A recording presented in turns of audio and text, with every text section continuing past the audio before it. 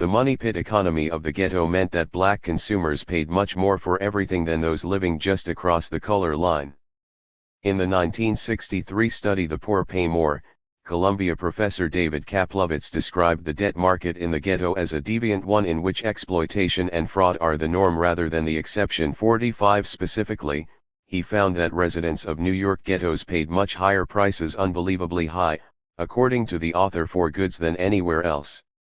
These customers were not buying more goods than the average consumer or even relying more on credit, but they obtained considerably less value for their $46. Another 1968 study conducted by the Federal Trade Commission, FTC, reported that 93% of sales in the ghetto were on installment, compared with only 27% in white suburbia.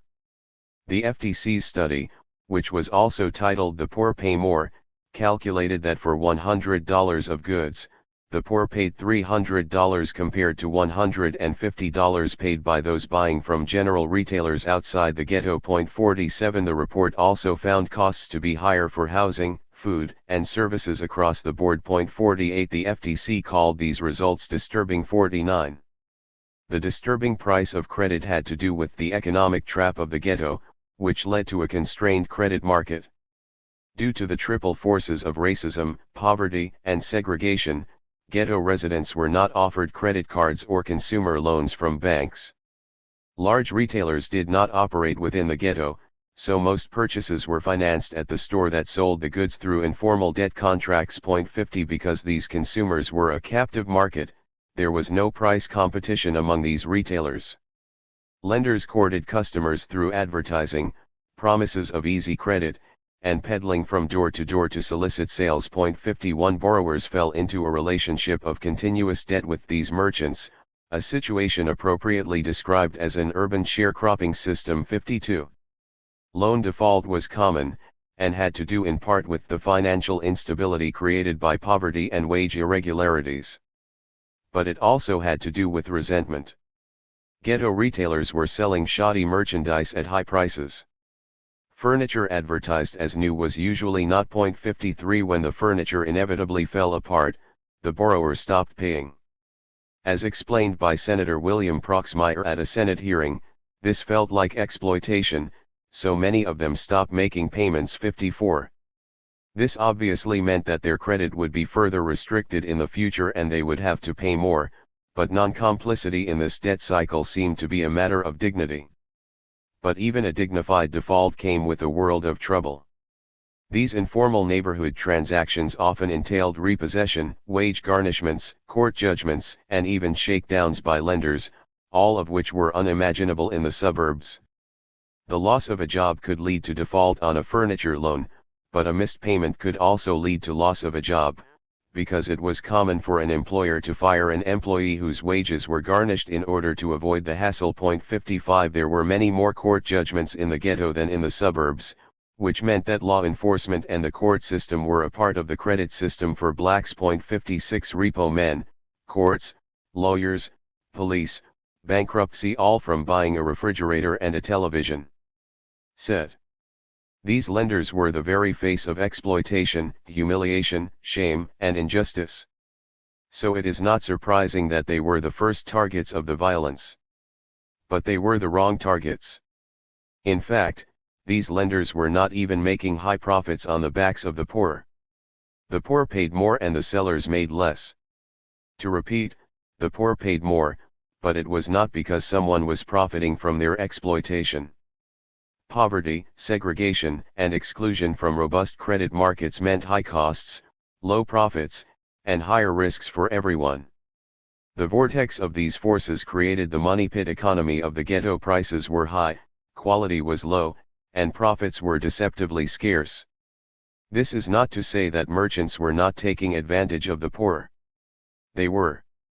There was predatory behavior, misleading advertisements, misrepresentation of prices, bait-and-switch advertising and sales, and fraud to be sure, but everyone was affected by the ghetto's destructive economic undertow. 57 Because their customers had too little wealth, these lenders had higher loan losses and collection costs, including hiring repo men and taking their customers to court. These collection tactics and the unbelievably high prices these lenders charged for their merchandise caused much suffering for borrowers, but they also cut into the lenders' margins.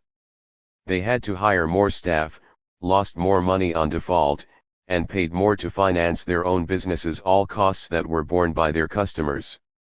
Historian Louis Hyman found that between bad debt losses, lawyers' collection fees, higher insurance premiums, more accounting staff, and higher sales commissions, the higher costs of ghetto retailers accounted for 94% of the difference in the gross margins. 58. Situating these lenders in the broader framework makes the disparity even more striking.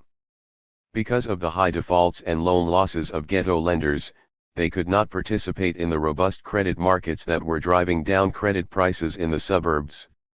These lenders paid more for capital because they could not sell their loans into the secondary market. They could not sell these loans to a secondary market because they were too risky. They were too risky because they did not have access to the network that lowered risks, and on and on. They were stuck in an ancient debt market while the rest of the country had taken off into the modern world of risk-sharing, secondary markets, and large finance companies that all worked to lower the risks and the costs of debt. Lower cost debt meant a lower burden for customers outside the ghetto, which also meant lower default rates. A virtuous cycle of credit had taken hold in American suburbs, at least until it was no longer sustainable for the country as a whole. The network did not work without all of the pieces in place. The black ghetto was not part of this infrastructure, so they were on their own. Americans lived in two different worlds of credit, separate and unequal.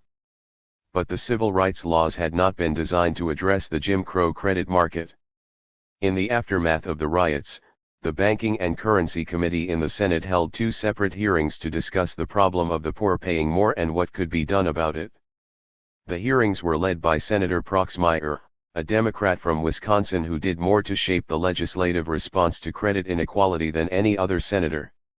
His moral zealotry earned the senator a reputation as a maverick lawmaker and a righteous crusader against excess government spending. He won Joseph McCarthy's seat in 1957 when the infamous senator died, and he called his predecessor a disgrace to Wisconsin, to the Senate, and to America. Proxmire famously created the Golden Fleece Award, a dubious honor he presented monthly to projects he viewed as self-serving and wasteful of taxpayer dollars. 59 He spent only $200 on his Senate campaigns as a protest against corrupt political spending and never missed a roll call vote in over 20 years of service in the Senate, setting a record that has yet to be broken. 60 Proxmire was an incorruptible reformer who was as committed a policymaker in the cause of fixing inequalities as any other. Proxmire expressed outrage at the injustices faced by consumers in the ghetto, and he believed that the government needed to play a role in alleviating the suffering. 61 Proxmire and the other members of his committee expressed genuine puzzlement that market competition had not brought down prices in the ghetto. But many witnesses testified that these lenders were not making money, even though they were charging exorbitant prices. The legislators seemed to understand that the ghetto lending economy created a vicious cycle of high prices and lack of competition. They understood that the cycle had to be broken somehow and that the economic illness of the ghetto needed a strong cure. Yet when they began discussing the antidote, they homed in on getting more black banks, credit unions, and lenders in the ghetto. 62.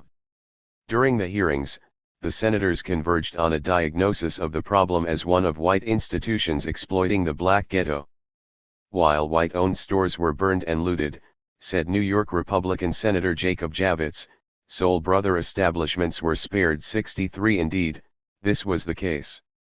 Many black businesses had even put signs up in their windows during riots positively identifying themselves as Soul Brother establishments. 64 And certainly, many rioters felt that they were protesting white exploiters. Based on this framing, the solution to the ghetto money pit was to throw more black businesses into it, which is exactly what was proposed. But what was causing the misery was not necessarily the race of the installment lenders, but their interest rates. The misreading of the problem as a lack of enough black lenders would lead to decades of misguided policy. But at first, these programs were meant to work alongside other anti-poverty measures. 65. Javits put forward a plan to spur black-owned small business, but he emphasized that only a robust federal intervention aimed specifically at the ghetto could reverse the trend of decline because no conceivable increase in the gross national product would stir these backwaters without targeted assistance. 66 President Johnson's Small Business Administration Director, Howard J. Samuels, said that the inner cities of this country will be dead economically and would remain forever ghettos unless blacks became owners of American businesses. 67. The SBA's response was a small business lending program called Project Own, which ran alongside a larger war on poverty program.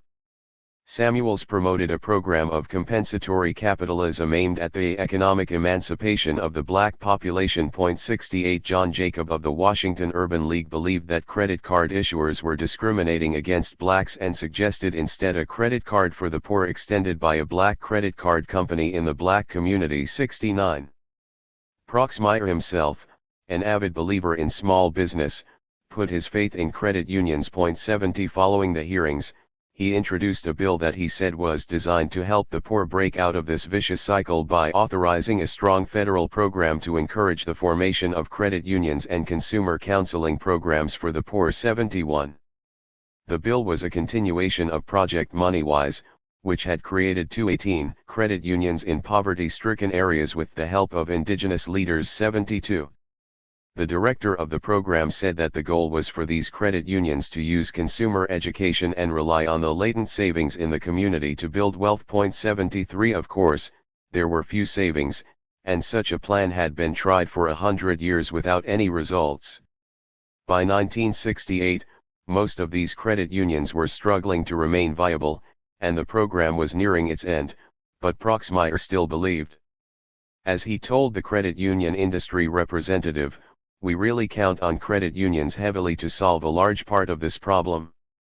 After all," he said, "this is one of the purposes for which credit unions were initially established, in order that people with modest incomes could establish credit and be able to operate in this free enterprise economy." 74.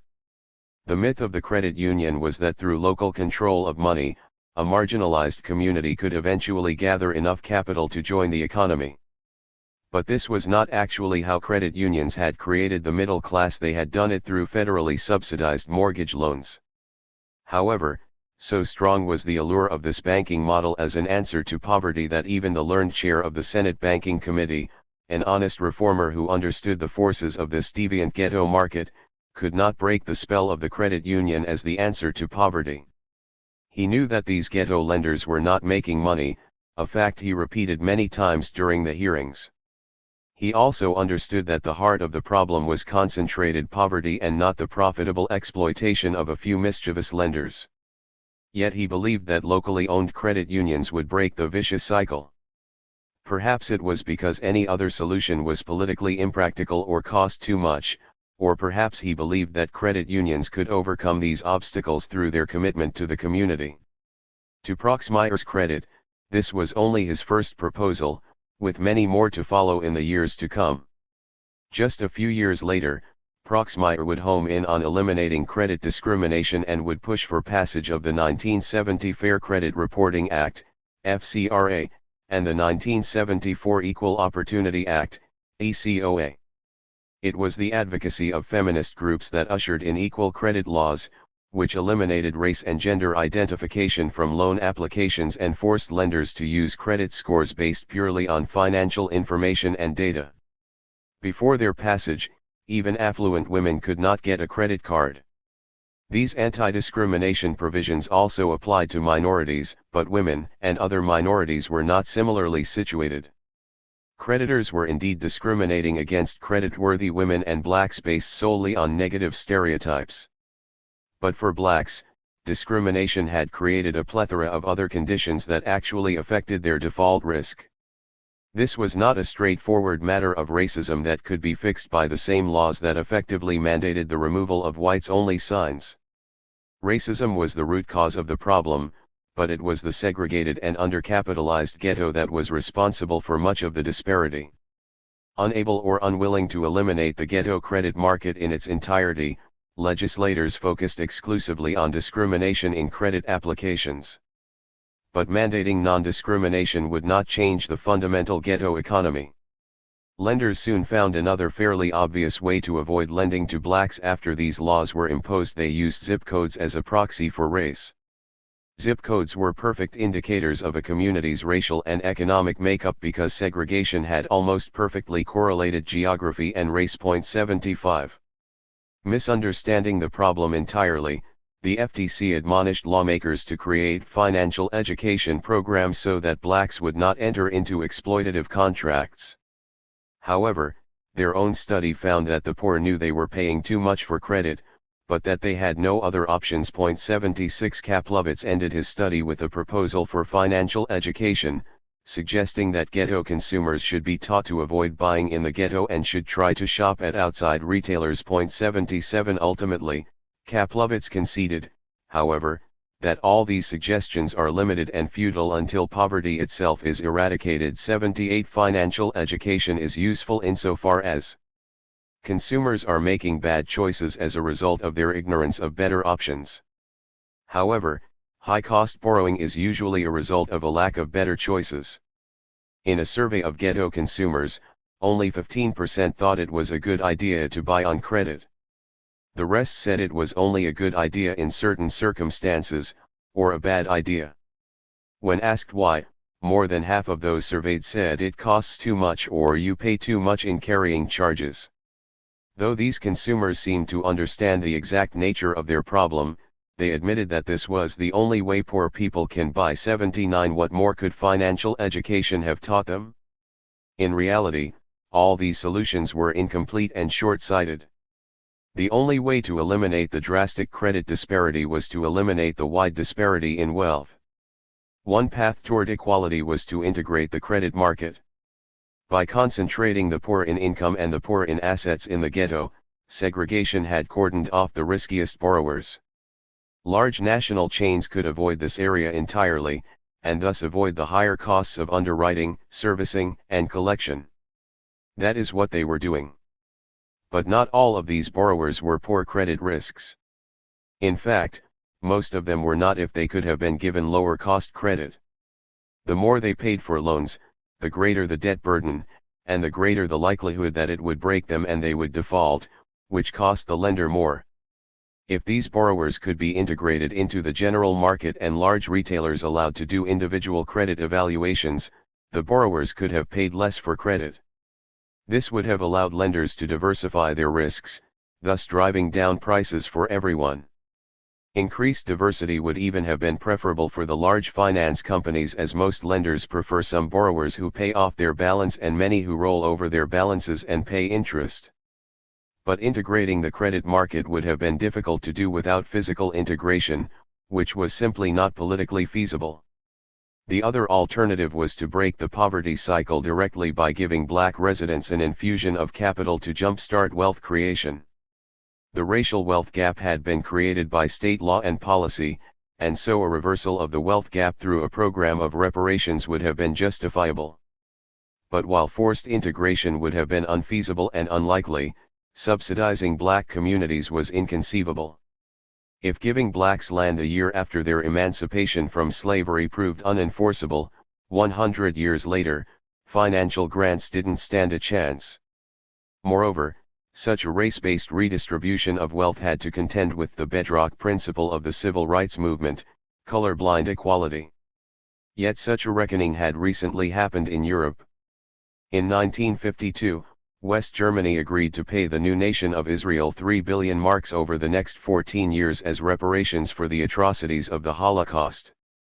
But the United States, at least under Johnson's administration, never conceptualized the remedy for past wrongs in this way. Johnson did understand that poverty was the root cause of racial inequality. In his 1964 State of the Union address, President Johnson declared an unconditional war on poverty. Johnson's Great Society and War on Poverty programs, contained in the Economic Opportunity Act of 1964, EOA, were the largest federal government economic measures since the New Deal. The Office of Economic Opportunity, OEO, would launch job training programs, food and income assistance, and the early childhood program Head Start. However, from the start, these programs were geared toward charity and education as opposed to control, power, or building capital. 80 Congress was clear on this point. These are not programs to bring about major structural change in the economy or to generate large numbers of additional jobs. 81.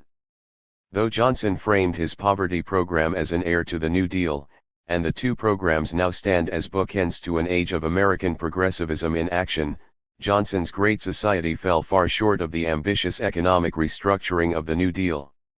Although there were job training programs, there were no job-creating programs, no public works projects or wealth-creating credit markets.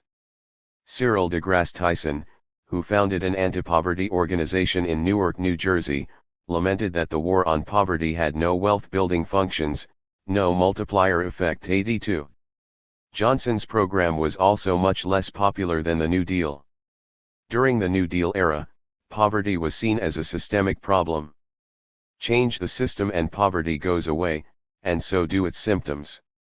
Not so in the 1960s, when poverty came to be seen as a moral failure. What changed?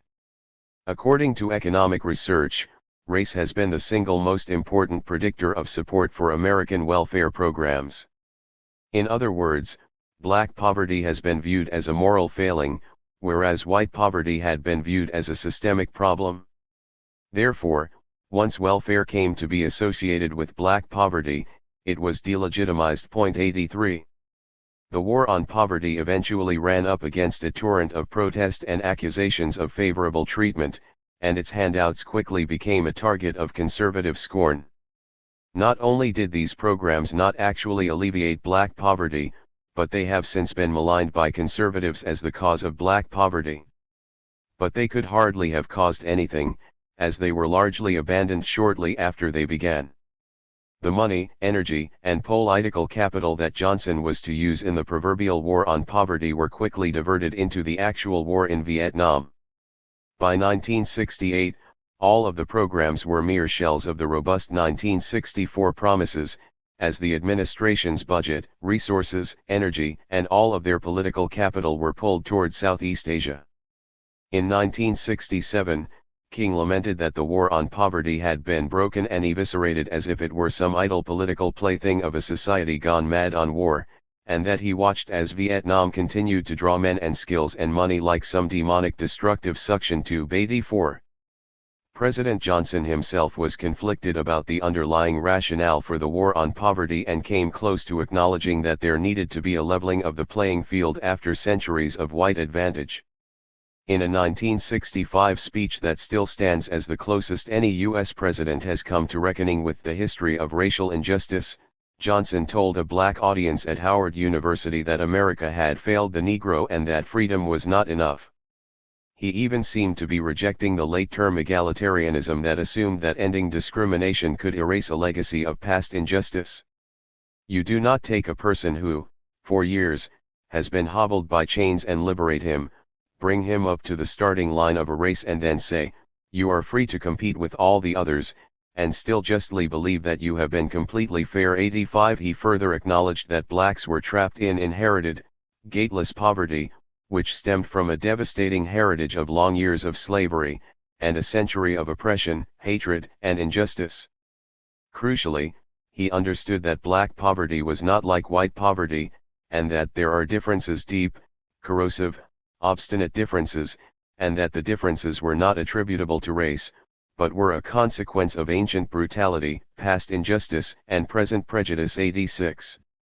Johnson's speech was bold and unprecedented, and he immediately faced an angry reaction from conservatives, who felt that Johnson had gone too far. Anger that held the first inklings of the political mayhem that was to follow. 87. Yet Johnson's own words reflected an uneasy clash between two theories of black poverty, and Johnson seemed torn between the two, veering first one way and then another.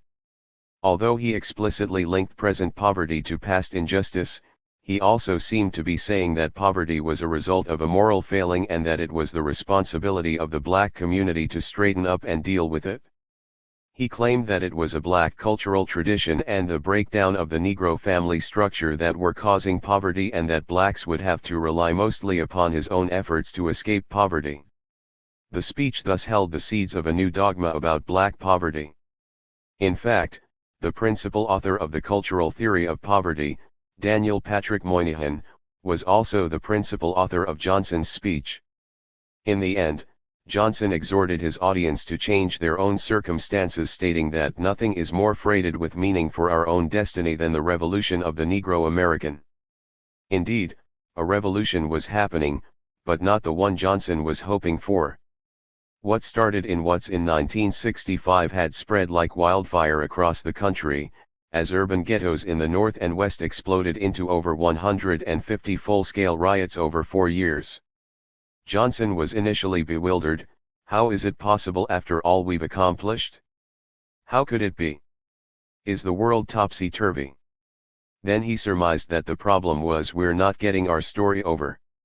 Johnson expressed sympathy for the protesters. He's still nowhere.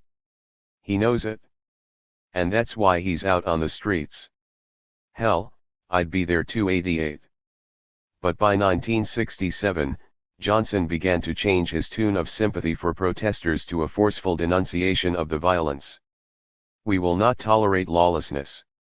We will not endure violence. 89. Between 1967 and 1968, 70,000 federal troops were called out to suppress the urban black revolution, which had resulted in 46 deaths, 2,600 serious injuries, and $100 million in property loss, all leading to 22,000 arrests. 90. As the government bureaucracy tried to make sense of the surge of violence, they turned to Assistant Secretary of Labor Daniel Patrick Moynihan's 1965 report, The Negro Family, The Case for National Action, referred to as the Moynihan Report, distributed among policy circles in Washington as an explanation for the uprisings. 91. The report revealed that the wealth and employment gap between black and white families had been widening instead of closing, a phenomenon referred to as Moynihan's scissors. Moynihan acknowledged that American racism was the original sin responsible for the gap in economic opportunity. 92. Having diagnosed the problem as being rooted in historic harm, he proposed that the way to fix it was to address black culture, which he called a tangle of pathology. Specifically, the Moynihan Report blamed the prevalence of single mothers for the deterioration of the Negro family, which was the principal source of most of the aberrant, inadequate, or antisocial behavior that serves to perpetuate the cycle of poverty and deprivation. 93. The logical policy outcome was that any other intervention was futile. The cycle can be broken only if these cultural distortions are set right. This was the idea that determined public policy going forward. Moynihan concluded the report bluntly by stating, how this group of Americans chooses to run its affairs, take advantage of its opportunities, or fail to do so, is none of the nation's business. 94. The Moynihan Report, or the ways in which it has been interpreted and misinterpreted, formed the narrative of black poverty. The breakdown of the black family has been the lens through which many policymakers and Americans have viewed black poverty. Decades later, in 2014, a congressional budget report on poverty listed as the #1 cause of poverty, the family, and cited Moynihan's report as primary evidence. The second cause was work participation, followed by lack of education, and the fourth cause of poverty, ironically, was the programs of the War on Poverty itself. 95. The tide had turned for white moderates and conservatives, who demanded a retreat from any more legislation, programs, or aid. In fact, some said civil rights legislation was only making the situation worse. Protesters were pushing too hard, too fast, and being ungrateful and disruptive. 96. Some argued that civil rights reforms were being repaid with crime-ridden slums and black discontent. The Wall Street Journal editorialized that the more civil rights laws were passed, the more violence ensued. 97. If there was no way to fix poverty, the best that could be done was to contain it. Quickly, the war on poverty morphed into the war on crime. 98. So fast was the transformation that the tools, bureaucracies, and funds allocated to the poverty war were instead used by police stations across the country to fight crime. Police departments began to fill the spaces meant for the war on poverty. It was police who delivered food and toys to needy black families. Law enforcement would be the front line of the war on poverty, and would thereby increase its presence in and surveillance of the black communities. This criminalization of black life would increase over the next several decades, but its seeds and structure were planted during the Johnson administration. 99 The war on crime would take a heavy toll on the black population, leading to the mass incarceration of black men and the further devastation of the black ghetto, and it began ironically as a response to the violent protests of an already desperate and impoverished community. Once Jim Crow was destroyed and equality before the law established, a new strand of colorblind racism emerged. As Ibram Kendi explained, there have always been two historical forces at work, a dual and dueling history of racial progress and the simultaneous progression of racism. 100. Law and order became the language of the former white supremacists, who were now engaged on the front lines of the war on crime. 101 George Wallace, Strom Thurmond, and the last defenders of Jim Crow, once defeated, shifted their rhetoric to push for stronger criminal enforcement. 102 But it wasn't just the Southern segregationists. Ronald Reagan's gubernatorial campaign ran ads with footage of riots and a warning that every day the jungle draws a little closer. 103 This new story of the ghetto focused on the violence, erasing the poverty beneath. By 1968, President Johnson was mired between black-led violence in the ghetto and a growing conservative backlash. According to a White House advisor, what could he do but set up a commission and say a prayer? The Kerner Commission, which relied on hundreds of researchers who collected testimonies and statistics, was the first thorough governmental exploration of black economic disparity. The first draft of the report was titled The Harvest of American Racism, and it was a forceful denunciation of the failure of Great Society programs, which the report dismissed as tokenism that did not tamper enough with the white power structure to have an impact. The administration was so angry about the first draft that it fired all 120 social scientists who had worked on it. The final report was less damaging to Johnson's reputation, though no less blunt. 104. The final report determined that the riots stemmed from poverty, racism, inequality, and other social ills, but that the underlying cause was segregation. Segregation and poverty have created in the racial ghetto a destructive environment totally unknown to most white Americans, the report said. What white Americans have never fully understood but what the Negro can never forget is that white society is deeply implicated in the ghetto. White institutions created it, white institutions maintain it, and white society condones it. 105 The report was an unapologetic excoriation of white society, which the Commission deemed guilty not just of racism, but of apathy toward black poverty. This report drew a clear line from past discrimination to present poverty and violence, without a detour through cultural inferiority. It also dispensed with the colorblind language of equal opportunity, but insisted that only race-based economic policy could repair the damage created by racism. The Commission ultimately warned, our nation is moving toward two societies, one black, one white, separate and unequal. The report offered three future scenarios. The first was maintaining the status quo, which the Commission warned would have ominous consequences and would lead to more violence, retaliation, and eventually a garrison state. The second path was to promote separatism, or the enrichment of segregated ghettos, but this path would also result in a permanently divided country in which equality would not be achievable. According to the Commission, the only way to end the divide was to push for complete integration. Only full integration would produce a single society, in which every citizen will be free to live and work according to his capabilities and desires, not his color. This would require a large-scale federal involvement, much like the New Deal. As it turned out, Americans would pick a watered-down version of the second option and the Commission's dire predictions of intractable inequality would come to pass. The Kerner Report was the closest the United States ever came to a public admission of wrongdoing or truth and reconciliation. Ultimately, the report was more truth than reconciliation. Johnson all but ignored its findings and later explained that it was a matter of funding. That was the problem: money.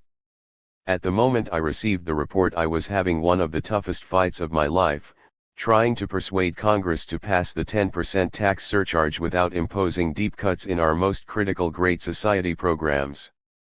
I will never understand how the Commission expected me to get this same Congress to turn 180 degrees overnight and appropriate an additional $30 billion for the same programs that it was demanding I cut by $6 billion. This would have required a miracle 106. By 1968, Johnson was an unpopular president deeply enmeshed in a failing war. The report came out on February 29, 1968. On March 31, Johnson stunned the nation by revealing that he would not seek re-election. Republicans made significant gains in the 1968 election, which was widely seen as a renunciation of Johnson, his Great Society, and the civil rights movement. Johnson, looking back on the loss, lamented, "I don't think I lost that election. I think the Negroes lost it 107. Even though Johnson was involved in the country's most unpopular war, the administration believed that the nastiest public backlash they faced was on the race issue. 108. Toward the end of his life, King also came to the realization that achieving racial equality would require radical measures of integration and poverty alleviation that the government would not pursue. What is often left out of the popular narrative of Dr. King's movement is his bout of clinical depression as the nation seemed to be backtracking after unleashing so much hope with the groundbreaking Civil Rights and Voting Rights Acts. Though he had earned the Nobel Peace Prize for his optimism and unflagging commitment to nonviolence, King's most forthright admonitions were ignored by the public. Militant black groups denigrated his nonviolence as weak, and President Johnson sidelined him after his vocal anti-war pronouncements. A 1967 Gallup poll revealed that for the first time in a decade, King was not on the list of the 10 most admired Americans.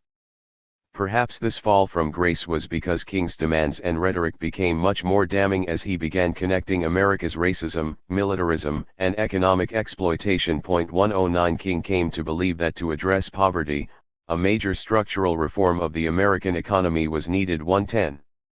Despite years of violence, not a single basic cause of riots has been corrected, lamented King.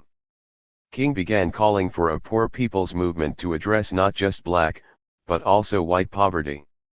King called his last planned project before his death the most important meeting the SCLC ever convened. The plan was to conduct another march on Washington, D.C., in the spring of 1968 to address economic inequality. Using the only tool he believed to be effective, a massive nonviolent demonstration, he sought to organize a multiracial movement to stir the nation's leaders to address poverty.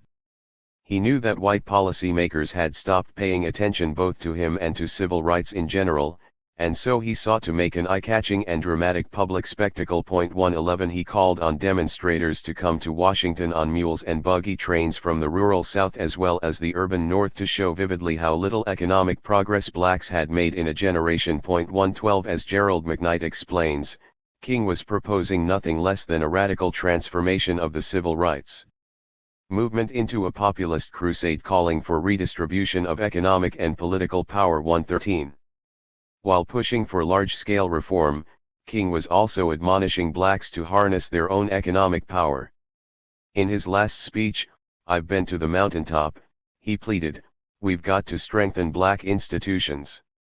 I call upon you to take your money out of the banks downtown and deposit your money in Tri-State Bank. We want a bank-in movement in Memphis. Go by the Savings and Loan Association. We are telling you to follow what we the SCLC are doing. Put your money there. You have 6 or 7 black insurance companies here in the city of Memphis. Take out your insurance there. We want to have an insurance in." King advocated black banking as a key weapon in his arsenal of nonviolent resistance. He believed his most successful Northern project was Operation Breadbasket, which proclaimed, "If you respect my dollar, you must respect my person." This was an extension of the Don't Buy Where You Can't Work Harlem boycotts. We will no longer spend our money where we cannot get substantial jobs. 114 King describes the philosophy of Operation Breadbasket as the belief that many retail business and consumer goods industries depleted the ghetto by selling to Negroes without returning to the community any of the profits through fair hiring practices. 115 Operation Breadbasket was not just about jobs, King insisted, it was about the development of financial institutions which were controlled by Negroes and which were sensitive to problems of economic deprivation of the Negro community. One of the operations projects in Chicago was to convince a large grocery store chain, Hilo, to make deposits in the two black banks in Chicago. Operation Breadbasket had demanded that the black community put money in the Negro savings and loan, and then requested that businesses with stores in the ghetto deposit funds in black-owned banks. The Poor People's Movement and Operation Breadbasket ended abruptly when Dr. King was killed in April 1968. After King's assassination in 1968, the civil rights coalition he helped build began to unravel. King's last book was appropriately titled Where Do We Go From Here? James Farmer explained that the movement was reeling, and the major groups didn't know where they were going or what to do at that point. Without King, it seemed that there was not a single black leader that white Americans would listen to. But as it turned out, neither the White House nor the black movement was in the mood to talk anyway. The black movement's tone, demands, and orientation had changed. Stokely Carmichael famously initiated this shift with his pivotal 1966 speech. "Everybody owns our own neighborhoods except us," he said. "We want black power." The new leaders held that the civil rights reforms had been meaningless in the face of poverty, a position King himself would have agreed with. Carmichael was not seeking to reform the American political system, but rejected it outright because it had always exploited blacks. 116 Ultimately, he said, the economic foundations of this country must be shaken if black people are to control their lives. In inflammatory language that made the black activist notorious, he said he wanted a black power movement that will smash everything Western civilization has created. 117. James Forman was even more blunt, "If we can't sit at the table, let's knock the fucking legs off." 118. This was not just a rejection of King's nonviolence, but also of Booker T. Washington's ideal of racial equality through hard work and thrift. In fact, Washington's name became an insult synonymous with Uncle Tom. 119 We are told, said Carmichael, "if you work hard, you'll succeed, but if that were true, black people would own this country. We are oppressed because we are black, not because we are lazy, not because we're stupid, and got good rhythm, but because we're black." 120. James Baldwin articulated the changing mood in The Fire Next Time, "God gave Noah the rainbow sign / no more water but fire next time." Baldwin warned of what was coming. Crime became real, for example, for the first time not as a possibility but as the possibility.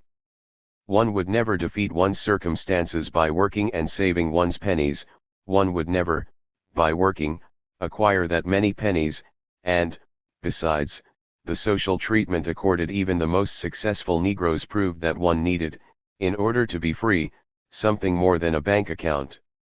One needed a handle, a lever, a means of inspiring fear. 121. If King had been the leader of the early civil rights movement, Malcolm X, though he had been dead since 1965, became the voice and spirit of what ensued. 122 Malcolm was the de facto leader of the urban ghetto, having experienced poverty, crime, unemployment, and prison himself. 123 Malcolm picked up where Marcus Garvey had left off and considered himself a leader of the black masses. He was not interested in speaking to whites or even wealthy blacks, who he blamed for exploiting the poor. Like Garvey, he rejected integration, saying that the white man would never allow blacks to enter his house anyway. 124.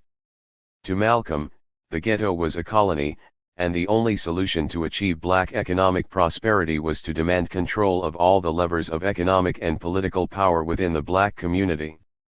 Malcolm was not asking white Americans to provide equal rights to blacks. "I don't even consider myself an American," he said. Blacks needed to defend themselves against American exploitation because the U.S. government has proven itself either unwilling or unable to defend the lives and the property of Negroes. Malcolm was uninterested in anti-discrimination laws, he wanted an uprising. Malcolm urged the black movement to reconsider their failed strategies of nonviolence.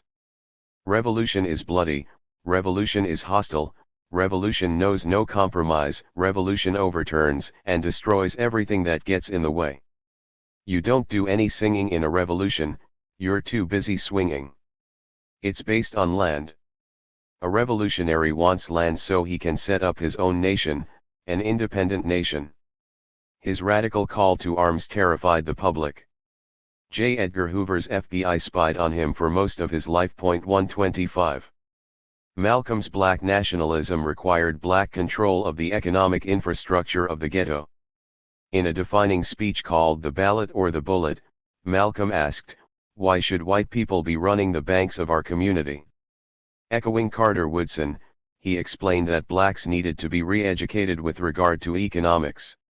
Our people have to be made to see that any time you take your dollar out of your community and spend it in a community where you don't live, the community where you live will get poorer and poorer, and the community where you spend your money will get richer and richer. 126. The ghettos existed, he explained, because blacks did not know how to control their money. Every dollar spent at a white-owned institution was a dollar lost to the ghetto. Malcolm wanted blacks to own stores, banks, and industry within the ghetto so they wouldn't have to picket and boycott and beg some cracker downtown for a job in his business. 127. His economic plan was strikingly similar to King's, but Malcolm's rhetoric was more inflammatory and was sometimes laced with the threat of violence. If James Baldwin had warned of the fire next time and Malcolm alluded to the bullet, it was Huey Newton who picked up the gun and loaded it. Newton created the Black Panthers to organize the ghetto as King had organized the South. The Panthers were where many of the principals in King's coalition went after his death, but the Panther leadership was more eclectic, with several leaders embedded in criminal networks. 128. The Panthers' mission was to coordinate random violence into a coherent movement, or more accurately, a revolution. The point of the Panthers' revolution was to overcome poverty and oppression through violent resistance. The movement has had no rival in American history.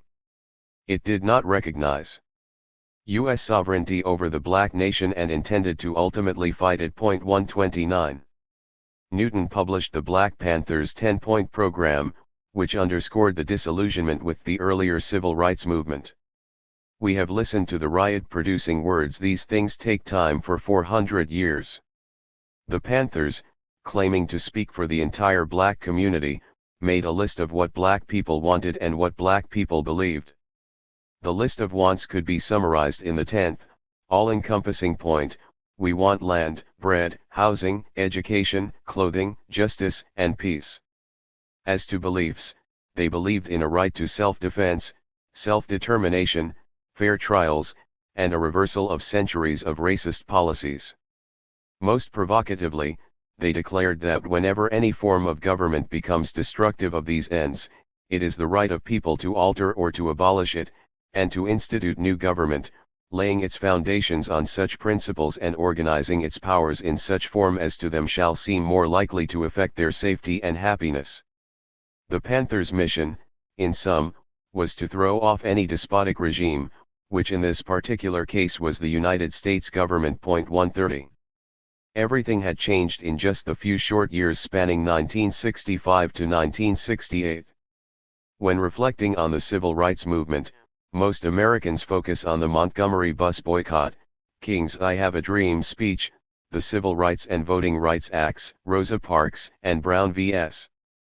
Board of Education. But all these events happened before 1965. By 1969, the leaders of the movement, Malcolm X, King, John F. Kennedy, and Robert Kennedy, had all been killed, and Johnson was out of office.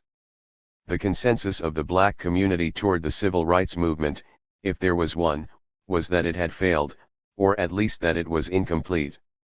Black leaders knew that the progressive momentum had halted. Yes, The whites-only signs were now gone and employers could no longer legally discriminate based on race, but many still suffered from unemployment, dilapidated housing, and intractable poverty. The civil rights movement held America to its democratic promise and undoubtedly opened opportunities for the black community, but these initial successes produced significant obstacles to future progress. The initial phase of the movement cemented the country's focus on legal and political rights rather than economic equality, even though the black community and white leaders knew that the former would be meaningless without the latter. The rhetoric of color-blind equality entrapped reformers who could not and did not conceive of reforms that included recompense for past wrong.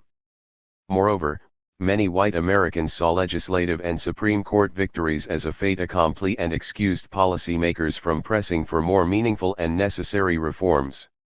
And finally, the uprisings, which sprang from a mix of hope and despair, created a public and policy backlash that spawned a new system of control through the criminal justice system.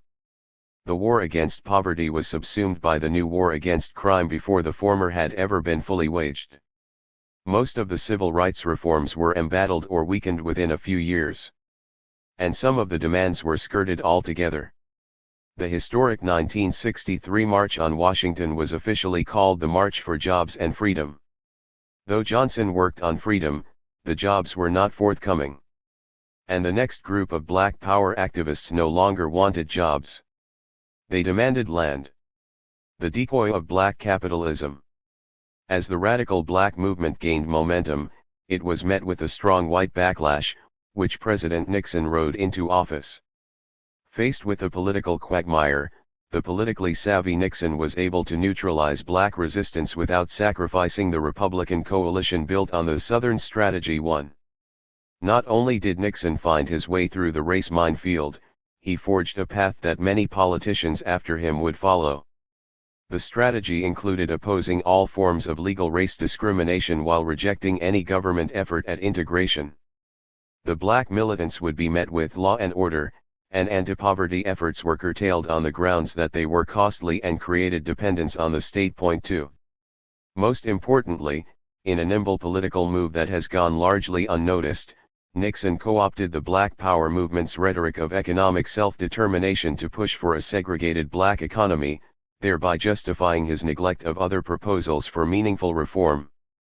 Capitalism, specifically black capitalism, became yet another rhetorical weapon used to rationalize economic inequality. Johnson may have been the master of the Senate, but Nixon was the master of political sleight of hand. Not only would the promise of black capitalism curb the stronger demands of black separatists, it would appeal to white voters across the political spectrum, especially because the very loosely conceived plan was open to multiple interpretations. To blacks, it was a grant of power. Nixon said, "People in the ghetto have to have more than an equal chance. They should be given a dividend 3. To suburban whites, it would cure violence." After the riots in Chicago in 1968, he reasoned, "People who own their own homes don't burn their neighborhoods 4. To middle-class voters who held to the American values of community and upward mobility, any program using the words capitalism, entrepreneurship, and self-help struck a chord. To fiscal hawks, it would cost nothing." Upon accepting the Republican presidential nomination, Nixon declared at the August 1968 convention, "Instead of govern meant jobs, and government housing, and government welfare, let government use its tax and credit policies to enlist in this battle the greatest engine of progress ever developed in the history of man, American private enterprise." To the business community, it was to be market-driven. "We can get a bigger social return on a given level of investment and get some of the jobs done through the market system." 5. Nixon's was not the first administration to promote minority banks and businesses, but unlike his predecessor, this was Nixon's chief focus. 6. Black business would not only lead to black prosperity, it would also lead to integration by building bridges to human dignity across that gulf that separates black America from white America. 7. The fine print was that the bridge building would be the sole responsibility of the black community. It placed the black problem in the hands of black entrepreneurs to fix with a little federal aid. Black capitalism was disguised as a program catering to the black community's own demands, but what black leaders had been asking for was control of the infrastructure and institutions of local power in order to grow capital.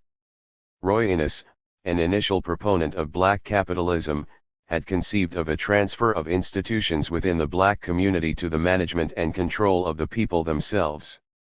He said that Nixon should support the concept of community control of schools, welfare, sanitation, fire, police, hospitals, and all other institutions operating in the so-called ghettos.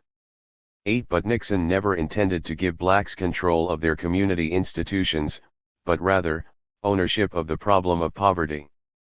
Black capitalism delegated the responsibility to solve the racial wealth gap to the black community without the help of the white political establishment who had always held power and the purse strings, and who continued to do so.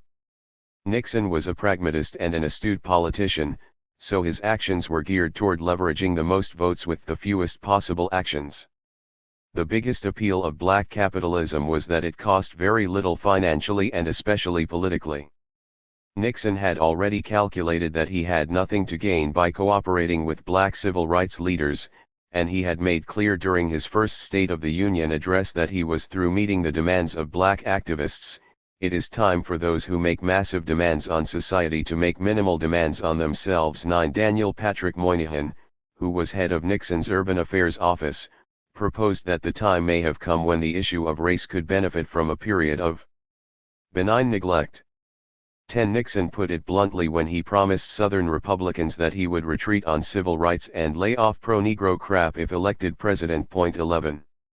Not only would he not push forward, but he would claw back some of the progress already made. Nixon diluted the Voting Rights Act and refused to spend money on many of Johnson's Great Society programs. The NAACP said of the Nixon administration that it was the first time since 1920 that the national administration has made it a matter of calculated policy to work against the needs and aspirations of the largest minority of its citizens. 12. Black capitalism allowed Nixon to accomplish a great deal with very little. He neutralized black militants, gained business support, lost none of his political base, and spent virtually nothing. In order to understand this tactical political diversion, it is important to understand the context surrounding the decision and the other paths not taken. Particularly relevant are failed integration efforts and demands by black leaders for reparation, both of which were being actively pursued in 1968. By 1970, the administration had scuttled each of these plans without fanfare. The most crucial path not taken was on integration, and on this issue Nixon was adamant. This was truly unfortunate because a window for reform had opened in 1968, and if followed, could have potentially ended the ghetto economic trap.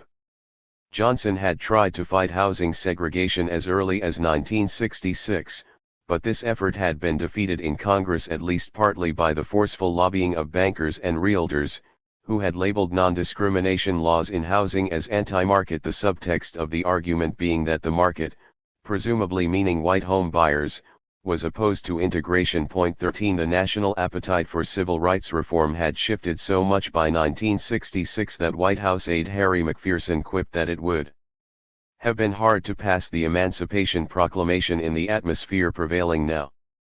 14. Johnson was relentless, and finally found an opening. On April 11, 1968, just a week after Martin Luther King was killed, Johnson pushed for action on Article 8 of the 1968 Civil Rights Act, commonly known as the Fair Housing Act, FHA, but not to be confused with the Federal Housing Administration. Johnson found and exploited the only window available to push through Congress the last and most crucial part of his civil rights agenda, even as the shocked nation mourned the civil rights leader. Johnson was elated. "We have passed many civil rights pieces of legislation," he said when he signed the bill. "But none is more important than this. The law banned racial discrimination in housing, including steering blacks toward segregated neighborhoods, and any intimidation and coercion of black home buyers, a common tactic of Northern segregationists. In order to pass the congressional gauntlet, the bill's enforcement provisions were weak, but the law, to be administered by the Department of Housing and Urban Development, HUD, required government officials to do everything possible to affirmatively further fair housing, which was understood to mean housing integration. 15. Nixon had to contend not only with this recent mandate, but also with George Romney, his HUD director. Romney took the charge to affirmatively further fair housing as seriously as any HUD director before or since. He was the perpetual thorn in Nixon's side, and in many respects Romney was Nixon's foil. He was a moral crusader in a highly politicized administration. Romney had refused to endorse Barry Goldwater and the GOP's right-wing extremists in 1964, explaining that he was on a crusade for moderate Republican principles. 16 Nixon, by contrast, had stumped for Goldwater, and his political opportunism earned him the GOP nomination in 1968. Romney denounced the Southern strategy, befriended King, and urged Republicans to take up the civil rights cause. In his 1963 State of the State address as governor of Michigan, he had pronounced that the state's most urgent human rights problem is racial discrimination in housing, public accommodations, education, administration of justice, and employment. 17. Romney was the only member of Nixon's cabinet interested in pushing forward on civil rights instead of pulling back. After Nixon announced his cabinet, one commentator quipped in the New York Times, "The cabinet is George Romney and 11 fellows named Clyde 18. Nixon's director of the Office of Economic Opportunity, OEO, the agency in charge of advancing the war on poverty, or in Nixon's case of retreating from it, was Donald Rumsfeld. Rumsfeld began to dismantle the OEO's mission immediately. In charge of the office dealing with urban affairs was his token liberal, Daniel Patrick Moynihan. The entire cabinet was white. Black commentators derisively referred to Nixon's White House as Uncle Strom's cabin 19. Though Nixon and Romney had been rivals, Nixon still appointed Romney as his HUD secretary, a decision he would soon regret. Romney was convinced that poverty led to crime, drugs, and violence, and that the principal source of poverty was segregation. Romney believed that force alone will not eliminate riots. We must eliminate the problems from which they stem, and he rejected the idea that integration would occur naturally without state intervention. 20 So Romney fought for integration with messianic zeal, but within a hostile administration. He was opposed by the president every step of the way. Romney ordered HUD to reject any applications for water, sewer, or road projects from any state or municipality that fostered segregated housing. Romney did not clear his strategy with the White House, and as loud complaints rolled in about HUD grant rejections, they went directly to the president's desk. Nixon was livid and put an end to it immediately. "I am absolutely opposed to this. Knock it in the head now." 21. Romney turned his attention to an even more ambitious plan, called Open Communities, which he defined as communities in which choices are available, doors are unlocked, opportunities exist for those who have felt walled within the ghetto. 22.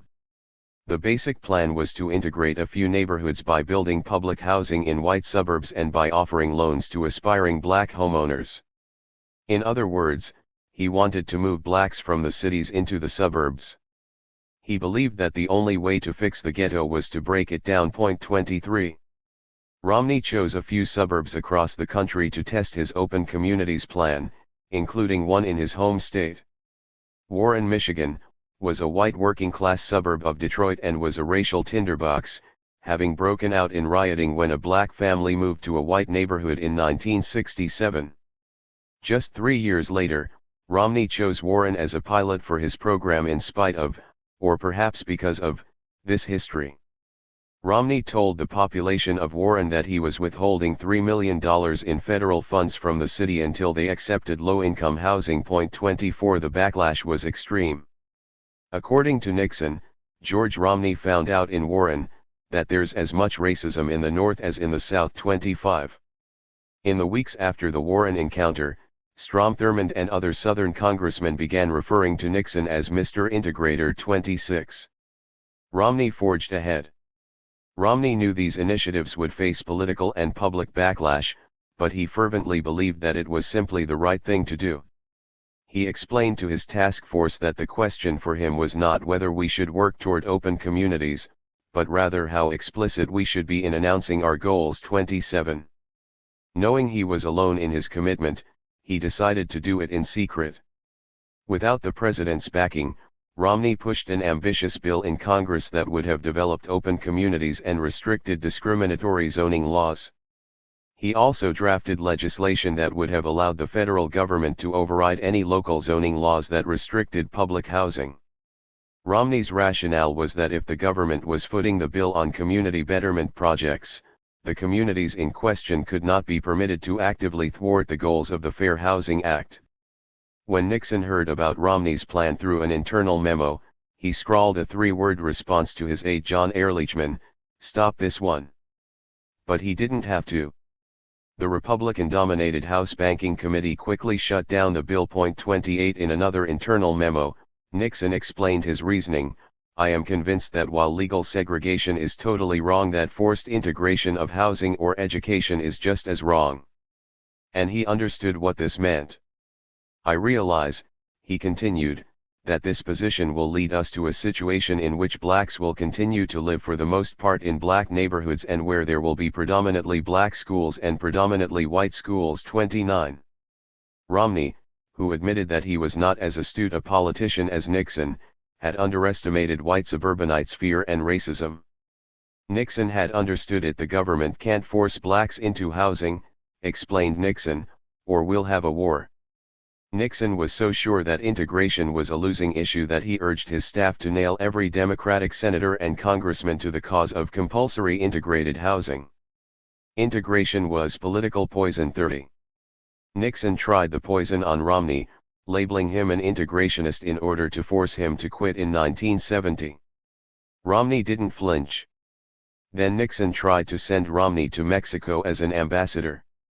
In refusing the post, Romney tried to explain his position to the president, probably believing that if Nixon could be convinced of the merits of the issue, he would understand. Romney wrote, "It is becoming increasingly clear that the lower, middle income and the poor, white, black, and brown family, cannot continue to be isolated in the deteriorating core cities without broad-scale revolution." He underlined this sentence. But it was Romney who did not understand that Nixon was not interested in the merits of racial integration, having perfectly understood its politics. Nixon responded by shutting Romney out of the administration until Romney finally resigned in 1972. In his resignation letter, Romney wrote the president, "I want to thank you for the privilege of serving the nation under your great leadership. The experience has been a rewarding and invaluable one that, among other things, has deepened my understanding of our country's political processes." It is hard not to detect a hint of sarcasm. 31. Once Romney left, no other administration would pursue active integration again. 32. Instead, they would follow Nixon's strategy of enforcing the FHA through litigating cases of outright discrimination. In choosing only to enforce cases of demonstrated bias, the administration made it clear that it would only concern itself with racial and not economic discrimination. 33. In other words, a community could refuse all low-income housing even if that meant maintaining an all-white community.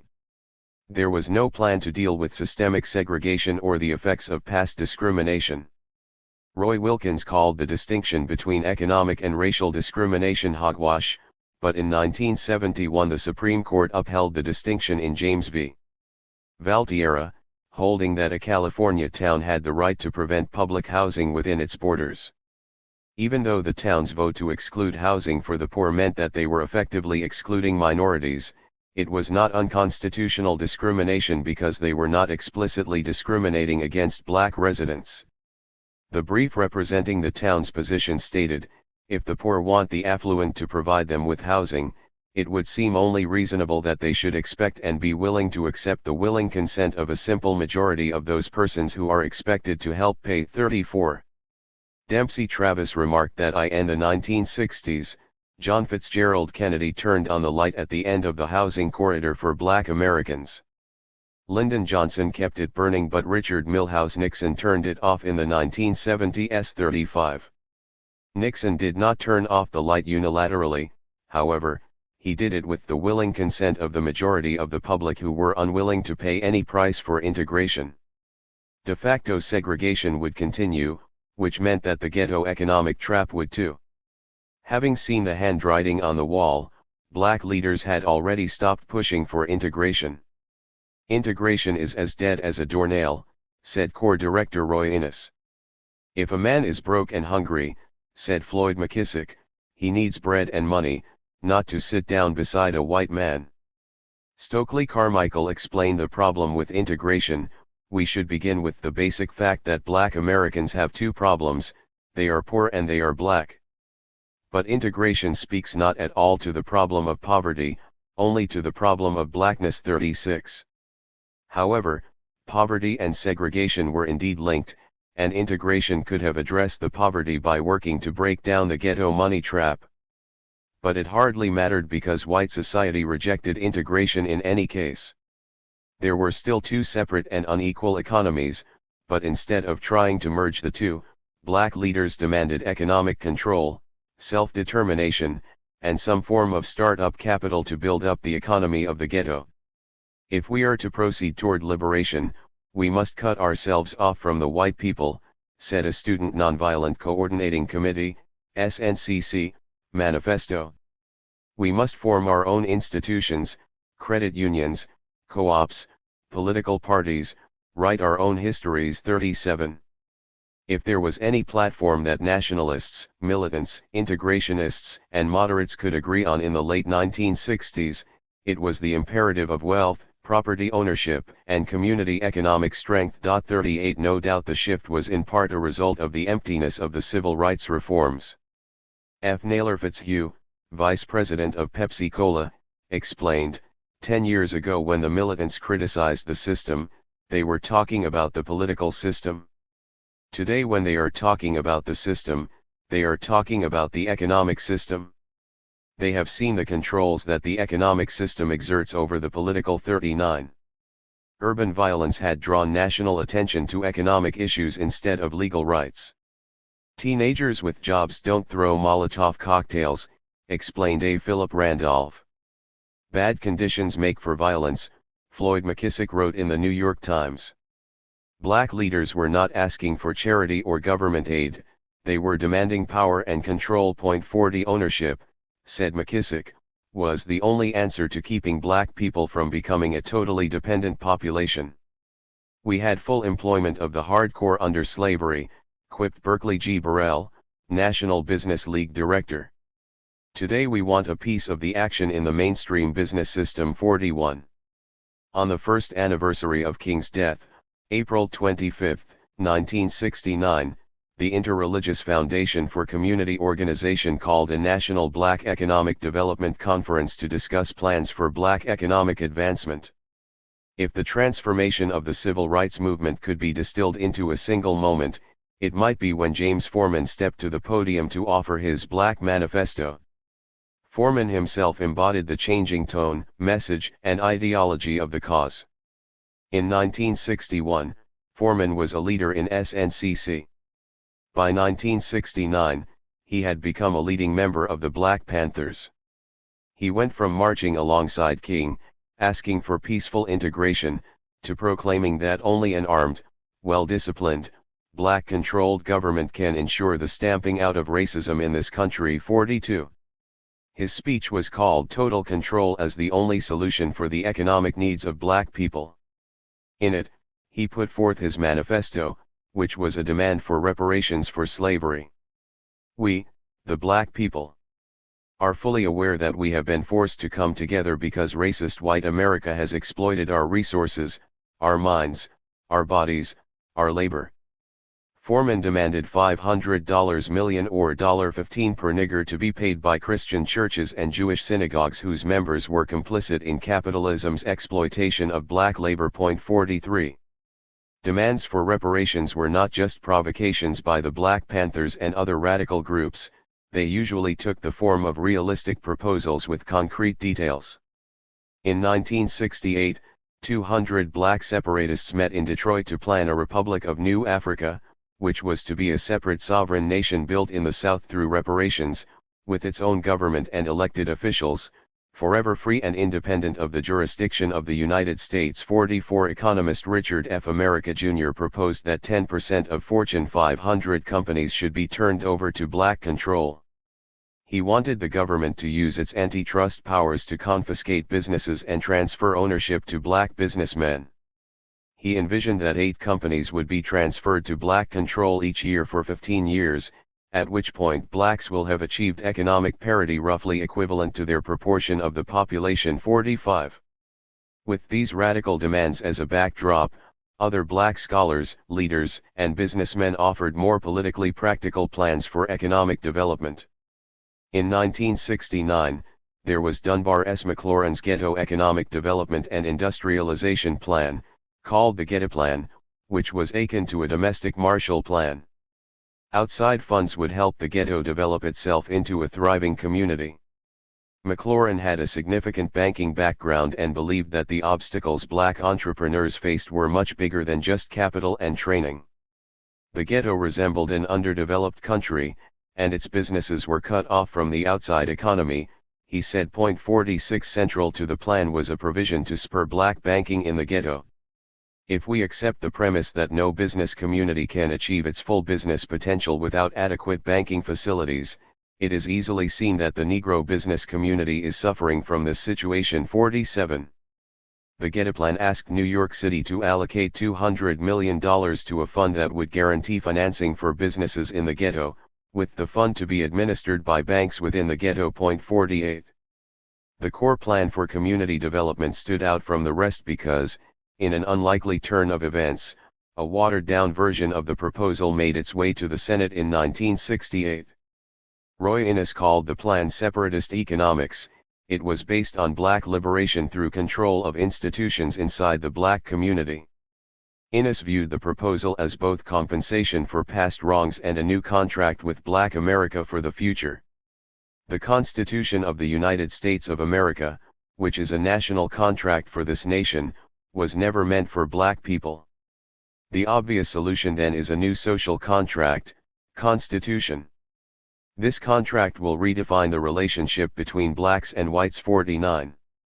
He said that blacks could achieve liberation only through total control of their own institutions. 50 The authors of the plan, Innis and Floyd McKissick, had not started out as separatists. In fact, CORE was a leading integrationist organization in the early part of the decade, but like other leaders, they had moved on. In one sense, they were admitting defeat. "We are past the stage," wrote Innis, "where we can talk seriously of whites acting toward blacks out of moral imperatives. It doesn't work." The idea of supporting a separatist economy appealed to several Republicans, who brought the bill to Congress. The Community Self-Determination Bill proposed creating a Community Development Corporation, CDC, which would act like a conglomerate corporate and charitable foundation in urban ghettos. 51 Each adult individual in the community would be able to buy shares in the CDC, which in turn would own controlling shares in other companies within the community.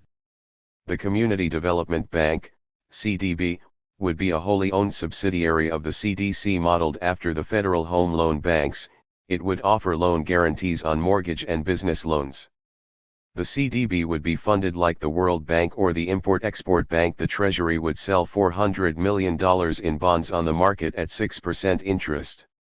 The government would provide the initial credit for the bank, but without the use of any taxpayer funds. The government's stock would earn dividends for the Treasury, which would offset any interest or principal payments on the bonds. The bank would thus be self-financing with a kickstart credit boost from Treasury. 52. The bill, co-drafted by CORE, was a foreshadowing of the political alliances that would converge on Nixon's black capitalism initiatives. The bill's sponsors included liberal Republican Jacob Javits of New York and conservative Republican John Tower of Texas.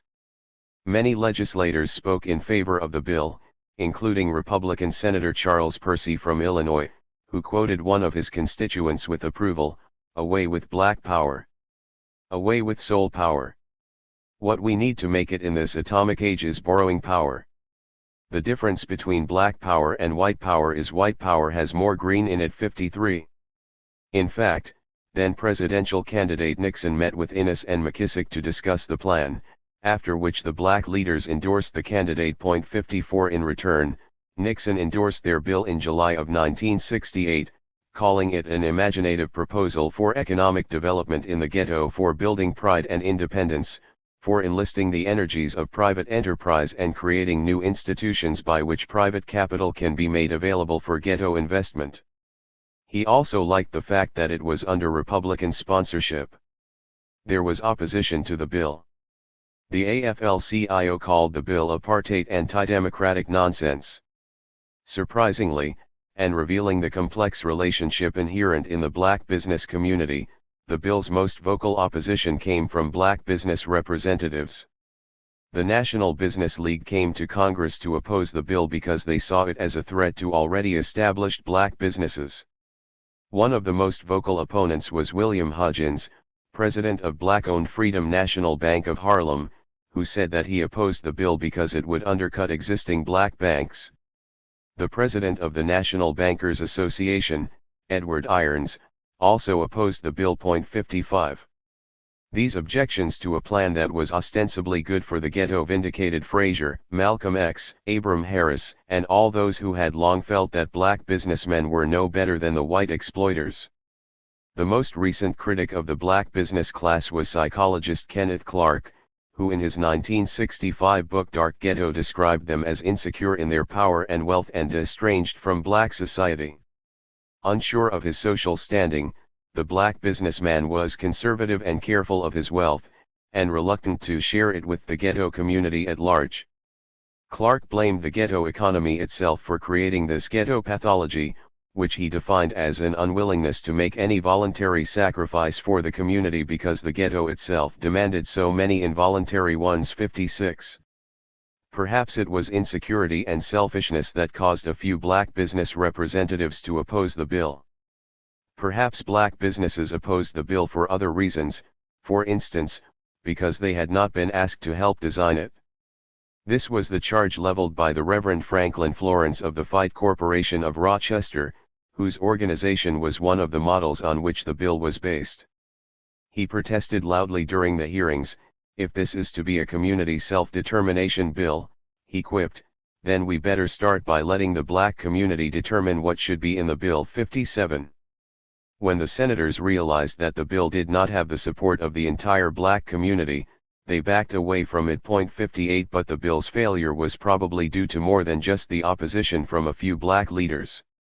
One of the labor lobbyists said of the failure, "You know, if there had been some evidence that Nixon was really interested in any of this, none of those blacks would have jumped on it like they did.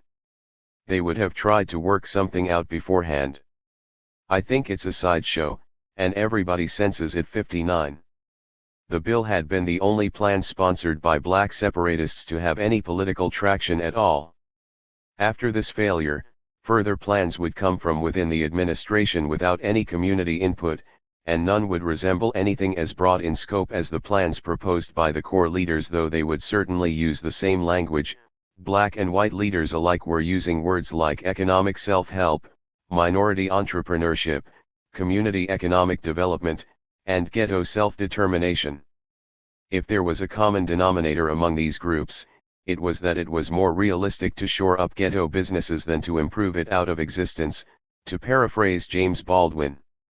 During the 1968 election, each candidate had a platform plank related to black economic self-determination.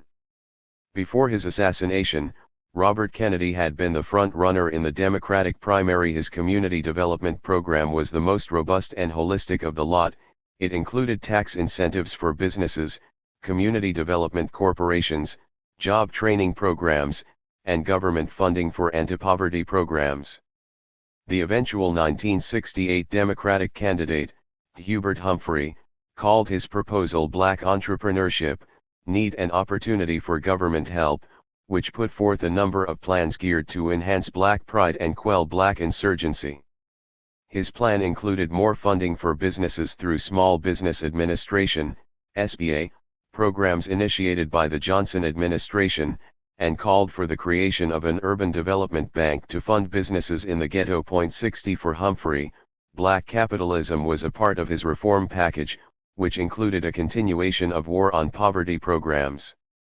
In the presidential race, Humphrey jabbed at Nixon's black capitalism plan, calling it double talk. When Nixon promised voters that the program would cost little, Humphrey retorted, "Of course it will take money. Talking about black capitalism without capital is just kiting political checks." 61. The check may have had insufficient funds, but Nixon's double talk on black capitalism paid political dividends. Nixon's Southern strategy was effective because he used race as a wedge issue without actually talking about race. For example, by associating crime with blackness and promising law and order, he could signal allegiance to white voters fearful of blacks without sounding like a racist. 62 Black capitalism was another side of the strategy. By associating blacks with welfare dependency and embracing black enterprise, he was able to cut economic aid to the ghetto and oppose integration in the guise of promoting black power. By using the unobjectionable and racially neutral rhetoric of free market capitalism, Nixon undermined black demands for economic redress and reparations. He unveiled this strategy in a series of campaign ads and speeches. In one ad, called The Wrong Road, across images of poverty-stricken, mostly brown and black faces, and a sign saying "Government checks cashed here," Nixon's voice explained, "For the past 5 years we've been deluged by programs for the unemployed, programs for the cities, programs for the poor. And we have reaped from these programs an ugly harvest of frustration, violence, and failure across the land." This was a subtle subversion of the Kerner Commission's language, which called violence the harvest of racism. Now violence was a result of government aid, never mind that the violence preceded the poverty programs. Then the music became more upbeat, and the camera panned across images of construction sites, a factory line, a shipyard, and the candidate intoned, "We should enlist private enterprise to solve the problems of America." 63. In a follow-up ad called Black Capitalism, candidate Nixon promised to rescue the ghetto with a hand up and not a handout. Specifically, he promised to get private enterprise into the ghetto and the ghetto into private enterprise. He said that more black ownership of land, businesses, and homes would create a multiplier of pride that will end our racial strife. 64. Integration must come, he said, but in order for it to come on a sound and equal basis, the black community has to build from within. Presumably he meant that blacks would have to work toward integration themselves, as though segregation had been an act of nature and not a system imposed and enforced by racism and state power. 65. Nixon believed that government's overpromising and underproducing had caused the rioting, and he vowed not to overpromise now. He was clear that the federal government does not have the funds at this time to appropriate billions of dollars for our cities. 66. He believed that it was time to think not about what the government could do, but what private enterprise and individuals can do to provide hope and reconciliation. In a speech called Human Dignity, he said that the country needed to go beyond civil rights. Actually, in the initial draft in Nixon's presidential files, the speech said "forget civil rights," and Nixon highlighted the word "forget" and replaced it with "go beyond." The message was the same. We cannot meet the needs of the late 60s with the solutions of the early 60s. He wanted to put an end to more laws and more money, because they would only lead to more of the same frustration, more of the same rioting, and more of the same despair.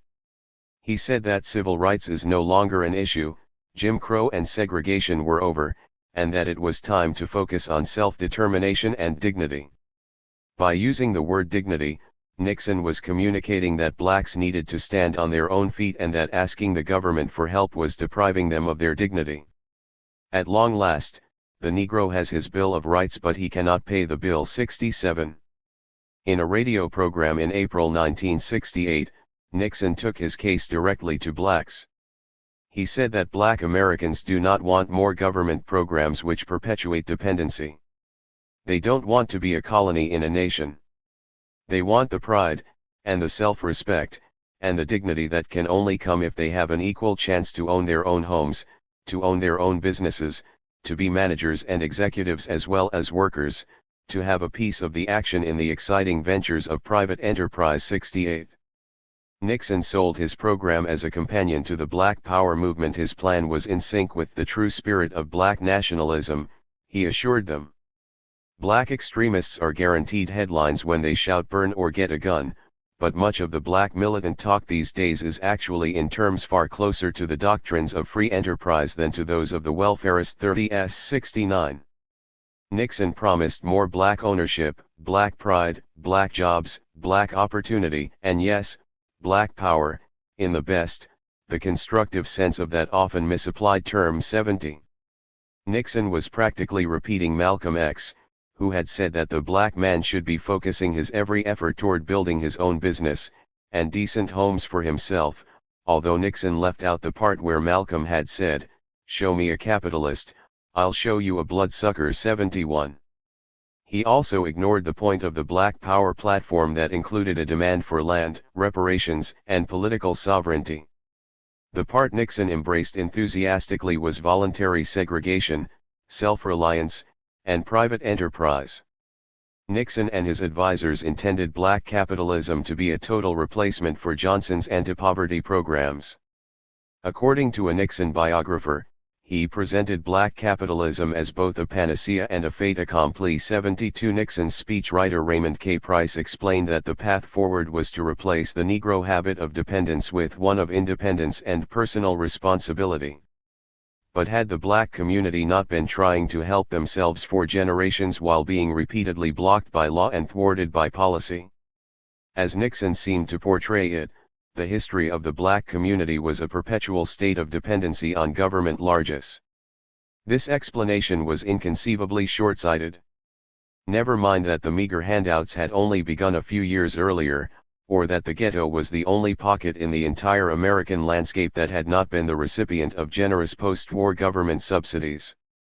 In fact, the ghetto was created due to the complete and utter lack of any handouts. It had only ever had an economic system of unchecked, unmitigated, and absolute capitalism. Yet now that the deferred dream had erupted into violence, policymakers proposed that blacks learn how to be capitalists. Black capitalism was a commercial success, winning Nixon the Republican nomination and the White House. It all sounded great to the press. The Wall Street Journal and Time magazine embraced Nixon's black capitalism rhetoric, calling it thoughtful and promising. 73. Even the Democratic-leaning New York Times, which usually showed the same disdain for the president that the president showed for it, endorsed black capitalism. The paper's associate editor Tom Wicker wrote, "Richard Nixon's radio speech on the need for the development of black capitalism and ownership in the ghetto could prove to be more constructive than anything yet said by other presidential candidates on the crisis of the cities." Max Weiss, the editor of Fortune magazine, wrote that business is the one important segment of society Negroes today do not regard with bitter suspicion. 74. This likely had much less to do with the black community's trust in business than their distrust of the government. The Black Chicago Defender was more cautious. Though the paper endorsed black capitalism, it expressed some suspicion over the candidate's motives, noting that without actual capital, black power takes on the insignificant aspect of a paper tiger. 75. Republicans embraced black capitalism wholeheartedly. Nelson Rockefeller's strategist called the concept a stroke of political genius, and Rockefeller himself supported the idea. 76. National Review editor William Buckley praised the spirit of militant black leaders who have been preaching black initiative, black capitalism, and yes, black power. Buckley aligned black capitalism with a libertarian small government philosophy, stating that the Black Power movement was allied with conservatives in their fight against that huge monster on the banks of the Potomac. 77. Buckley proposed that the still undefined program need not involve the entire black populace, because scattered success can give universal hope. This was the key objective. The government would not need to underwrite black businesses, just the community's hope in black businesses. Black capitalism was a win-win, according to the administration. Nixon's top aide, John Ehrlichman, explained that with a relatively small budget impact, this is one program which can put the administration in good light with the blacks without carrying a severe negative impact on the majority community, as is often the case with civil rights issues. 78. The budget was small, as was the impact. In fact, there was more emphasis on black capitalism in Nixon's advertising and press response than there ever was in White House policy making. 79. In 1969, President Nixon signed Executive Order 11458, establishing the Office of Minority Business Enterprise, OMBE, within the Department of Commerce. The OMBE was not allocated any direct funds, but was instructed to seek private business contributions and help from other federal agencies. What this meant in real political terms was that the OMBE was given responsibility for advising, encouraging, mobilizing, evaluating, collecting information and coordinating activities, but beyond this vague mission it did not have a mandate or a budget with which to make unilateral decisions or to make any loans or grants. Any money it got its hands on came from the OEO's anti-poverty budget. 80 Even so, the House Select Committee on Small Business immediately opposed it, calling the agency discrimination in reverse. 81. Nixon asked Secretary of Commerce Maurice Stans, a longtime Republican stalwart and an accountant by profession, to manage the black capitalism program in 1969. After this, Nixon expressed no interest whatsoever in black capitalism. Stans selected Tom Roser, a conservative business executive at Quaker Oats Company, to head the OMBE. He was charged with assembling an advisory committee on minority enterprise, and managed to create a committee of respectable conservative businessmen from a variety of Fortune 500 firms and banks. 82 The 63-member board was predominantly white and comprised of philanthropists and successful businessmen, eerily reminiscent of the Freedmen's Bank Board. Like Nixon, the council was not particularly engaged in the management of the program. Rumsfeld and Moynihan also expressed indifference to the OMBE. 83. There were some within the administration who did not see black capitalism as a political ploy and were genuinely committed to it. Among them were Roser and his deputy, Abe Venable, who became the highest-ranking black director at OMBE. Another true believer in black capitalism was Theodore Cross, a white entrepreneur and philanthropist who served as a key Nixon advisor on black capitalism. In fact, it was his 1969 book, Black Capitalism, that laid out the policy framework for building the ghetto economy. Instead of providing blacks with an exit from the ghetto through jobs, Cross believed that the government should focus on enriching the ghetto through significant government investment. 84. Cross understood that black businesses were stuck outside of the systems of power, prohibited from entry by its white gatekeepers, who were the ones in possession of jobs, housing, and capital. Blacks needed to gain power simply because those with power had used it against those without it and had no incentive to share their wealth. Cross explained that the problem with black banking in particular was not lack of supply, but lack of demand. To make his point, Cross used black athletes as an example. He explained that there had always been a strong supply of black boxers because there had long been a demand for them. Yet until 1945, there had been rampant discrimination in other sports like baseball and football, and thus there was no market demand for black players in those sports, which produced no black athletes until the 1960s. Once there was a demand, black athletes came to dominate those sports in much greater numbers than their proportion of the population. This did not come about because black people are stronger or more agile than whites. Certainly it did not occur because we suddenly instituted training programs for black athletes. That was not necessary when the demand opened up, the supply grew. 85. There had never been a market demand for black businessmen, just the opposite.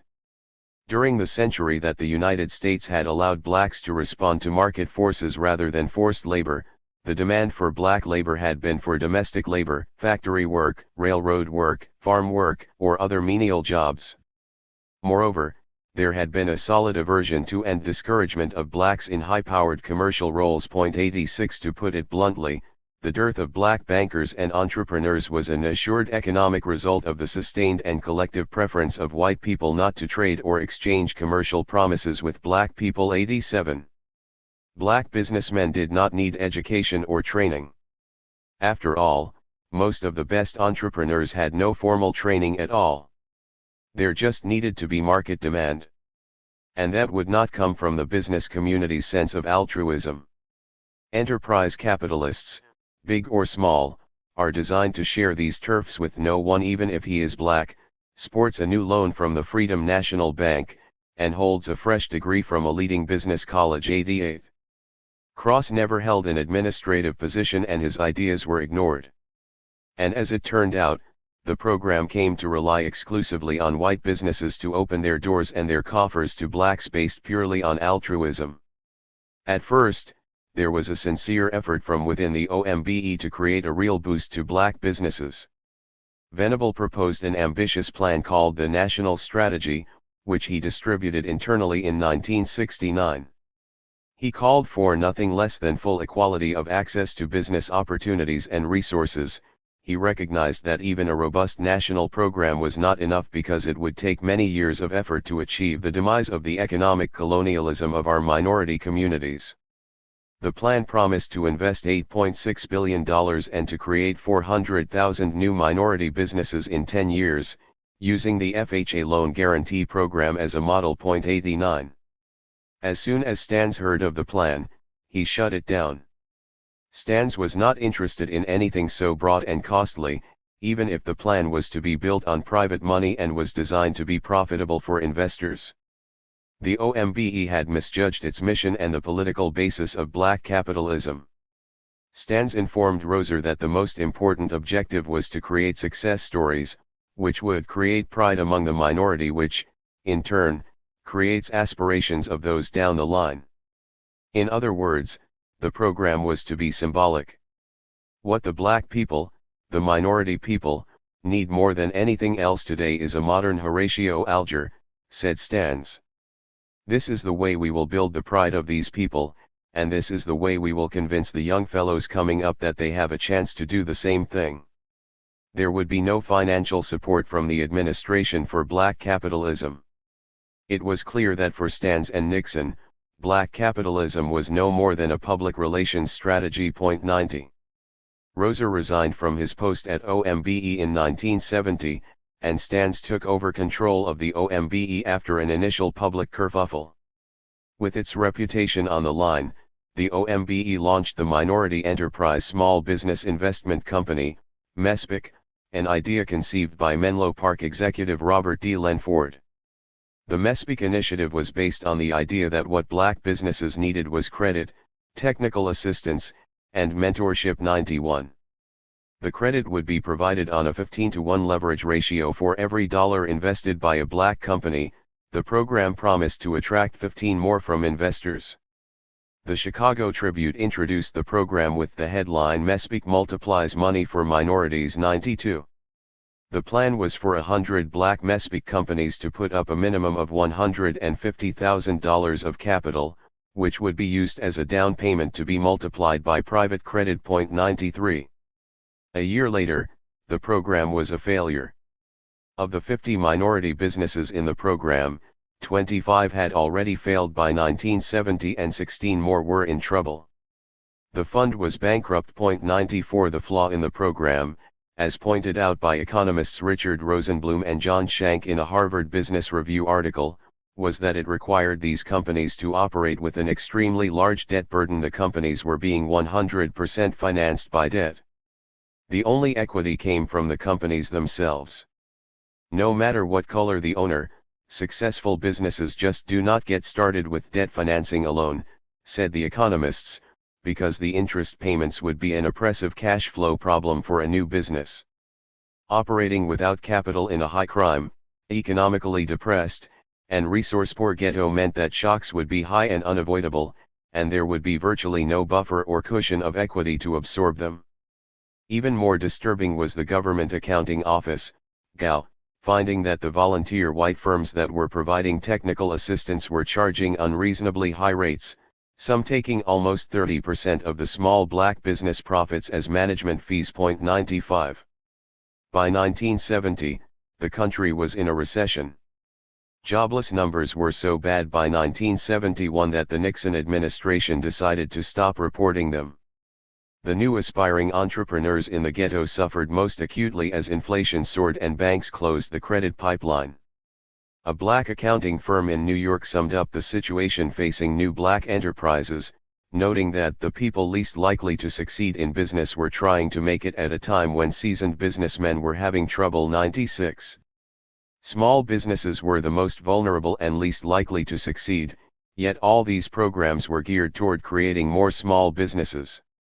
This focus was in part due to the lack of funds to support large businesses, as well as the fact that the program was more about business myth-making and platitudes of racial pride than it was an outcome-oriented effort to help the black community accumulate business power.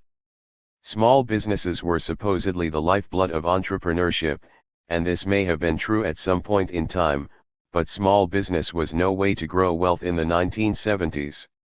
Large multinational firms were making more profits and using economies of scale to reduce costs, and they were already squeezing out small businesses, a trend that was only just beginning.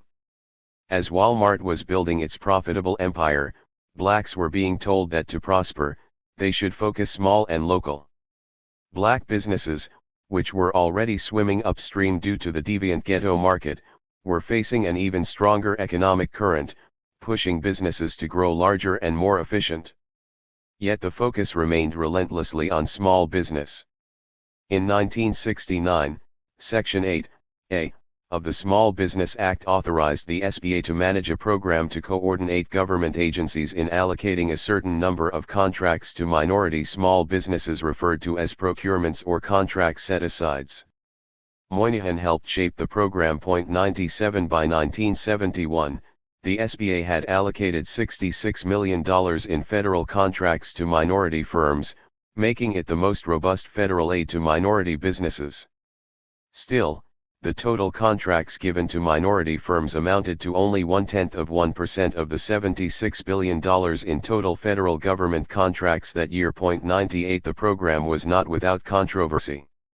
The minority set-asides immediately faced backlash from blue-collar workers, white construction firms, and conservatives, who called it preferential treatment for minorities. Moreover, multiple studies revealed that 20% of these set-asides had gone to white-owned firms, which led to a 1973 amendment that stated specifically that the businesses had to be owned by minorities. Unsurprisingly, it was also revealed that Nixon had used these set-asides to bestow political favors. A frustrated SBA employee resigned, claiming that the agency's main purpose was political. 99. The charge was accurate and could extend to cover the entire black capitalism framework. The least controversial and most durable black capitalism program was the 1969 Minority Bank Deposit Program, MBDP. Ever since Washington policymakers had linked ghetto rioting with credit exploitation, multiple programs had been proposed to fix credit inequalities. They ranged from creating new banking institutions to providing loan guarantees, capital infusions, or Marshall Plans for the ghetto. Rejecting all of these proposals, the Nixon administration's program simply asked government agencies to deposit their accounts in black banks. In 1968, when William Proxmire's Senate Banking Committee had discussed whether agency deposits might help bolster black banks, a representative black banker remarked that these agency deposits would not provide a good basis for financing banks in the ghetto because they were too unstable. 100 No matter. The program cost nothing.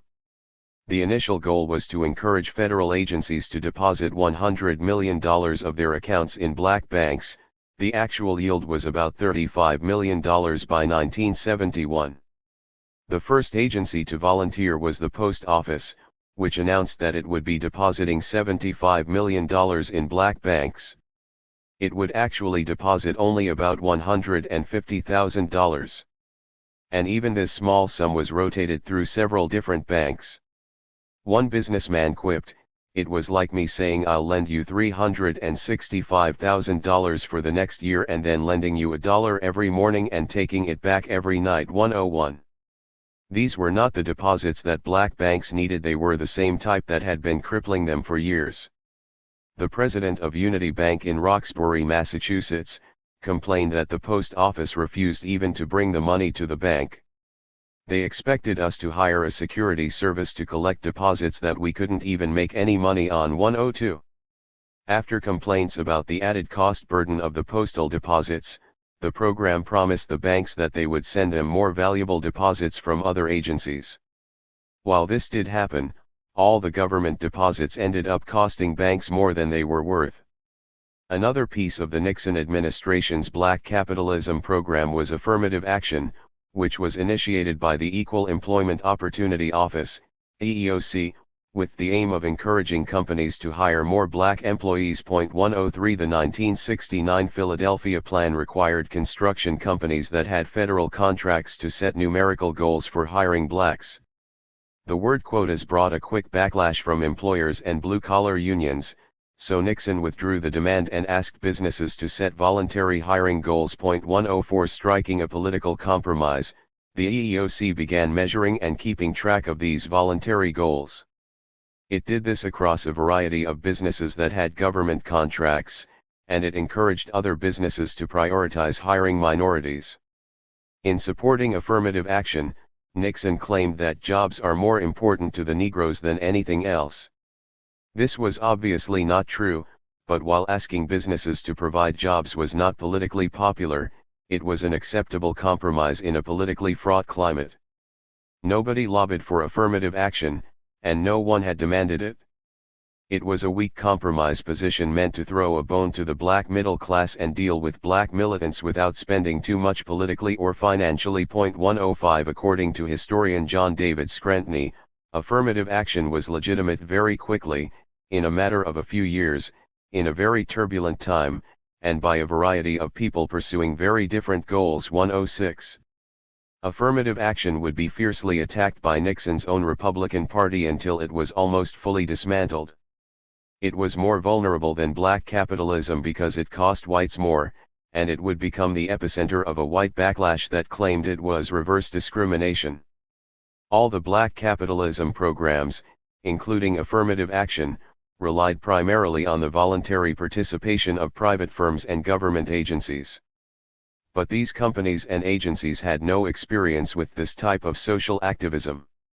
Even the philanthropic involvement of U.S. businesses had not been directed at addressing ghetto poverty. Congressman Wright Patman quipped in 1968 that while our cities fell into decay and Negro youths rioted in our streets, the Mellon Foundation sent thousands of dollars abroad to uncover the dust of centuries and study Roman and Etruscan town plans. 107. The Nixon administration sought to change this orientation and to direct the attention and goodwill of American firms toward the inner city. The administration asked large companies and banks to help alleviate ghetto poverty by increasing minority franchise opportunities, investing in minority businesses, and lending to minority businesses. With weak incentives, few complied. These efforts were to be coordinated through the National Center for Voluntary Action. Even the conservative Wall Street Journal reported in 1970 on the stillborn business volunteer program. According to the journal, the Volunteer Committee's administrator conceded in a masterful understatement that they have not been able to treat very many of the nation's social problems up to now. 108. In 1970, the Harvard Business Review surveyed the top 500 industrial corporations and business leaders about their participation in the black capitalism programs. It found that only a handful of business executives had made any financial contribution to black businesses. The executives believed that there was not enough financial incentive to participate. Most revealing in the survey was the report's finding that whatever may be said in public, it is clear from many private conversations that most of the existing efforts by white corporate executives to assist black business came about as a result of fear engendered by the ghetto riots, threats, and pressures from militants, and to some extent pressure of influence from government officials. With only fear as a motivation to help, the researchers concluded that we cannot leave the promotion of corporate involvement in developing minority business solely to the conscience and moral views of corporate executives. 109. Though few businesses volunteered, that is not the impression the public received. Several corporations, including AT&T and Coors, took out a series of long-form advertisements to promote all the ways in which they were helping black business. General Motors President James Roche served on Nixon's advisory council and publicly promoted black capitalism initiatives, stating that it was the responsibility of businessmen who have worked within and gained from the free enterprise system, to help others share in it. It is us, who must cherish the freedom in free enterprise, to assure that it is freely open to everyone. 110. General Motors had indeed gained from free enterprise, but they had also gained from $4 billion in federal defense contracts over the prior 10 years. Despite such advertisements, most of these companies put up little or no money at all. Perhaps this was because of the slow economy. According to Undersecretary of Commerce Rocco C. Siciliano, it's hard to imbue businessmen with social consciousness when business is bad. 111. Or perhaps Theodore Cross was right when he said that white businesses would never give up power voluntarily. In 1970, Whitney Young lamented, "I remember listening to the head of a major corporation brag about all his firm was doing. After some close questioning, I found the sum total of these grand efforts added up to less than 24 summer jobs for black youths in only 3 of the 60 cities in which that company operates." 112. In 1969, Young had proposed a national economic development bank that would look like a cross between the Federal Reserve and the World Bank, with regional offices across the country to help black communities finance community self-help projects. 113. He was a committed advocate of black self-sufficiency until he met his untimely death in 1971 in Lagos, Nigeria. His last printed words appeared in the New York Times 3 days after his death. They were words of disappointment. He called corporate America's engagement with black capitalism the great cop-out. He blasted the business community for being dilettantes, first flirting with civil rights and then quickly moving on to other causes. He said that the period of corporate activism in social concerns 1967 to 1969 coincided with 2 phenomena of great importance: a booming economy and the spread of urban rioting. Young said of the corporate executives, "When he's trying to help solve social problems 400 years in the making, created by the racialist attitudes of companies and unions like his own, he suddenly expects fast returns and instant successes." 114. If there were no fast returns for corporations or for the black community, Nixon did reap a fast and instant result from black capitalism. The biggest win for his administration was that black capitalism turned out to be a very effective antidote to militant black uprisings. Nixon and his FBI had targeted the Black Panthers as enemies of the state. The Black Panther Party, without question, represents the greatest threat to the internal security of this country, said J. Edgar Hoover. Hoover had sent FBI agents to infiltrate the Panthers' ranks and subvert their organization. Panthers were imprisoned, harassed, and even killed by the administration in showdown after showdown. Party leaders like Huey Newton and Eldridge Cleaver led the movement at its height from prison and from exile in Cuba, respectively. However, the Panthers were killed not by force, but by a slow drying up of funds and supporters due both to a change in the environment and to a subtle subversion of their cause by President Nixon. 115. First, the Vietnam War abated and the draft diminished, so they lost support from white student protesters who no longer had a shared colonizer to fight. The other base of their support was a large part of the black community, the moderates. This group was neutralized by superficial concessions from the administration. The concessions were black capitalism and affirmative action. Nixon masterfully adopted and co-opted the black radicals' demand for power and then used it against them by turning it into a vague yet beguiling promise of black capitalism. The movement's leaders themselves were divided over the lure of black capitalism. A 1972 Washington Post article titled "The Transformation of the Panthers" featured 2 cartoons side by side. On the left was Huey Newton holding a gun with a bandolier across his chest, and on the right was Newton holding a bag of golf clubs. As it turned out, Newton and Bobby Seale were now manufacturing gold bags in Oakland, California. The venture was a means of funding Panther activities, but it sometimes looked like a racketeering operation. 116. In the early 1970s, the Black Panther newsletter urged blacks to support the businesses that support our community. 117. A revolution having been thwarted, the Panthers put aside talk about capitalist bloodsuckers and moved toward a more pragmatic approach of small black businesses. According to noted black sociologist Robert Staples, one of the most curious turnabouts was the Panthers' embrace of black capitalism. 118. Exiled Black Panther Eldridge Cleaver split with Newton and Seal and maintained an anti-capitalist stance. He wrote Stokely Carmichael, who had recently stepped down from Panther leadership, an open letter in 1969 calling him out for providing the administration with a potent weapon against the black community. Black capitalism was just a continuation of black exploitation. According to Cleaver. 119, he said that Carmichael had surrendered black power to the Nixon administration to be corrupted into black capitalism, thereby rendering the term and the movement powerless. It has been precisely your nebulous enunciation of black power, he scolded Carmichael, that has provided the power structure with its new weapon against our people. Cleaver believed that by letting Nixon use the terminology of black power, the activists had surrendered the force and potential of the revolutionary idea to be corrupted by the administration, who would cash in on the slogan and use it to ease the black bourgeoisie into the power structure. 120. Cleaver had hit on a tension in the black power philosophy. Was it possible to derive black power as a concession from the white power structure, or could the movement's aims only be achieved through complete political sovereignty brought about by revolution against that power structure?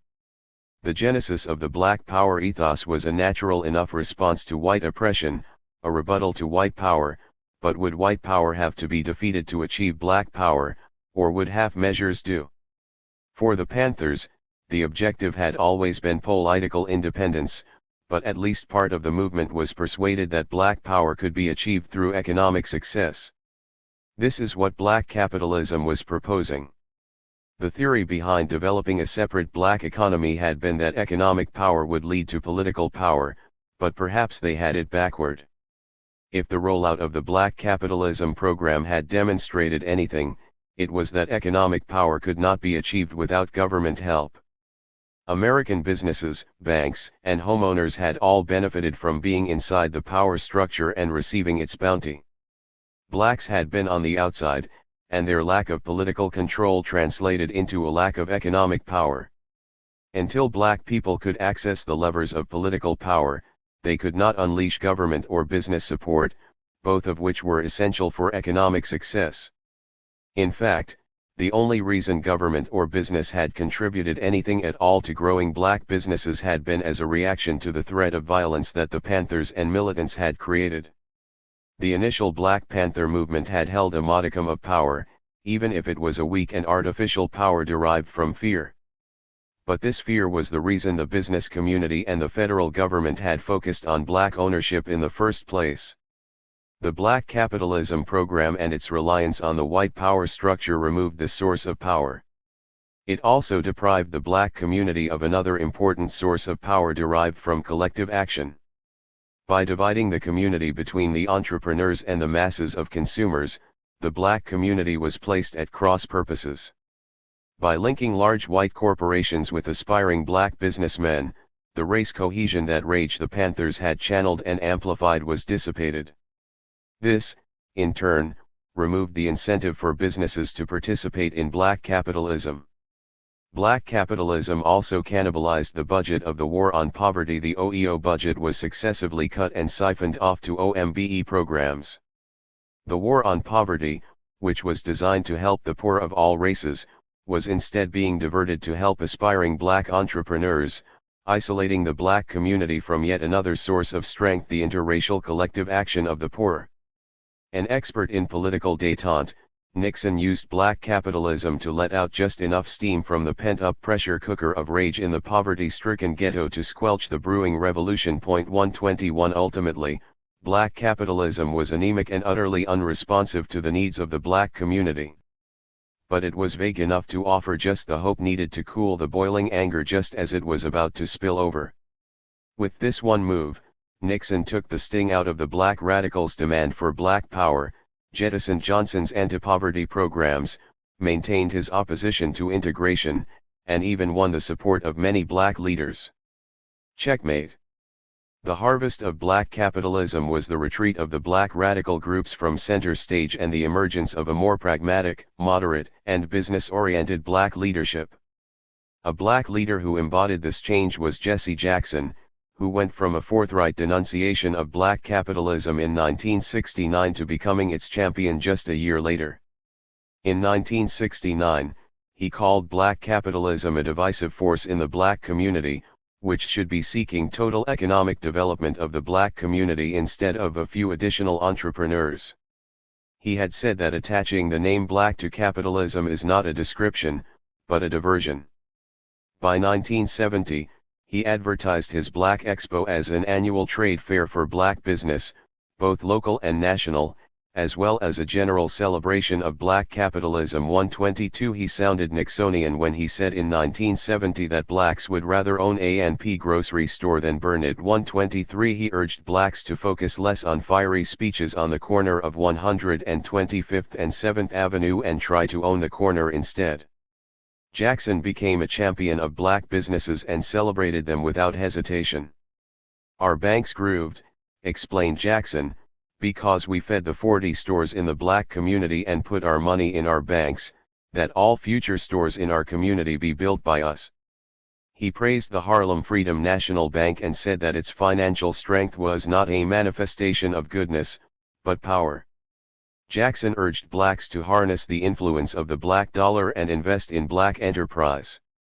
Jackson's Operation Push, People United to Save Humanity, asked the black community to buy insurance from black insurers and deposit money in black banks. 124 Several other black groups and institutions, including the National Urban League, the NAACP, and Howard University, launched programs focused on promoting black businesses. After the program launched. 125 Even the Nation of Islam, black nationalists who had a long-standing policy of staying out of politics, endorsed Nixon's black capitalism program in the April 1970 issue of Muhammad Speaks. 126 The celebratory focus on black business success, spurred by Nixon's public rhetoric, led to a renewed social and cultural emphasis on black business within the black community. In 1970, Black Enterprise launched as a new magazine primarily focused on highlighting black business success. In 1973, the magazine debuted a list of the top 100 black-owned businesses, which prompted Nixon's praise as clear evidence that the government, in active partnership with the private sector, can create the kind of climate of opportunity in which those with energy and drive can share more equitably in the rewards of the world's most productive economic system. 127 Established black periodicals like Ebony and Jet began to feature a black business section highlighting black business success stories. 128 One of the most popular 1970s television shows, the Jeffersons, featured George Jefferson's successes and struggles as a dry cleaning tycoon in Harlem and opened with the theme song We're Moving On Up. And many in the black community were moving on up. If Nixon's stated aim was to increase the black middle class, he could have deemed the program a success. Between 1960 and 1980, the proportion of black workers in professional and technical positions jumped from 11 to 21%. 129 But while wealthy blacks were heralded as heroes of progress, the black poor continued to stagnate. In the economic sphere, remarked historian John Hope Franklin, obviously the black middle class is increasing. But the black underclass is increasing too. 130 This vast disparity, coupled with the emphasis on black capitalism, stoked class tensions already present in the black community. On the one hand, the black community lauded its successful entrepreneurs as symbols of racial progress and as a counter-narrative to claims of black inferiority. On the other hand, black intellectuals and activists continued to blame black businessmen for making profits out of a segregated economy that kept a majority of blacks impoverished. 131 Socialist scholar Robert L. Allen derided black capitalism as bourgeois nationalism that would line the pockets of the black middle class and do nothing for the black masses. 132 Dr. Ralph Abernathy, the new president of Southern Christian Leadership Council, said that he was not interested in making black people rich, but in lifting up the poor through community programs, public aid, and the nonprofit sector. I do not believe in black capitalism, he said. I believe in black socialism. 133 Another prominent socialist scholar, Manning Marable, called black business snake oil and black businessmen the linchpin of underdevelopment and capital accumulation within the black community. He denounced black leaders, Jesse Jackson in particular, for convincing the black community to move from civil rights to silver rights and from aid to trade. Earl O'Ferry also denounced black businessmen for making profits off the backs of the poor in his book The Myth of Black Capitalism. However, these critics often overestimated the size, numbers, and profits of black businesses. 134. And just what was the state of black business profits in the late 1960s? Paltry.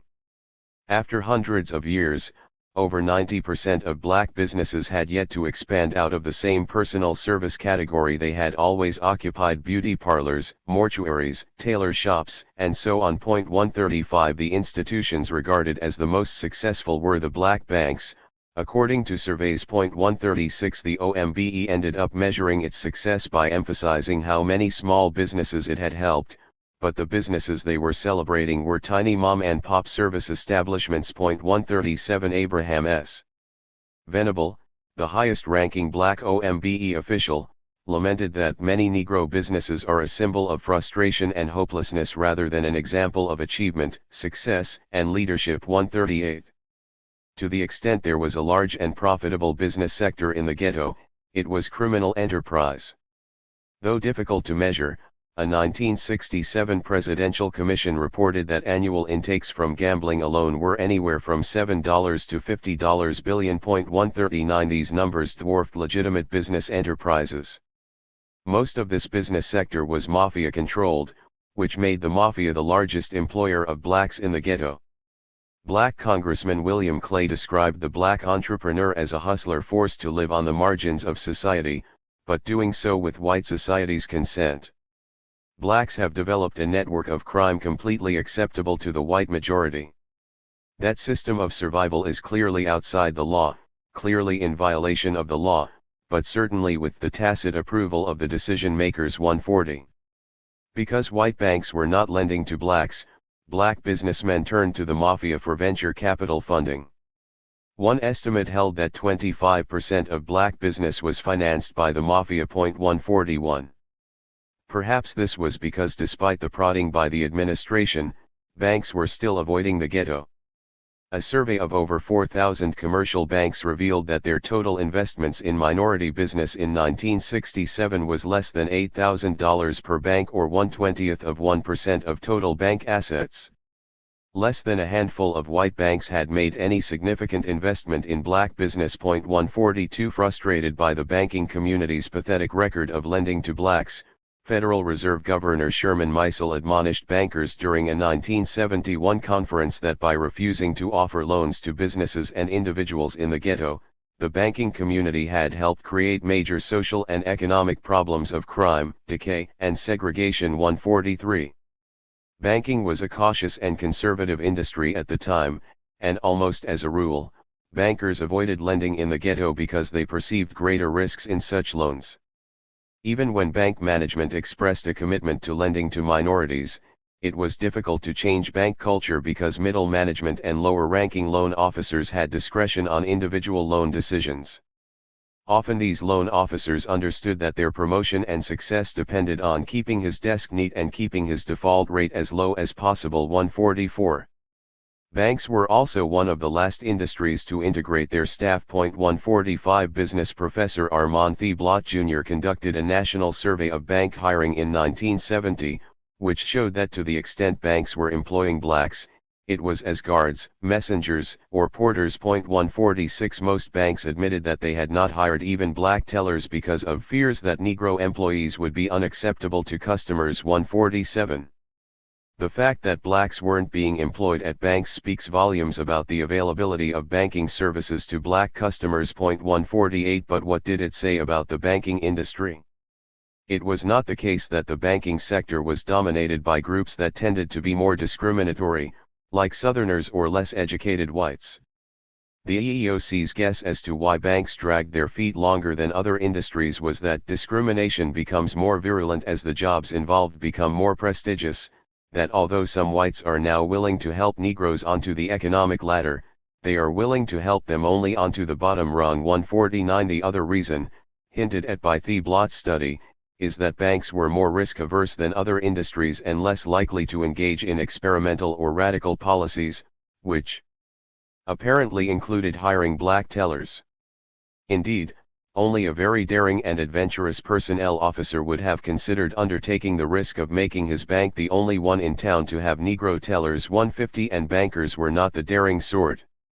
An alternative explanation is that banking is an enterprise built on trust, making it a business imperative for banks to portray sophistication, prudence, and acumen. The image of soundness, stability, and sophistication plays a greater role in banking than any other enterprise. Banks might have wanted to avoid placing blacks in prominent positions because of the prevalence of implicit and explicit bias. Even the most open-minded Americans would have preferred a white teller counting their deposits.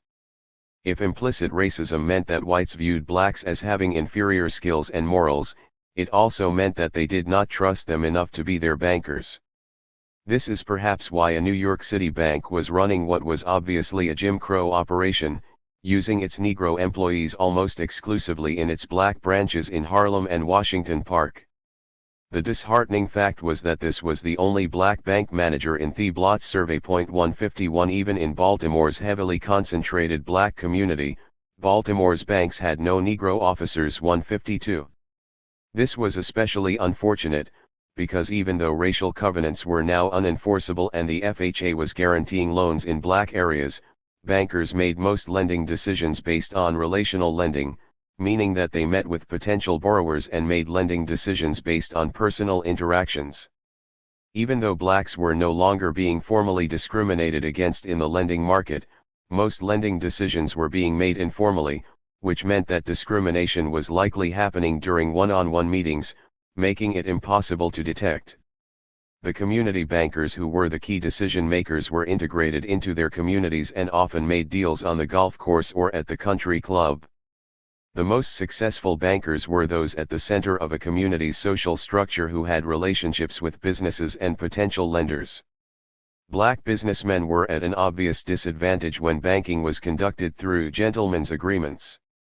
If white banks were still discriminating in lending and hiring, the obvious solution would be to have more black banks. And many were created during this era. The National Business League said that the number of black banks increased from 24 to 70 between 1969 and 1974 alone. 153. Despite the boom, it was still a tiny industry with total assets of $259 million and deposits of $230 million, which represented 0.049% of total bank assets and 0.053% of total deposits. 154. The NBL credited the OMBE with playing an important role in this increase, but the surge in black banks likely had as much to do with the general environment of racial resistance coupled with the emphasis on black business as with the OMBE's deposit program. Economist Courtney Blackman noted in 1971 that the surge in black banks was a result of the heightened sense of humiliation among blacks in recent years and is directly traceable to this emotional upheaval. 155. Black banks were created as another manifestation of the protest against white exploiters that had led to the ghetto uprisings. Many of the black banks created during this time were formed by groups of community activists or individuals motivated to respond to the civil rights struggle. The two largest banks created in the 1960s demonstrated the motivation for freedom and unity prevailing during this era, and they were so named. In 1964, baseball legend Jackie Robinson led a group of black and white investors to form the Freedom National Bank, FNB, in Harlem, which would become one of the largest black-owned banks of the era. 156. After he left baseball, Jackie Robinson became convinced that there were two keys to the advancement of blacks in America: the ballot and the buck. 157. He became involved in both the civil rights movement and the Republican Party, that is, until Nixon was elected, and he became convinced that the GOP didn't give a damn about my vote or the votes or welfare of my people. 158. For Robinson, the first breach had been the selection of Goldwater in 1964, which he believed was an embrace of the racist Southern wing of the party. Robinson had hoped that Nelson Rockefeller would get the nomination in 1968 and endorsed him at the convention, but he was dismayed when the Republican Party chose Nixon and his Southern strategy. Freedom Bank sold shares to the entire Harlem community, and Robinson emphasized that the bank's mission was to build the community and not just to make profits. Harlem's churches and small businesses invested in the bank, not with the idea that they'd reap any benefit, according to a bank spokesman, but rather that freedom would be a financial resource for people in the minority community to get loans. Robinson recounted hearing about a white banker who said that he had never known a Negro in whom he had confidence for more than a $300 loan. Yet blacks kept faithfully depositing their money in white banks despite the mistreatment. Core leader Clarence Funai explained, "Before Freedom National, you went into a white bank with the distinct impression you went with what you had in your hand, begging the powers that be, and generally you were turned down. With freedom the community looks less like a colony, less of an area of exploitation." 159. Harlem embraced the bank and called it our bank. Robinson explained that blacks in Harlem had had negative experiences with banks since John D. Rockefeller's Dunbar Bank, which was ostensibly biracial, but in reality had only hired a few token black clerks and maintained a white management. Because of Robinson's political support of Governor Nelson Rockefeller, a rumor started in Harlem that the bank was actually Nelson Rockefeller's bank and that he was up to the same sort of bait and switch as Dunbar's founder. Robinson explained, "Maybe I should have wished that was true. It wasn't." 160. The bank struggled to remain profitable in its first years of operation. By 1971, FNB had a loan portfolio consisting of 57% in real estate loans, with 30% of those loans in default. The bank posted losses of $704,530.161. Running the bank was not a proud or happy experience for Robinson. In fact, in his autobiography he expressed mixed emotions about the bank, which he said was approaching the brink of disaster due to its loan losses. Robinson was very worried about the large amount of money they were writing off as bad loans. Robinson even tried to engage with the bank regulators, who he believed were handling his bank with kid gloves. He knew they were writing down thousands of dollars of loans, yet they kept telling him everything was fine. Robinson said the controller's office was patting us on the back when they should have been hitting us over the head with a club, and he told them that he thought his bank was not being judged by the same standards that would have applied if ours were a white bank. Robinson said he had many sleepless nights over the bank's failing books and even suffered a very serious health crisis on account of the stress. 162. In fact, Robinson died of a heart attack in 1972, at the age of 53, shortly after the bank's most serious troubles and before the bank was able to turn a profit. In his autobiography, which he finished just weeks before his death, he wrote honestly about the struggles of being a black banker, an experience which he said was painful to relate.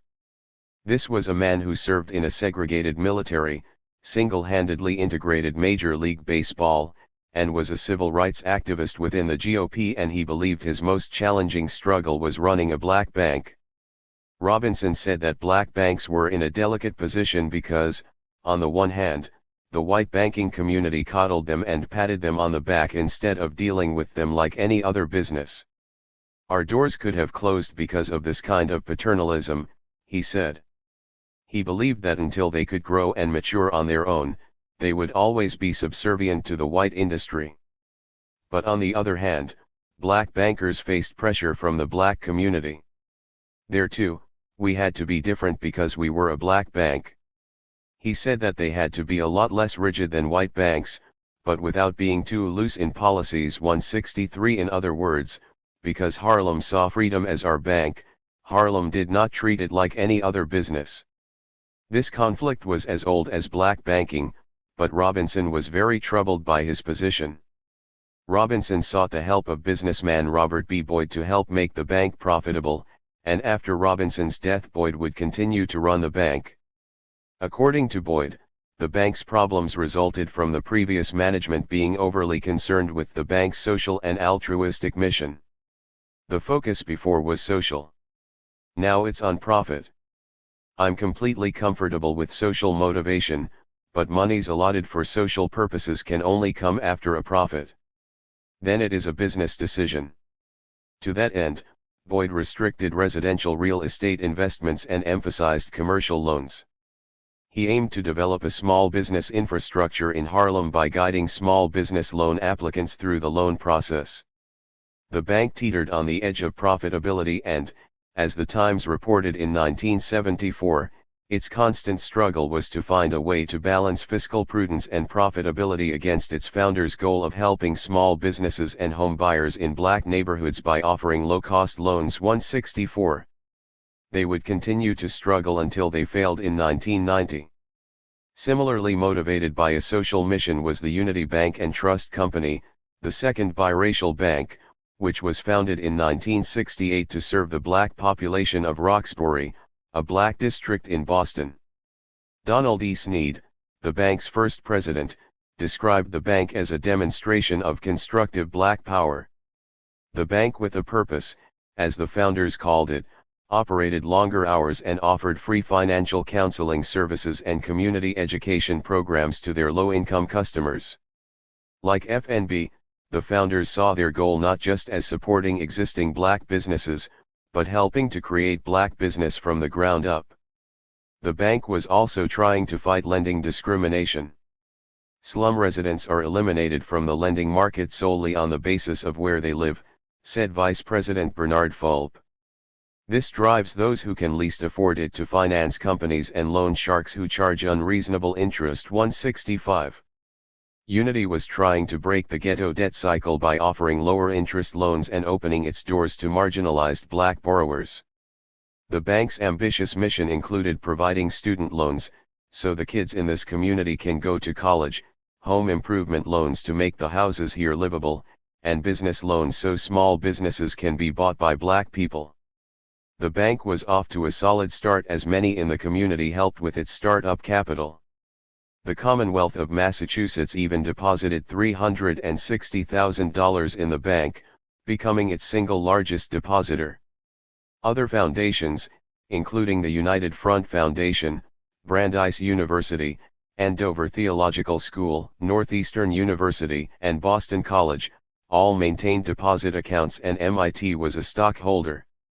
Still, 65% of the 40,000 accounts were from the inner-city Roxbury and Dorchester neighborhoods. Even with the entire community's support, Unity struggled to remain profitable. The bank leaders approached the struggle as a point of pride. There are factions of both the black and white community that are watching to see whether we are going to pass the supreme test of survival. The bank's vice president Fulp struck a zealous tone. We intend to remain here with a quasi-crusading role. Fulp admitted that black institutions historically have had inferiority complexes, but he cautioned, this complex can't be allowed to immobilize us. Every time someone comes in here I can't think we mustn't take this risk because we are a new black bank. But the risks were real. The same forces of discrimination and poverty that had led to the creation of these banks would continue to be their main obstacle. There were other banks created in this pivotal era with the same ethos as the Unity and Freedom Banks. The civil rights movement, the black capitalism program, and the increasing cultural emphasis on black business fueled this second historic boom in black banking.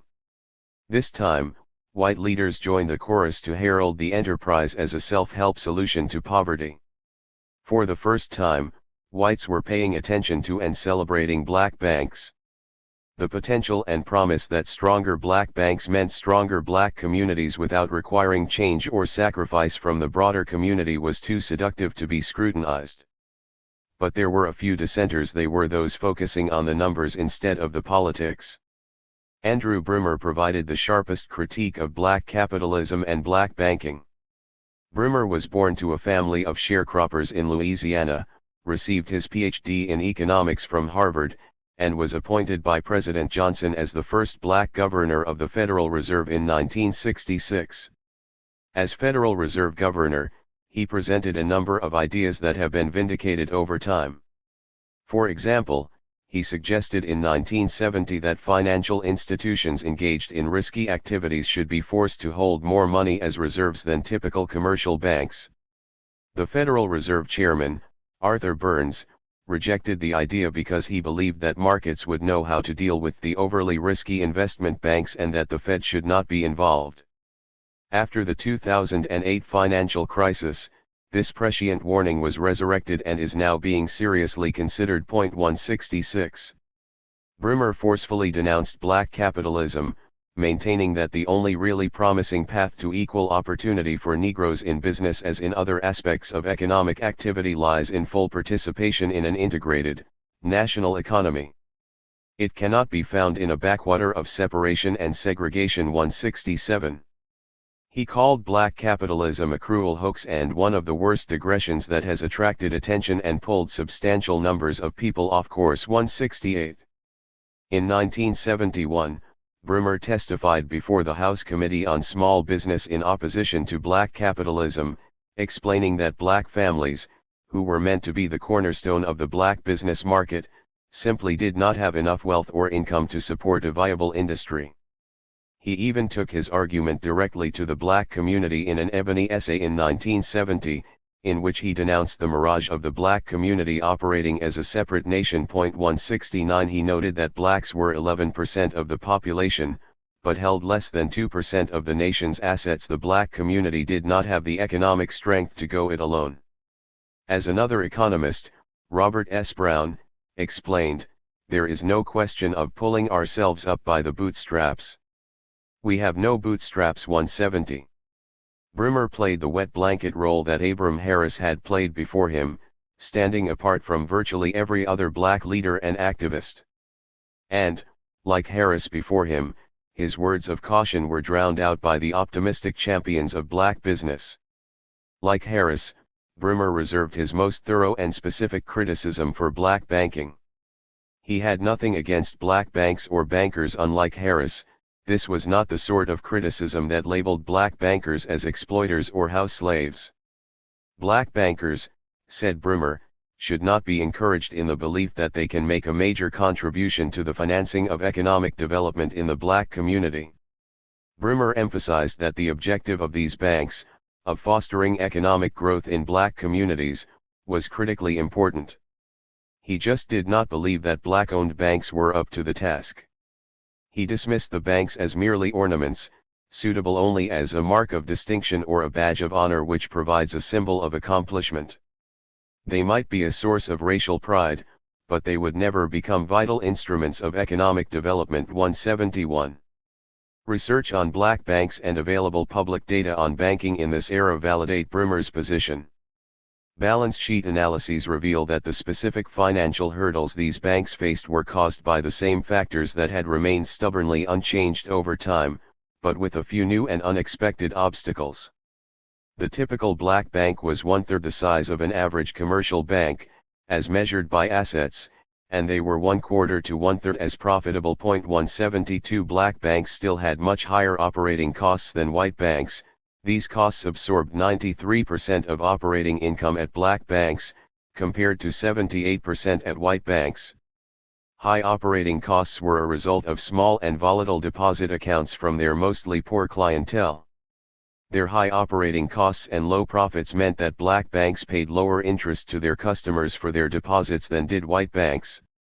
Commercial banks paid an average interest on deposits of 4.4% in 1969.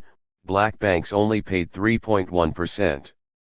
So black customers depositing at blacks were losing an extra 1 to 2% in interest on their deposits. The banks also had to charge higher service fees to make up for their expenses, an additional cost borne by their customers. Loyal customers not driven away by the surcharge were making a financial sacrifice to support the black banks. 173. One of the most surprising reasons that black banks' deposits were of such low value was the federal government's deposit program. By 1971, black banks had received $44.9 million in government deposits, which made up 18% of their total deposit balances. In contrast, government deposits in white-owned banks were about 2% of their total deposits. The point of the deposits was that they would strengthen the banks and create more community building loans. As it turned out, these deposits ended up harming black banks because they were the wrong kind of deposits, unstable accounts from government agencies. Their volatility meant that they required higher servicing costs.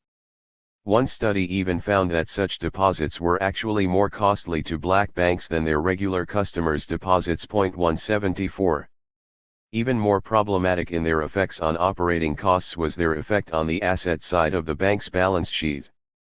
Black banks were required by law to pledge government securities for any government deposits they held over $100,000.175. An FDIC study explained that the black banks formed after 1963 invested a staggering 40% of their assets in government securities. 176. This meant that they could make fewer loans and therefore take fewer profits, which meant that their investors made less money on their investments.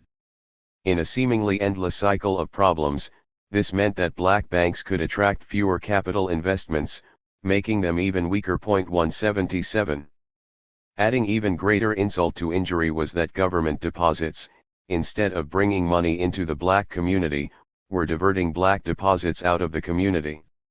Instead of using deposits to invest in the community through local lending, black banks were overinvested in government securities on the asset side, which, according to one economist, turned black banks into a conduit by which local deposit funds are exported to other markets through sales of federal funds and purchases of securities. 178. The black banks were taking deposits from the community and channeling them to investments in government securities that were being used to finance mortgages in other communities. It appears, said Brimmer, that black banks may be in the anomalous position of campaigning for U.S. government funds which they then use to finance a disproportionate share of the federal debt. 179. This was not a matter of simple racial discrimination or even an effect that was obvious, but money that was supposed to stay in the community for loans was actually being funneled outside of the community through a program meant to bolster black community enterprise. On the asset side, not only did black banks make fewer loans than white banks, the loans they did make suffered higher losses because the ghetto had always been a risky place to do business. Brimmer explained that there was an inherent risk of doing business in the urban ghetto, specifically, the high unemployment rates, low family incomes, the high failure rates among small businesses, compounded by high crime, make the ghetto an extremely risky place for small banks to lend money. Cut off from the rest of the community, ghetto businesses could not take advantage of economies of scale or the robust infrastructure of the outside community. And the few profitable industries in low-income markets were captured by non-black banks outside the ghetto. 180. Thus, black bank loans, concentrated in the ghetto, lost more money due to default than those of white banks. Their losses were so heavy that the black bank's net income was less than one-half what it could have been without the defaults. Moreover, because of the high risk and high default rate of their loans, the banks held on to more cash and other liquid assets, which meant that more of their money sat dormant at the bank instead of yielding profits through fractional reserve lending. The average set aside for loan losses at white banks was 11.4% of income. The difference was striking for black banks, which set aside an astounding 137% of their income to cover loan losses. 181. Not only did they hold on to more cash, but they hedged against the risk of high loan defaults by overinvesting in government securities, furthering the slow leak of funds out of the ghetto. These securities may have offered predictable and solid returns, but it was no way to grow a bank or a community. It was evidence, however, that these banks were making every effort to operate as safely as possible. In trying to protect themselves against the hazards of lending in the ghetto, black bankers were inadvertently using the incomes of their customers to undercut the ghetto economy by investing in the outside community. 182. In other words, black banks were not able to use fractional reserve lending to multiply or even to keep the black dollar within the ghetto. For the most part, they either held the black dollar dormant in a bank vault or they invested it in a white community through government securities. In any case, they were not able to control the black dollar or multiply it in the ghetto, which was their raison d'etre and the reason they were supported and celebrated by both white and black leaders as the key to growing a separate economy. Despite the stark economic reality of these banks, there still were more cheerleaders for black capitalism than naysayers. Edward Irons, the founding dean of the Howard Business School and executive director of the NBA, conducted a study of black banks. He conceded that they were performing poorly and stuck in a trap, but he remained optimistic about the prospects of black enterprise. 183 He encouraged federal, state, and local governments to place deposits in black banks, but urged major corporations to follow suit as well. Irons underscored the idea that black banks were an important source of racial pride and community building. This benefit was enough for some. Economist Raul Farley extolled black banks, calling them one of the key determinants of the course and character of black economic development. To Farley, the psychological impact of their emergence cannot be ignored in that they make the seemingly impossible a practical and attainable area of reality. He explained that to the black community, banking had always seemed an impossibility and, just as Jesse Owens had broken barriers in track and field, black bankers' success in the field of banking could serve as important role models. Black banks were thus closing the racial gap, even if only psychologically. They offered an ethnic psychic pleasure for the black community who kept account of the economic achievements of their brothers, and this pleasure would spur further development. More than racial pride, however, many observers believed that there was no other choice. Farley himself joined with other black scholars in viewing the ghetto as a permanently separate economic environment and an isolated economy. In this framework, black entrepreneurship was necessary and unavoidable, because mainstream banks would never lend there.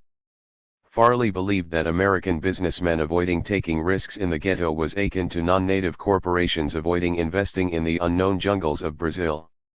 Black banks had to take risks that were greater than the traditional risks because they were acting as development banks. Economist William K. Tabb, a specialist in globalization and international development, believed that the economic relations of the ghetto to white America closely parallel those between third world nations and the industrially advanced countries. 184. Black nationalists had also envisioned the ghetto as a colony and had fought for decolonization and full sovereignty. With full sovereignty, control of land and resources, including the ability to block foreign competition in the ghetto, black banking could have been viable. Segregation and discrimination had operated like a tariff wall between the black and white economies, raising the price of goods and services, crossing the barrier and creating two different economies, one subservient to the other. This situation, which economist Lester Thurow called the monopoly power of whites, could be overcome through full sovereignty in the ghetto, which meant monopoly power over its resources. 185 But the majority of the black population did not want this, nor would white policymakers ever consider such a proposal. Yet black banking continued to be supported and endorsed with the unfounded belief that control of banks was akin to control of capital and resources. Banking does not beget control and power, rather, control and power beget sound banking. In order to have a healthy banking system with the ability to increase wealth, the choice was either full sovereignty or complete integration. Black banks would be unnecessary with full integration, but would be essential in an independent black territory. But the banks themselves could not create either condition. Black capitalism and black banking constituted a frustratingly feudal halfway position. It was clear that Nixon did not understand the segregation trap for black banks when he promised that black capitalism would open the full range of business opportunity to all by removing the inherited and institutional barriers to entry. 186. But the intellectual founder of black capitalism, Theodore Cross, understood that black banking had become a diversion. He wrote in 1971 that black banks were still just toy banks or specks of gold dust in the $1 trillion private capital and credit markets of America. Yet they had become magnets for government money and press, for, as he explained, when the heat is on, the temptations are great to build a few monuments to black affluence. 187. Shining a spotlight on a few successful black banks obscured the true problems of the wealth gap and the ghetto economic trap. At best, Black capitalism was being used as state paternalism, but at heart it was deployed as a decoy instead of an honest account of a systemic problem. Blacks had been excluded from full participation in American capitalism. Just as the civil rights laws were finally aligning the American creed with its deeds, black capitalism could be seen as a late-term remedy for systemic exclusion. The American economy was built on the theory of free market capitalism, which meant open markets for all participants, with no government intervention, only the invisible hand of the market. In The Wealth of Nations, Adam Smith had explained that excluding any group from free market participation was antithetical to capitalism. 188 The foundational premise of capitalism was that it did not discriminate, rather, it provided equal opportunity to trade and prosper based on one's skill and ability to produce marketable goods. Smith railed against any artificial exclusions to entry into a profession or trade. In The Philosophy of Money, George Simmel claimed that money was a democratic leveling social form that excludes any specific individual relationships. 189. For a market economy to thrive, any person's money should be as good as any other's. Even Karl Marx recognized that capitalism would do away with ancient and venerable prejudices because it left no other nexus between man and man than naked self-interest, than callous cash payment. 190. Yet blacks had been excluded from the main avenues of free trade and forced into an economic detour. Their property was not protected by law. They were banned from occupations, schools, neighborhoods, and trades. Not only that, but government intrusions into free markets had favored whites at their expense. The mixed economy of the progressive reforms that began in earnest with the Wilson administration, and had been the guiding principle through the Johnson administration, had almost completely excluded blacks from governmental infusions of credit and wealth into housing markets. 191 The result was a situation in which blacks paid more for everything where their money was not as good as any others. The black community was demanding that it either be allowed full entry into the system or be given monopoly state power over their own separate economy. However, this demand for economic redress by the black movement came at the same moment that capitalism itself seemed to be under siege by revolutionary communist regimes abroad. In the fog of domestic and foreign war and an existential Cold War, it was hard to draw lines. Identifying enemies at home turned out to be just as confusing as finding them in the jungles of Vietnam. The Panthers, the Viet Cong, the Russians, student protesters, domestic terrorists all challenged the status quo and led to paralyzing fear. Nixon's gift to the American public was his ability to draw crisp lines between real Americans and ne'er-do-wells, hippies, draft dodgers, and black activists were the latter. Black protesters were often labeled communists, including Martin Luther King, who was wiretapped and blackmailed by Hoover's FBI as a domestic enemy. 192 King felt compelled to respond, "You don't have to go to Karl Marx to learn how to be a revolutionary. I didn't get my inspiration from Karl Marx, I got it from a man named Jesus." 193. King was not a communist, but many principles of the Black Power movement were communist or communist sympathizers who associated with Cuba, China, and other revolutionary regimes. The 93-year-old W.E.B. Du Bois, living in Ghana, joined the Communist Party in the 1960s before his death, lamenting that capitalism could not save itself. 194 In a 1967 speech in Havana, Cuba, Stokely Carmichael explained his opposition to the U.S. political and economic system. The civil rights movement did not actively involve the masses, because it did not speak to the needs of the masses. Civil rights laws did not speak to our problems. Our problems were an inherent part of the capitalist system and therefore could not be alleviated within that system. 195. Aside from the radical margins, the majority of black activists were essentially claiming that they had been left out of capitalism, or that it had not worked for them. Black nationalist Reverend Albert Cleage explained his aversion to capitalism as being about exclusion. As far as the black community is concerned, the capitalistic economy doesn't work for us because we don't have any stake in it. It just happens that when we got to a place where we were able to do something, we were outside, and the concentration of wealth in the white capitalistic setup is so complete now that you can't break into that. We are frozen outside of it. 196. Black separatist Harold Cruz remarked that blacks had been prevented from participation in American capitalism. It is not that the Negro suffers so much from capitalism in America, but from a lack of capitalistic development. 197. This sentiment was a common theme among black leaders. Daniel Watts, editor of the most prominent black militant publication, The Liberator, posed the question in 1968 whether black people should accept capitalism. His answer was realistic: whether you like it or not, the basic fact of life is that the capitalistic system in America does produce. There is no question about it, the system works, it produces. He urged blacks to adopt capitalist principles and make it work for them. 198. Many of the black nationalist and radical movements' demands centered around meaningful inclusion in capitalism. The demand for reparations was a demand for capital in order to remedy past exclusion that had left the community bereft of that capital.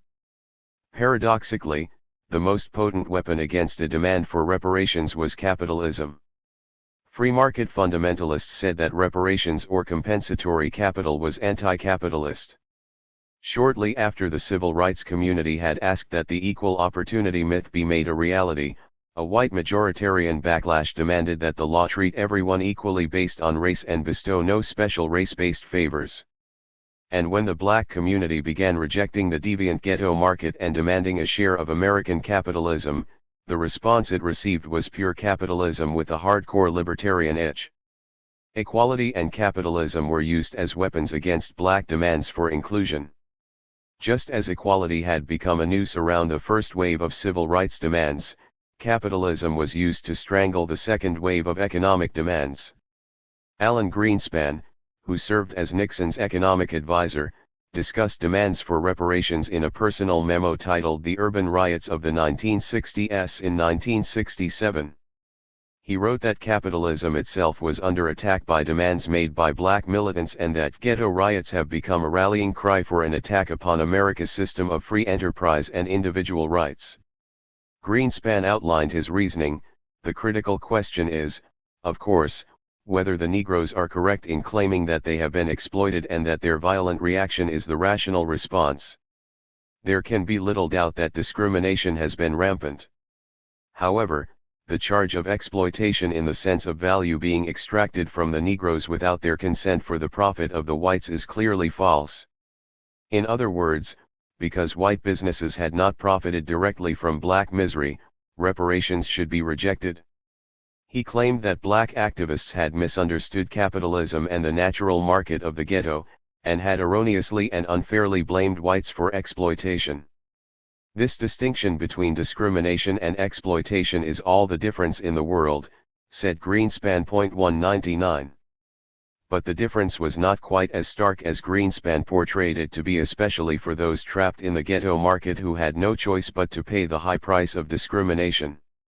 He was correct when he said that profit rates in slum areas are doubtless distressingly low considering the risks, but he erred when he concluded based on that observation that the white community was not gaining any advantage and profit, and that therefore cries of injustice were erroneous.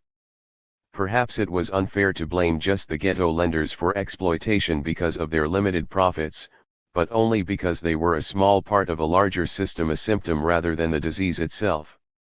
He could not see that the same system that discriminated against blacks had brought benefits to whites. This was why the ghetto was created and redlined in the first place. Whites had not wanted to live near blacks and thus they were benefiting from segregation. Nor did he acknowledge that, for blacks who were being crushed by the ghetto debt trap, it could still feel like an injustice even if the lenders were not making direct profits. Discrimination had led to the deviant market and it felt like exploitation. It's just that the mechanism of exploitation and the individual exploiters were hard to detect. The benefits had not accrued only to the ghetto lenders, but to all of white society. Greenspan underscored in the memo his belief that any capitulation to demands for federal spending in the ghetto was a threat to free enterprise. He believed that the cries of exploitation were not only misguided, but had destroyed the status of the more moderate old-line Negro civil rights leaders and turned the black middle class anti-capitalist. He rejected the liberal notion that the Negro ghetto must be elevated to the level of affluence of middle-class America because this can only be done by massive governmental expenditures. Instead, he advised Nixon to pursue programs to help Negroes help themselves. Capitalist theory was even used to fight basic anti-discrimination laws in Milton Friedman's foundational 1962 book Capitalism and Freedom. The intellectual father of neoliberalism opposed civil rights laws as a violation of free market capitalism. He decried discrimination as a matter of bad taste, but said that anti-discrimination laws were an interference with the freedom of individuals to enter into voluntary contracts with one another. 200. He compared laws prohibiting discrimination to laws requiring discrimination, such as the infamous Nuremberg laws. It was all unjustified government intervention. Friedman believed that markets would themselves root out discrimination because it was costly and inefficient.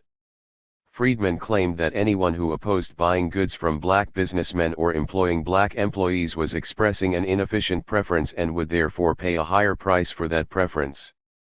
Theoretically this was true, but historically it was not. Because the ghetto had cordoned off a segment of risky borrowers, whites actually paid significantly less for goods, credit, and housing.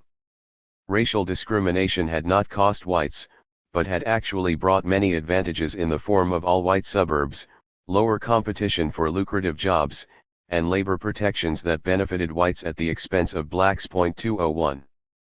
Friedman, Greenspan, and other market capitalists grounded their arguments in economic theory. They were chasing a libertarian, laissez-faire vision of the economy, but what they were describing was a hypothetical future that bore no relationship to the actual lived experience of American history. This was a common trope of the Chicago school economists, one that relied on models that often assumed perfect information and rational behavior and did not account for the decision-making flaws of average humans. 202 The historical American reality was that blacks had never fully participated in free market capitalism and that whites had benefited from heavy government interventions that had worked to the direct disadvantage of blacks. The arteries of trade and commerce had not flowed freely through the ghetto, at least not in the realm of credit and banking. The credit markets lay atop a federal government apparatus including guarantees, secondary markets, deposit insurance, and Federal Reserve support. The only place where those forces were not intervening was inside the ghetto. The ghetto itself had been an unnatural creation of anti-market impositions of racist policies. Indeed, discrimination was incredibly costly, but only to blacks. The neoliberal faith in capitalism and market efficiency was rooted in an ideal much like the egalitarian principles of the founding documents. They were aspirational faiths, but they were not accurate descriptions of the real world. In theory, it was costly to refuse to buy products from blacks if they were offering the same or lower prices. In reality, whites often refused to associate with blacks at any cost. Besides, even if discrimination did suddenly disappear, the broken markets of the ghetto would not. Discrimination had created macro market forces that were now operating on their own. Yet neoliberal dogma and market fundamentalism demanded adherence to market theory, which meant an aversion to any and all government intervention aimed at black poverty. Barry Goldwater's failed presidential run in 1964 was the watershed moment for libertarian market principles on the national political stage, and created a movement that only grew stronger over time. 203 Goldwater demanded less government involvement and spending in all spheres. Without spewing the racial animus of the George Wallace wing of American politics, he opposed civil rights laws, integration, and any government program meant to address poverty, all in the name of free market capitalism. There is no reason to doubt that Goldwater was a true believer in market fundamentalism, but Goldwater won back the South for the Republican Party not on a promise of small government, but based purely on his opposition to integration and civil rights laws.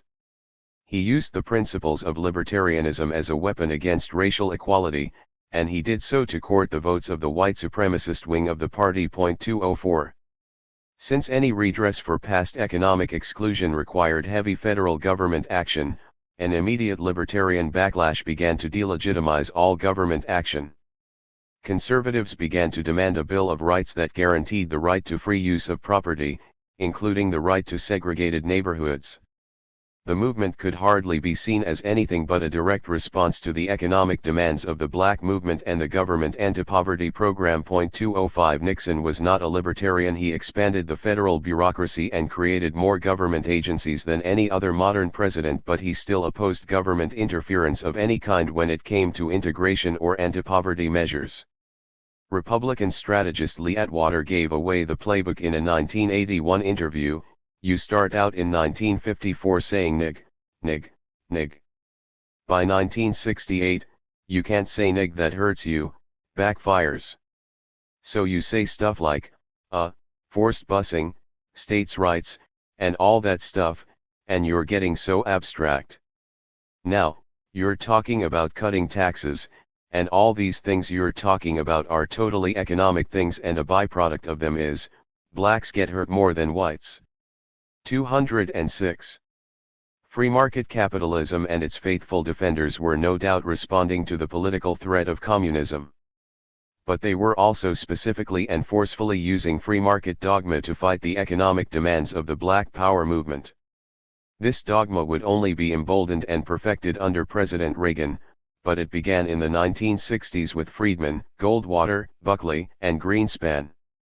The economic theory that James Kwok has called economism began to be adhered to like a religious dogma and was used to fight each and every government intervention to remedy past sins. 207. Economism even provided a new justification for stark wealth inequality and exploitation. Inequality along racial lines has been a constant on the American scene, but different eras have justified it with different myths. Christianity was corrupted to prove that white men had a divine right, even a duty, to subjugate and enslave blacks. When religious theory fell out of favor, social Darwinism and skull measurements held that blacks were an inferior species that had lost the evolutionary race, and thus their subjugation was nature's will. Now economic theory established that market forces decreed that blacks should hold the bottom rung because, for example, the law of supply and demand caused blacks to pay more for credit, and the market determined how much their labor was worth, and that integration was anti-market. Any effort to change these market laws was delegitimized and labeled as harmful government interference with, in the words of President Reagan, the magic of the marketplace. 208. And just as God's will was difficult to challenge in the 1800s, so too was free market economic theory after the neoliberal revolution of the late 1960s, lest one be labeled a heretic or a communist. For the ascendant libertarians who were taking hold of American politics, the only acceptable remedy for a history of exclusion was black capitalism. But what these white policymakers surely meant by black capitalism was capitalism for blacks only. Government intervention in markets had been the norm, as were government-imposed Jim Crow laws. Capitalism had not created the ghetto and black poverty. Racist laws and state intervention in the markets had created both. There had never been free market capitalism for blacks. After years of exclusion, Jim Crow, segregation, and the deviant markets these state interventions had created, the Nixon administration was actually proposing that maintaining the segregated market was the remedy, that somehow attaching the word black to capitalism would fix past wrongs.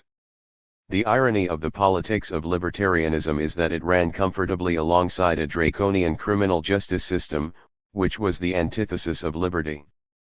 Both Nixon and Goldwater strongly supported federal intervention in the form of a stronger police state. 209 For Goldwater, even Martin Luther King's nonviolent mass demonstrations consisted of bullies and marauders running rampant. He called for Stokely Carmichael to be charged with high treason, a crime punishable by death. 210 Goldwater ran his campaign on promises of law and order, with the ominous warning, choose the way of the Johnson administration and you have the way of mobs in the street. 211 Nixon followed suit by releasing fear-stoking radio ads featuring violence, with the promise that we shall have order in the United States. As John Ehrlichman, special counsel to Nixon, admitted, that subliminal appeal to the anti-black voter was always present in Nixon's statements and speeches. By 1969, over 80% of Americans felt that law and order had broken down in this country, and a majority blamed Negroes who start riots and Communists 212. So began the slow deprivation of the rights and livelihoods of generations of black men in the ghetto. Advocates of libertarianism and neoliberalism claim to want more liberty for individuals and a smaller government, but in reality they only wanted less government for the wealthy and the white. The war on crime had increased surveillance on the black community, overregulated the informal black economy, and imposed excessive sentences for crimes, all of which cost many poor black men their liberty. Not only was the civil rights upheaval co-opted by the carceral state, but a lesser-known diversion took place during this pivotal era. In a pattern that resembled what happened during Reconstruction, exactly at the point of inflection when the black community began to demand economic integration and a transfer of wealth and land, a libertarian free market backlash couched in black capitalist rhetoric headed off their demands. The free market confronts black poverty.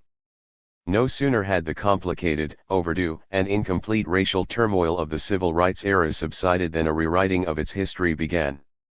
The story was that the civil rights laws had permanently altered race relations in America, dividing history into a racist past and a color-blind present.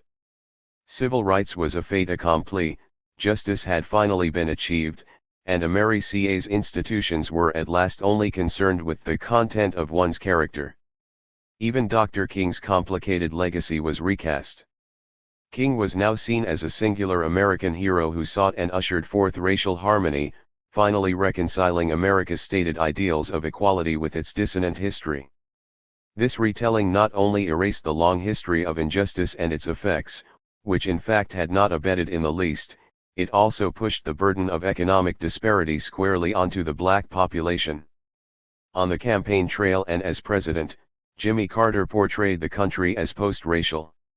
He chastised his Democratic primary opponent, Jesse Jackson, for overemphasizing racial problems, which he referred to as an issue that's already divided the people, yet he enthusiastically embraced the once divisive leader of the previous era, stating, "I see an America in which Martin Luther King's dream is our national dream." 1.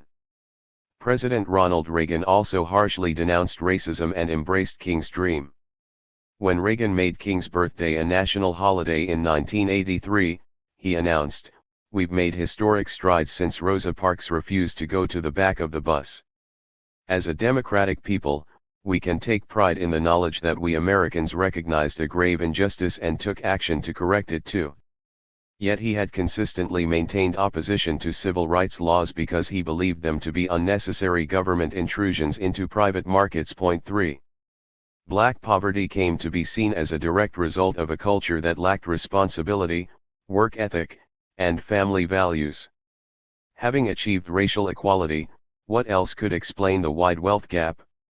Government interventions and the welfare state had allegedly created perverse incentives for blacks to avoid employment and have children out of wedlock. 4. President Reagan attacked welfare spending, characterizing it as tax dollars being spent on welfare queens feasting on T-bone steak while hard-working Americans were standing in the checkout line with their package of hamburgers.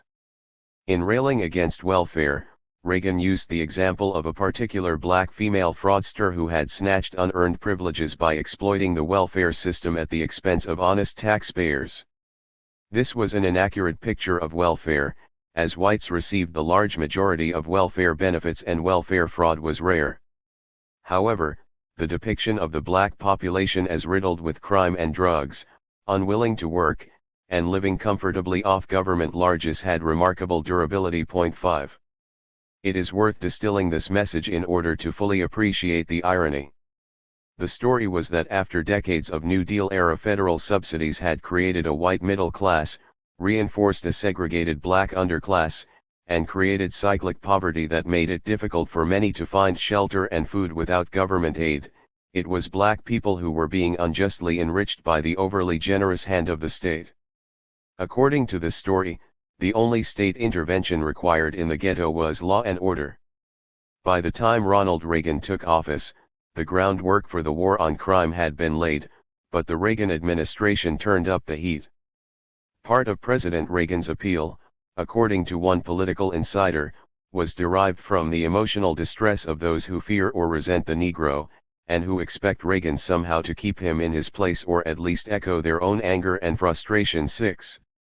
In 1982, Reagan initiated the war on drugs, even though drugs had not yet registered as a perceived public problem. 7. Even the staunchest advocates of the drug war now admit that it was unfairly skewed to impose the harshest prison sentences on black drug criminals rather than white ones, and it resulted in a generational devastation of the lives of young black men. 8. In just a few years, federal funding for anti-drug law enforcement skyrocketed, while funding for treatment or prevention programs plummeted. Anyone selling or possessing crack cocaine could face a lifetime in prison. A media offensive sensationalized a crack epidemic in the inner city, one that didn't really exist yet. But it would. The ghettos were an open sore and crack blew through them like the four horsemen of the apocalypse, leaving behind disease, suffering, and acute poverty. 9. By 1986, Newsweek declared crack to be a bigger story than the Vietnam War or Watergate. 10. Once the nation focused on crack abuse, it was hard to pay attention to the larger, less sensational problem of structural poverty. As Adam Walensky, President Kennedy's speechwriter, exclaimed, "If we blame crime on crack, our politicians are off the hook. Forgotten are the failed schools, the maligned welfare programs, the desolate neighborhoods, the wasted years. Only crack is to blame." One is tempted to think that if crack did not exist, someone somewhere would have received a federal grant to develop it. 11. Crime, drugs, and gang violence eventually enveloped the ghetto. Segregation, poverty, and a distrust of police led to increased crime, which led to further marginalization, poverty, and even more policing. According to Jill Leovy's study of black crime, ghetto-side, high rates of murder among black men are a byproduct of poverty, a history of distrust of the white justice system, and especially of segregation. Indices of segregation are strong homicide predictors. Homicide thrives on intimacy, communal interactions, barter, and a shared sense of private rules. 12. Max Weber defined a functioning state as one that claims the monopoly of the legitimate use of physical force within a given territory. According to Leovy, slavery, Jim Crow, and conditions across much of black America for generations after worked against the formation of such a monopoly where blacks are concerned. Because the law failed to stand up for black people, brutal gang laws filled the void. 13. Black men viewed the American legal system with suspicion, and so extra-legal violence filled the void and ordered the lives of young black men. It also took their lives. As crime increased, so did community trauma and isolation, which limited opportunity for young black men in the ghetto. With few ways out, crime became ubiquitous, or as James Baldwin explained, not as a possibility, but as the possibility. 14. Instead of dealing with the complex set of forces causing black crime, the state response was to contain it, lock it up, and demonize black criminals. American politics became a ratcheting up of tough-on-crime sound bites. President George H.W. Bush defeated Democrat Michael Dukakis in 1988 by infamously linking him to a convicted black felon, Willie Horton, who, while serving a life sentence in Massachusetts, was given a furlough from which he never returned and went on to commit a rape and robbery. This occurred while Dukakis was governor of the state, and Bush's chief strategist Lee Atwater bragged that he would make Willie Horton a household name. By repeatedly airing television ads featuring Horton, the Bush campaign stoked fear of black crime and pegged Dukakis as being too soft on crime. Bill Clinton heeded the lesson, and when he was running for office in 1992, he went to Arkansas to witness and tacitly encourage the execution of a mentally incapacitated black criminal, Ricky Ray Rector. He won the election on a tough-on-crime, anti-welfare platform. 15. As president, Clinton escalated the war on crime, and incarceration steadily increased during his administration. The Clinton administration also slashed funding for welfare and public housing and initiated a one-strike-and-you're-out public housing policy that resulted in many evictions. By the year 2000, almost 800,000 black men were in prison, compared to 600,000 who were in college. 16. Thus, there were more black men in prison than had been held under slavery in 1850.17 after serving time. Ex-felons could not find jobs, and many lost their right to vote. King's legacy assumed an even more cynical meaning under President Clinton, who used King's words to admonish the black community. In 1993, Clinton told a congregation at the Masonic Temple in Memphis, Tennessee, where King had delivered his mountaintop speech, "If Martin Luther King were to reappear by my side today and give us a report card on the last 25 years, what would he say? You did a good job," he would say, "letting people who have the ability to do so live wherever they want to live, go wherever they want in this great country." But he would say, "I did not live and die to see the American family destroyed. I did not fight for the right of black people to murder other black people with reckless abandon." 18. It is more likely, however, that if Dr. King had been alive, he would have lamented the fact that blacks were still living in segregated and impoverished communities and suffering from the resulting crime that accompanied their situation.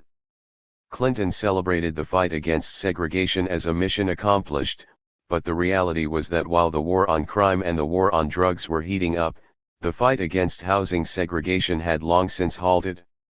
During the 1976 election, candidates from both parties took Nixon's lead and opposed any measures pushing integration. Gerald Ford committed to making sure all constitutional rights are fully protected, while refusing to impose integration on white neighborhoods, which he labeled an ethnic treasure. Jimmy Carter said, "I see nothing wrong with ethnic purity of neighborhoods being maintained. I would not force racial integration of a neighborhood by government action." The rhetoric of ethnicity allowed policymakers to pretend that the racism and segregation that had created inner-city ghettos were akin to protecting ethnic culture, as though the segregation had been voluntary. The cliché celebrating diversity replaced the harsher accusation of segregation and could not be challenged as discriminatory. 19. The Fair Housing Act mandate to affirmatively further fair housing came to be interpreted only as a mandate to oppose outright discrimination in housing. Active integration simply stopped being discussed, and even communities that were flagrantly segregating housing continued to receive block grants. Ultimately, the FHA was an empty promise. The act allowed the country to publicly denounce segregation while never actually pursuing integration. 20. In a testament to how permanent segregation had become, major U.S. cities responded to overcrowding and housing shortages in the ghetto by constructing large-scale public housing projects, which maintained and bolstered segregation patterns. By 1980, the isolation index for the black ghetto was the same as it was during the pre-Depression era of bombings and racial covenants, despite the passage of laws outlawing discrimination. 21. Segregation, white flight, and declining home values continued to hamper black families' ability to grow wealth. 22. In 1984, black middle-class families had only 20 cents of wealth for every dollar of wealth held by white middle-class families. 23. Half of black children were growing up in poverty. Wherever poverty was concentrated, education was subpar, and crime replaced legitimate institutions. 24. While de jure racism was now illegal, economic forces set in motion by years of segregation and discrimination were still perpetuating black disadvantage. But as for targeted race-based economic programs, there were no new ideas. The racial compromise struck during the Nixon era proved as durable as it was weak. When it came to the racial wealth gap, every administration after Nixon's focused on some variation of black capitalism. The OMBE was still the coordinating branch for black business initiatives, although, starting with the Ford administration, the program was no longer called black capitalism. Now it was referred to as minority enterprise. The OMBE's budget remained small and its mission continued to be vague. When the OMBE and SBA minority programs were evaluated by a Commerce Department report in 1975, it was found that most of their programs amounted to little more than technical assistance to minority firms. 25. One could not tell this from the way it was discussed. President Ford called the OMBE undoubtedly the most popular and visible program started by a Republican administration geared specifically toward minorities and the single domestic program positively identified within minority communities as a Republican brainchild. 26 As part of the Railroad Revitalization and Regulatory Reform Act of 1976, Ford created a new agency called the Minority Business Resource Center within the Department of Transportation. The National Business League called the bill the first original piece of legislation to recognize minority enterprise as a national objective. 27 President Ford reiterated the GOP mantra that black capitalism is not a civil rights or jobs program. This was not an apology, it was a boast. Those programs had developed a negative association by then. It is a business program, said Ford. 28. President Carter appointed more African Americans to federal offices than any president before him, but he had no coherent or visible message on black poverty or civil rights. 29 He expressed a strong public commitment to black capitalism programs, stating in 1977 that building strong minority business enterprise is in the national interest because they contribute to our efforts to reduce unemployment and to stimulate community development. 30 His administration doubled government purchases from black firms and deposited substantially more federal dollars in minority-owned banks. 31 In 1977, President Carter promoted the Minority Bank Deposit Program in a memorandum to all of his heads of departments and agencies, urging them to use minority banks. Carter boasted that the program had begun in 1970 with about $3.7 million of funds deposited in 31 participating banks, and that by 1977 there was $86.6 million in over 80 minority banks. 32. The SBA's contract set-asides became a point of public controversy in 1978 when Mike Wallace of 60 Minutes aired an expose revealing several grant recipients as fronts for white construction firms. 33 The Carter administration studied the program in 1979 and found that it suffered from a lack of focused leadership, lack of consensus on major goals and objectives, inadequate utilization of limited resources, and unrealistic business expectations. 34. The minority businesses getting grants were floundering, and the program, having no clear mandate, was riddled with inefficiencies. 35 After the report, the Carter administration in 1979 streamlined programs at the OMBE and renamed the agency the Minority Business Development Agency, MBDA. The change in name also marked a shift in philosophy. Now the agency focused exclusively on ensuring minority business success. It would try to pick among the most successful minority businesses and provide them with assistance. If black capitalism had been launched as a response to the deviant ghetto economy, the connection was no longer apparent. 36 However, the politics were still appealing. Denouncing discrimination, avoiding systematic race-based economic reform, not pushing integration, and heralding black business and suing administrations pursued the political path Nixon had forged in addressing racial inequality. President Reagan perfected the rhetoric of the libertarian ideology that Goldwater had initiated, and he sharpened the weapon of free market capitalism against government aid. While fighting both welfare and minimum wage hikes, he claimed he was waging a fight for the black community. We are the party of real social progress, which meant moving toward an opportunity society, not a welfare state. The way to deal with poverty in the black community was not government aid, but tax cuts. When President Reagan spoke to minority business owners in 1987, he explained that tax cuts created opportunity for those who had before been economically disenfranchised, the poor and minorities. 37. In line with his trickle-down economics theories, Reagan equated his cost-cutting economic Bill of Rights with fighting for civil rights. Let's complete the civil rights movement by writing a guarantee of the American dream into the Constitution, a guarantee that America will always be, for our children and our children's children, the land of opportunity. 38. While cutting anti-poverty programs, Reagan enthusiastically supported black business. Speaking to the NAACP in 1981, he extolled black business leaders, saying that minority business development is a key to black economic progress. Black-owned businesses are especially important in neighborhood economies where the dollars, as I said, spent have a beneficial multiplier effect. 39 Here was Garvey and Malcolm's theory of control of the black dollar. Here was also Milton Friedman's theory of free enterprise as the bulwark against discrimination. A free economy helps defeat discrimination by fostering opportunity for all, promised Reagan. 40 In a 1982 speech, President Reagan declared that for the rest of his administration, the first week of October would be Minority Enterprise Development Week. 41 In 1983, he issued an executive order requiring federal agencies to issue annual goals on increasing procurements from minority businesses. 42 The 1988 GOP platform promised we will increase, strengthen, and reinvigorate minority business development efforts to afford socially and economically disadvantaged individuals the opportunity for full participation in our free enterprise system. 43.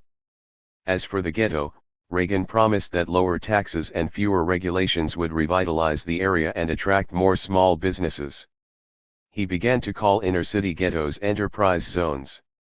The 1984 GOP platform had called on Congress to pass legislation to help enterprise zones, to draw a green line of prosperity around the red-lined areas of our cities and to help create jobs and entrepreneurial opportunities. 44. Apart from tax cuts, Reagan did not offer any specific plans to create jobs or opportunities.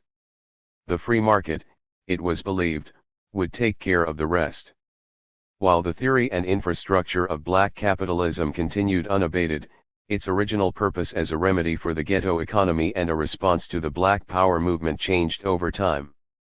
For example, both Presidents Carter and Reagan put forth initiatives to include women in the SBA and MDBA grant programs. 45 Reagan's Women's Business Ownership Act of 1988 mandated that the SBA provide additional aid to female-owned enterprise. 46 Black capitalism initiatives and affirmative action had begun as a politically neutralizing response to one of the biggest racial uprisings in history, but now these programs encompassed business support for all minority groups, including women. The theory of black enterprise was no longer discussed as an anti-poverty measure, and certainly not as a black power initiative. Rather, it came to be conceived of as providing positive role models for minority communities and diversifying white male-dominated fields. Nor were these programs about remedying past injustice, which, according to the Supreme Court, was now unconstitutional. In the 1978 case Regents of the University of California v. Bakke, a plurality of the court upheld race-based preferential treatment in university admissions, but rewrote the underlying premise of affirmative action in the process. Justice Lewis Powell held that the only compelling state interest that could justify affirmative action was increasing diversity. 47. It was no longer a legitimate state interest to create programs meant to remedy past discrimination. Understanding what this meant for the prospect of future reforms, Justice Thurgood Marshall wrote a forceful and plaintive dissent. Having personally waged a fight against centuries of unjust laws and having case-by-case rethreaded parts of the Constitution itself, stitching the Negro, at long last, into the fabric of the nation, Marshall knew the stakes involved. 48 He explained to the court that the legacy of years of slavery and of years of second-class citizenship in the wake of emancipation could not be so easily eliminated. He could not believe that the Constitution stood as a barrier to remedying such a legacy, especially as it had only been a decade since the civil rights laws had banned racial discrimination, and too little had changed. Measured by any benchmark of comfort or achievement, meaningful equality remains a distant dream for the Negro. Marshall explained that blacks were still economically disadvantaged, a position that was an inevitable consequence of centuries of unequal treatment. Marshall pleaded that bringing the Negro into the mainstream of American life should be a state interest of the highest order and warned that a failure to do so is to ensure that America will forever remain a divided society. 49. Affirmative action for the sake of diversity survived, but the obvious theory that blacks had suffered past injustices that continued to cause present problems did not. Neither did the Black Capitalism Set-Aside program. In 1989, a white construction company sued Richmond's Minority Set-Aside program, arguing that the program violated the white company's constitutional right to equal protection under the law. In City of Richmond v. Croson, the Supreme Court agreed and ended the program. The court rejected Richmond's claim that past societal discrimination could justify a racial preference. Justice O'Connor even summoned Dr. King's rhetoric in order to reject any program that would favor blacks over whites, stating that the dream of a nation of equal citizens in a society where race is irrelevant to personal opportunity and achievement would be lost in a mosaic of shifting preferences based on inherently unmeasurable claims of past wrongs. 50. King's confused legacy was often wielded as a potent weapon in opposition to affirmative action programs. When Attorney General Edwin Meese tried to eliminate minority hiring goals in 1986, he said that his plan was very consistent with what Dr. King had in mind. When Louisiana Governor Mike Foster signed an executive order eliminating affirmative action in his state, he said, "King sort of believed like I do. I can't find anywhere in his writings that he wanted reverse discrimination." 51. That was not what King had believed. In Where Do We Go From Here, King had said, "A society that has done something special against the Negro for hundreds of years must now do something special for him." 52. While the judicial branch was dismantling the executive branch's black capitalism program, the legislature was enshrining features of it in the law. In 1989, Congress passed the Financial Institutions Reform, Recovery, and Enforcement Act, FIREA, in response to the savings and loan crisis. The act was primarily focused on regulating the failed thrift sector, but it also included a much less discussed provision on minority banks. Section 308 of FIREA, entitled Preserving Minority Ownership of Minority Financial Institutions, contained the first legislative decree concerning minority banks. Section 308 did not authorize any financial help to black banks, but instructed the FDIC, Treasury, and the now-defunct Office of Thrift Supervision to pay attention to the sector specifically, to work toward preserving the present number and character of minority deposit institutions.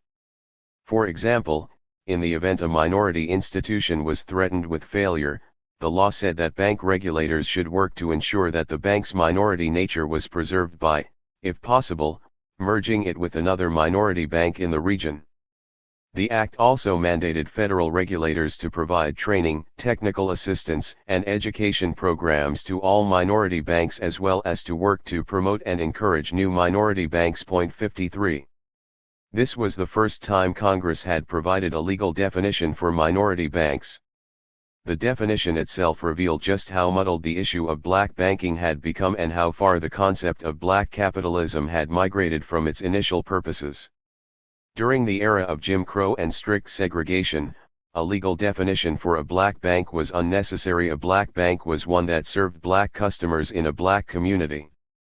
When Nixon issued Executive Order 11458 establishing the OMBE and the Black Capitalism Framework, he did not include a legal definition. It had been fairly obvious that he was talking about establishing black-owned institutions in the ghetto as a response to black riots and the Black Power movement. 54. However, after the initial crisis had passed, the Nixon administration began speaking more vaguely about minority business enterprise. According to some observers, this was because Nixon had seen the political utility in courting the Mexican vote. In fact, his only minority appointment to his administration was conservative Mexican, Hilary Sandoval, to head the SBA. 55.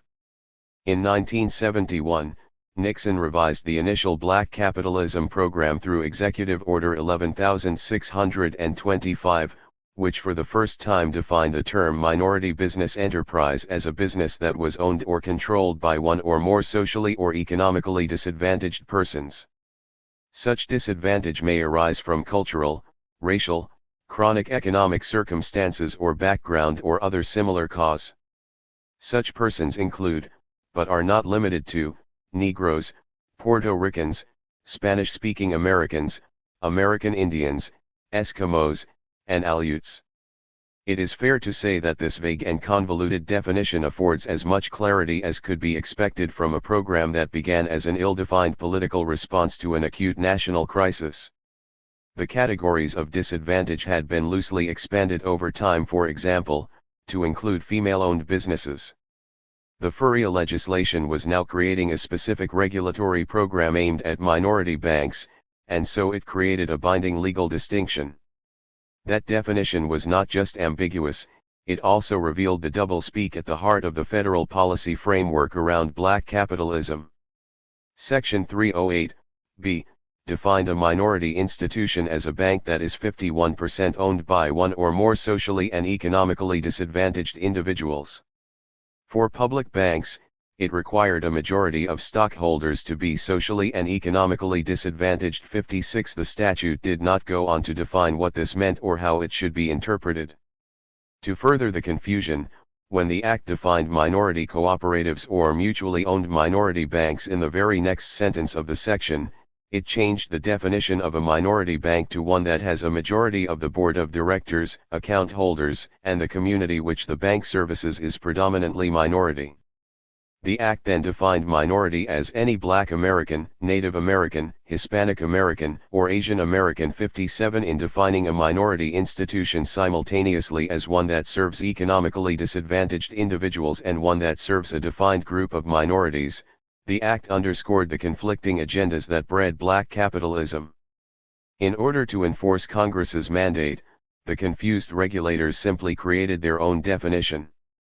Given the ambiguous nature of the phrase socially and economically disadvantaged individuals, the FDIC regulators threw up their hands and said that they had determined that a minority deposit institution was one that is majority owned by U.S. citizens who are Black American, Asian American, Hispanic American, or Native American.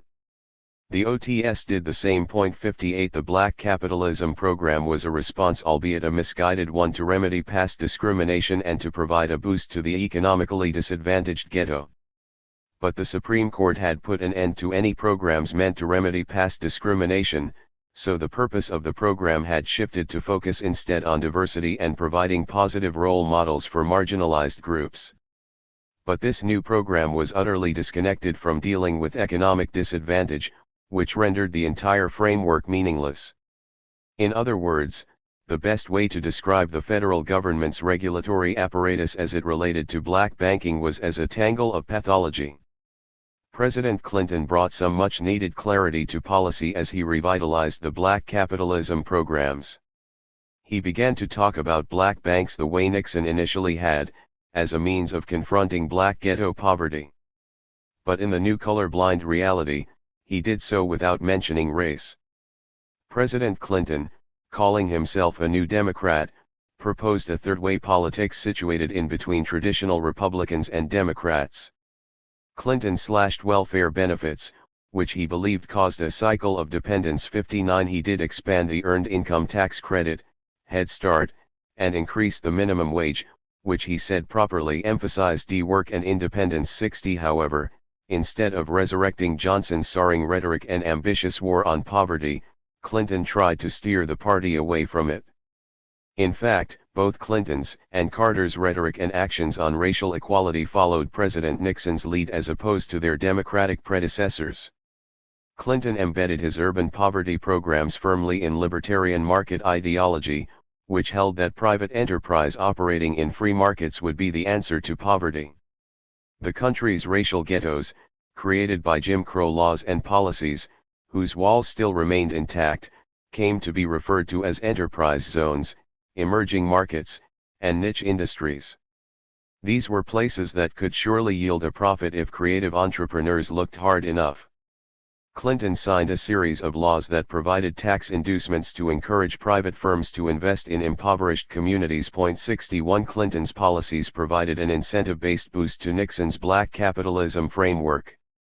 Nixon had tried with minimal effort to induce large white-owned firms to voluntarily contribute to black businesses as a civic duty.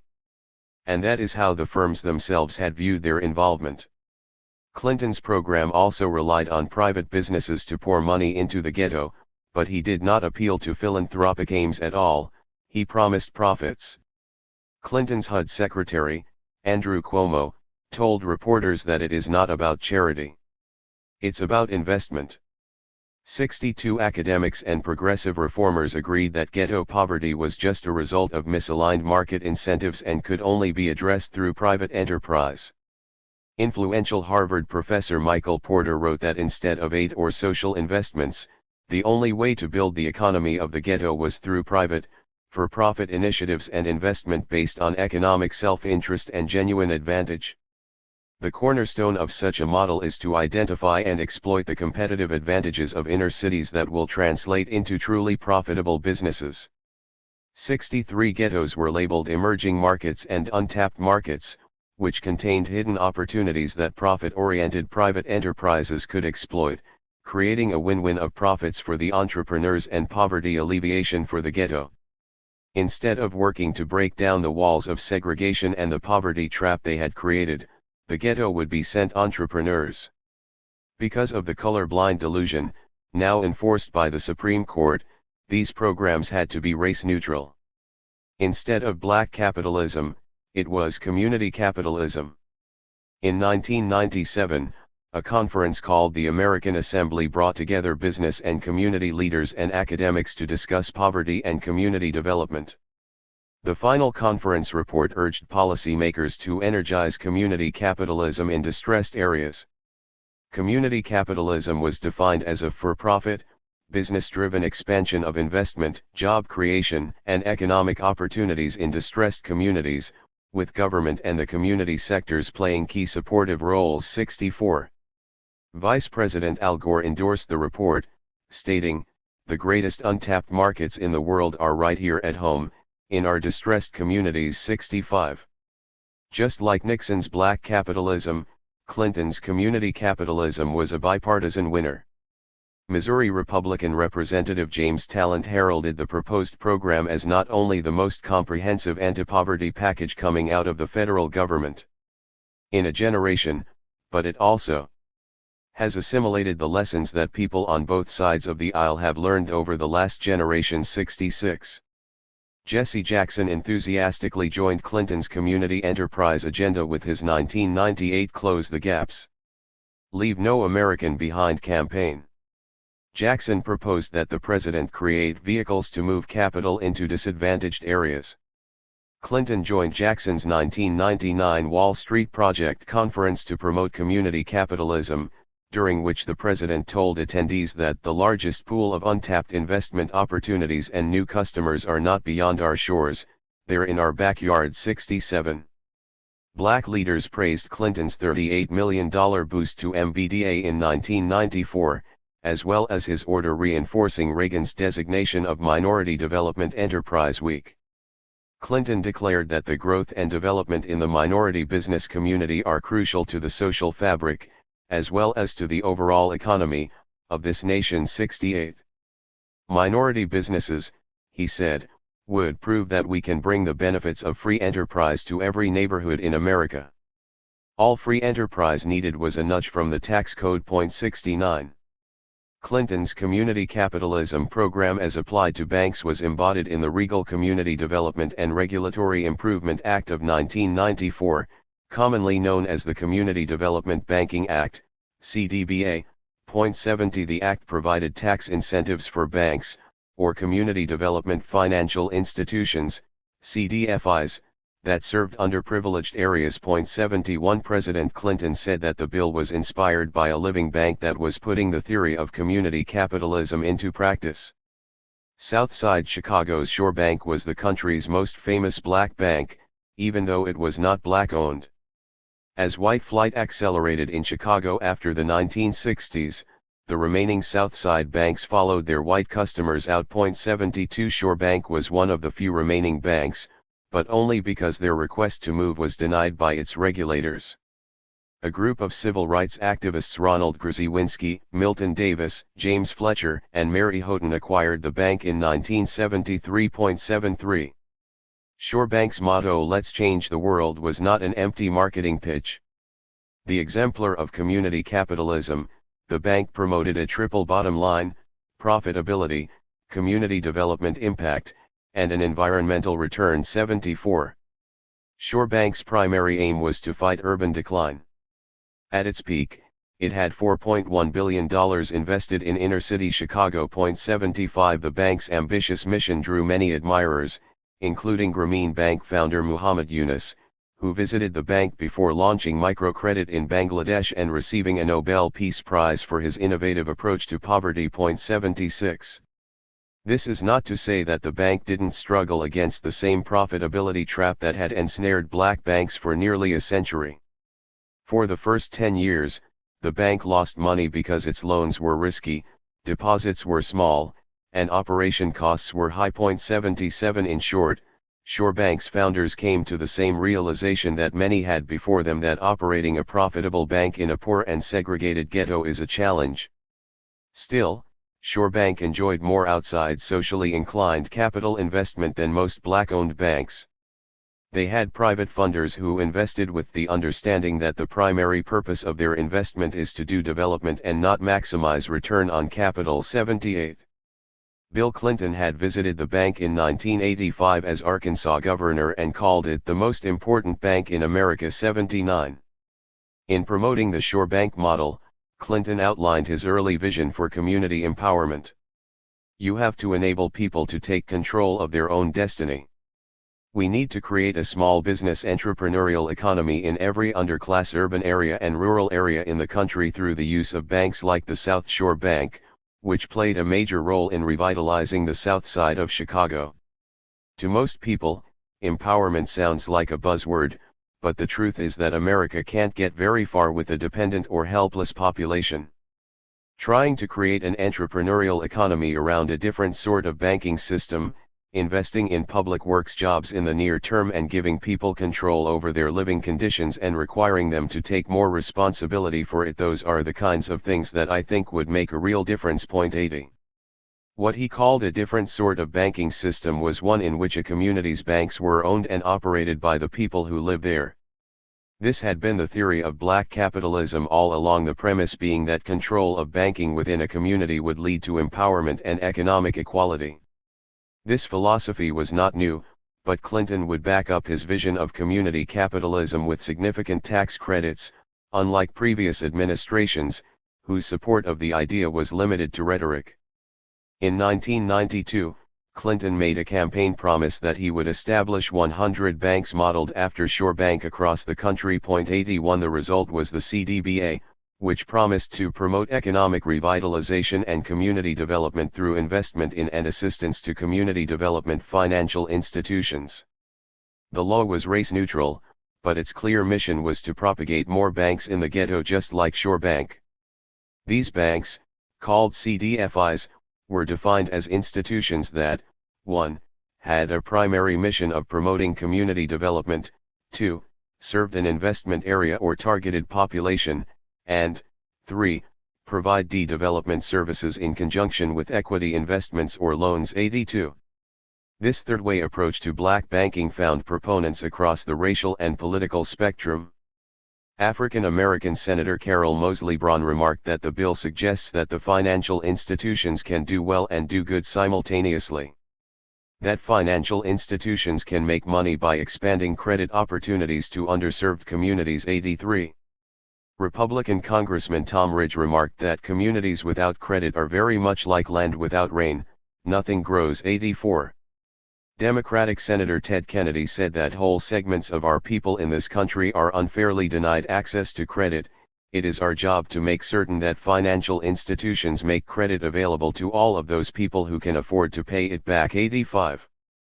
The issue at hand, according to one senator, was not whether community development banks are a good idea, but rather how do we establish them. 86. The central theory behind the CDFI was that it would find heretofore hidden profits in the ghetto. Former Treasury Secretary Lawrence Summers envisioned a successful CDFI as perhaps best compared to a niche venture capital firm that deploys its superior knowledge of an emerging market niche to invest and manage risk better than other investors. 87. Summers labeled these banks market scouts that would seek out profits in overlooked markets. Yet black-owned banks had long been using their superior knowledge to try to make profits in the ghetto, only to find that the stubborn financial ecosystem of the ghetto economy had always stood in the way, as CDFIs would soon learn. Like black-owned banks, CDFIs have struggled to remain profitable despite help from the tax code. CDFIs routinely show weaker financial performance across the board compared with their more conventional peers. 88 The Lodestar, Shore Bank itself, did not fare well, and its eventual demise would be as newsworthy as its rise. The CDFI fund got a boost in 2000 with the New Market Tax Credit, NMTC, which was created to direct new business capital to low-income communities, facilitate economic development in these communities, and encourage investment in high-risk areas. The NMTC was passed along with the New Markets Venture Capital, NMVC, initiatives, and Clinton called them the most significant effort ever to help distressed communities by leveraging private investment. 89 The bill provided that any project whose primary aim was to invest in low-income communities would get a tax break equaling 39% of its investment over time. 90 However, the design of the program carried certain distorting features that made it more likely that funds would flow toward projects or proposals that were more profitable, rather than those that were more effective at meeting the program's goals. One reason was that the Treasury, the fund's administrator, used geography to determine what areas were disadvantaged. This would not seem to be a problem as poverty was usually concentrated in geographically defined ghettos or rural areas, but the areas marked as eligible were too large and included affluent downtown business areas close to historically disadvantaged ghettos. For example, Wall Street was initially classified as an eligible low-income area. Moreover, Treasury, whose institutional concern was to maintain the fund's profitability, consistently chose projects that promised more profits and had less risk. The majority of CDFI investments have gone to real estate developments in low-income communities, and the recipients have been larger, more established banks. 91 Minority banks have been essentially shut out of this program since its inception. Only between 2 and 6% of these funds have been awarded to minority banks. 92 Funds meant to revitalize the ghetto have instead gone to firms outside the ghetto that have financed development projects within it, a situation that only exacerbated the ghetto's profit leakage. 93 For a mission focused on extracting profits from enterprise zones, this is not surprising. If the CDFI fund was rooted in the black capitalism model, the Community Reinvestment Act, CRA, was rooted in the original affirmative action model. Its justification was to remedy a history of discriminatory redlining, and its mission was to require mainstream banks to lend a fair portion of their loans to the ghetto. Although redlining had been based on explicit racial discrimination, the CRA had to be designed to be colorblind. Much like affirmative action, the act has been one of the most vilified of banking laws, even as it was criticized by civil rights groups as toothless in counteracting the legacy of past injustices such as redlining. 94. The bill was sponsored by Senator William Proxmire in 1977 when he served as chair of the Senate Banking Committee. Proxmire had helped pass the Home Mortgage Disclosure Act, HMDA, in 1975, which had forced banks to divulge loan information based on race. Armed with HMDA data that revealed that banks were deliberately avoiding making loans in black communities, Proxmire crafted a legislative remedy. He reasoned that because banks had created the problem, they had a duty to remedy it. He also believed that banks had an obligation to help meet the credit needs of their local communities. He said that the CRA was based on the widely shared assumption that a public charter conveys numerous economic benefits and in return it is legitimate for public policy and regulatory practice to require some public purpose. The senator claimed that banking was a franchise to serve local convenience and needs, and therefore it is fair for the public to ask something in return. 95 In other words, Proxmire acknowledged that banks benefited from a healthy amount of public support, which meant that they had to serve public needs, or at least not discriminate against disadvantaged members of the public. This perspective was out of sync with the prevailing neoliberal market philosophy that held that the only obligations banks had were to their shareholders. Specifically, the bill required banks to prepare annual reports describing whether they were meeting the credit needs of low to moderate income residents.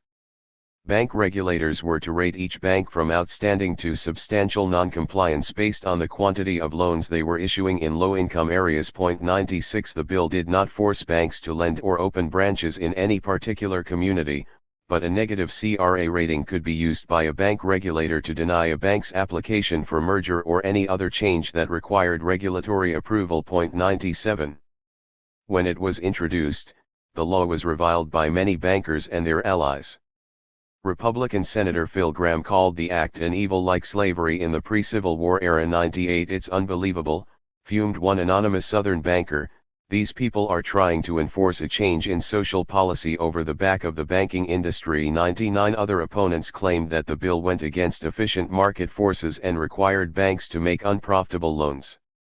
Indeed, if the loans were profitable, banks would not have needed regulatory nudges to make them. 100 On the other side, community groups have argued that the CRA is more about process than actual reform. 101 For example, banks are rated by how many times they meet with a community group, as opposed to whether anything comes of those meetings.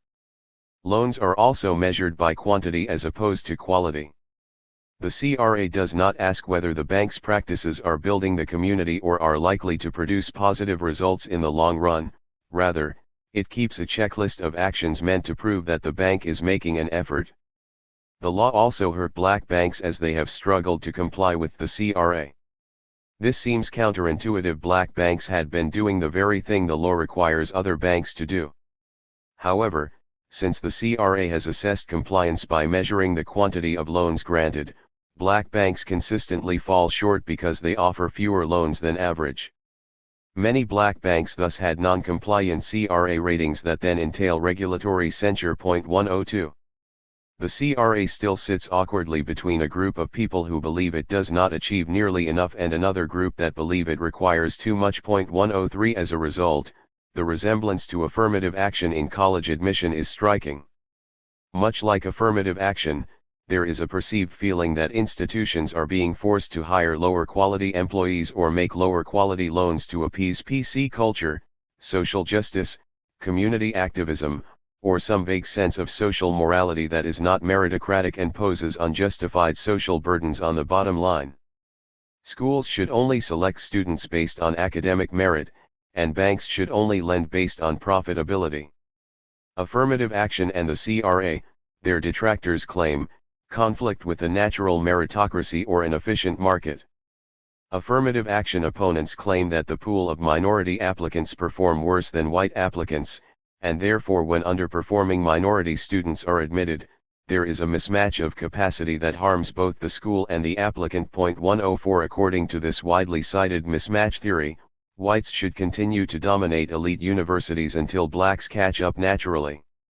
Banks also claim that they should avoid lending in distressed areas, not because they are discriminating, but because those areas are not profitable and those loans are riskier. Residents of such areas have fewer resources and are more likely to default on a loan. Applying the mismatch model to banking, borrowers should work to earn those bank loans instead of being offered them before they are ready, a mismatch that can hurt the bank, society, and the borrower. Such arguments are based on snapshots of surface-level problems and fail to explore why black students and black borrowers fall behind whites in the first place. A longer historical view reveals that the reason the ghetto does not yield profitable loans is due to a history of segregation that was enacted through lending discrimination perpetuated by the very firms now being asked to mend the gap. Once the Supreme Court decided that past injustice could not justify present benefits, it seemed to erase the nation's memory of the past injustice and allow for these types of short-sighted arguments in opposition to any program meant to address a historic wrong. The long debate over the CRA erupted after the financial crisis, with some even implausibly blaming the CRA for precipitating the financial crisis. Though the CRA is still in effect, Proxmire's view of banks as public-serving community institutions soon became a historical relic. During the 1980s and 1990s, the very nature of U.S. finance and banking changed fundamentally, with profound and surprising repercussions for black wealth accumulation. One of the most consequential financial innovations of the century was the mortgage-backed security, MBS, which fundamentally changed the secondary mortgage market. In 1938, Fannie Mae, the first government-sponsored enterprise, GSE, was created to facilitate the sale of mortgages in the secondary market. The 1968 Fair Housing Act privatized Fannie Mae and spun off a new entity, the Government National Mortgage Association, GNMA, or Ginnie Mae, which was to remain under government control. Fannie Mae mortgages would no longer be counted on the government's books. The third GSE, Freddie Mac, was created in 1970 to help expand the private secondary market for mortgage loans. Freddie Mac was never sponsored by the government, but it had the warm glow of government support because of its association with the other two giants. In 1971, Freddie Mac issued a product called a participation certificate, which grouped mortgages together and allowed an investor to buy a slice of a bundle of mortgages and receive a proportion of dividends on the entire bundle. This innovation diminished investor risk by spreading out the losses from defaults onto multiple parties. Fannie Mae improved on the idea in 1981 with the mortgage-backed security, which was similar to the participation certificate, but was more easily tradable and accessible to investors. Lower risk of loss led to more investments, which led to more capital flowing through the mortgage market, which led to more mortgage lending. The MBS accelerated the mortgage market and became an attractive vehicle for large investors, including pension funds, foreign countries, and corporations. Banks could now originate a mortgage and immediately sell it on the secondary market, where it would be bought and traded by a variety of new MBS investors. Mortgage-backed securities rescued the mortgage market from a severe capital shortage. By 1970, bank withdrawals had surpassed bank deposits at thrifts and banks around the country. According to Robert Pease of the Mortgage Bankers of America in a 1970 statement, except for FNMA, there is almost no money available for residential housing. We are in a real honest-to-goodness housing crisis. 105.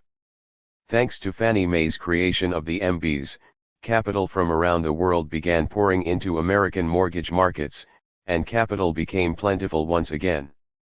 The transformed mortgage market was built on a chain of transactions that separated borrowers from investors across a coordinated world market. It resembled the 18th century cotton market, where capital from abroad flooded U.S. markets and created financial innovations, new products, and new sources of profits. Lending decisions were no longer made based on a relationship between lender and borrower, but through objective numerical formulas. Banks or other mortgage originators would make any loan the secondary market would buy. Because banks were not keeping these loans on their books, they worried less about whether the borrower could actually repay. Their main objective was to issue loans that conformed to the standards set by Fannie and Freddie, which made them tradable. Lending became standardized and hassle-free. Some believed that the new market was also risk-free. The secondary mortgage market soon developed an insatiable appetite for mortgage loans. Banks kept originating them. Investors kept buying. There were not enough loans to feed the beast, so ingenious bankers created products that were based on other products.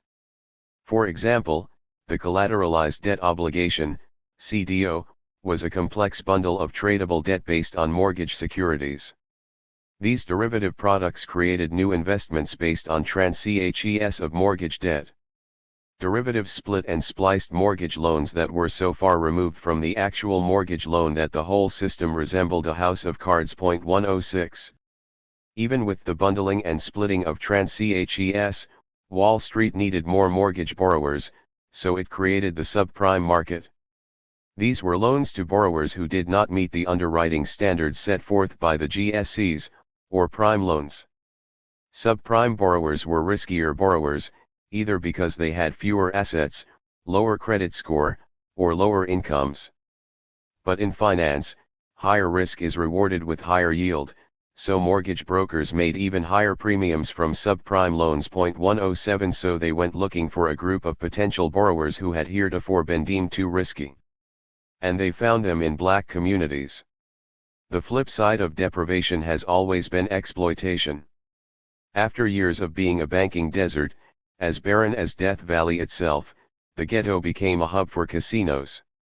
The black population found itself courted by, or more accurately targeted by, subprime lenders. Just as contract sellers had exploited the credit-starved and redlined ghettos, once again, high-priced lenders filled the void. High-interest mortgages were made legal by Congress and the courts, who, guided by the ethos that fewer government regulations would produce a healthier banking industry, lifted caps on interest rates. The 1980 Depository Institutions Deregulation and Monetary Control Act, DIDNCA, the 1982 Garn-St. Germain Depository Institutions Act, and other deregulatory legislation paved the way for subprime loans, and the 1978 Supreme Court case Marquette National Bank v. First of Omaha made state usury laws practically ineffectual, leading to a steady rise in interest rates. Some of these mortgage interest rates 34% APR with fees and balloon payments were in loan shark territory. 108. As early as the 1980s, studies confirmed that another Jim Crow credit market had formed, this time in mortgages. Whites systematically received lower interest rates and longer repayment periods than blacks. 109. A 1991 study by the Federal Reserve of 6.4 million home mortgage applications found that there was widespread and institutionalized racial discrimination in the U.S. banking system. 110. Blacks who qualified for prime mortgages were being disproportionately sold subprime loans. A HUD study found that subprime loans were 5 times more likely in black neighborhoods than in white ones between 1993 and 1998. In other words, high-cost subprime lending accounted for 51% of home loans in black neighborhoods, versus only 9% in white ones. Moreover, homeowners in high-income black neighborhoods were twice as likely as homeowners in low-income white neighborhoods to have subprime loans. 111. Several of these studies identified race of the borrower as the key predictor determining how much interest was paid on a mortgage. Massachusetts Congressman Joe Kennedy quipped that these results portray an America where credit is a privilege of race and wealth, not a function of ability to pay back a loan. 112. The reality was probably far more complex than a simple matter of racial discrimination, however. There was certainly racism in lending. Lenders continued to view blacks as being less creditworthy regardless of their financial statements, and they continued to offer blacks higher rate loans. However, many blacks also had fewer assets and lower incomes, which made them inherently riskier borrowers. 113. The market had come looking for risky borrowers to exploit, and they used race as a blunt proxy, such that wealthy and creditworthy blacks were sold more expensive loans than they merited. Consumer loans also came flooding into the ghetto. Where credit card issuers had been avoiding the zip codes where blacks lived, by the 1980s they joined the mortgage lenders and began looking for them. Credit cards had previously been sold to the affluent. In fact, having a credit card was considered a sign of wealth. But wealthy customers were no longer profitable for credit card companies, which were now flush with capital and looking for more yield.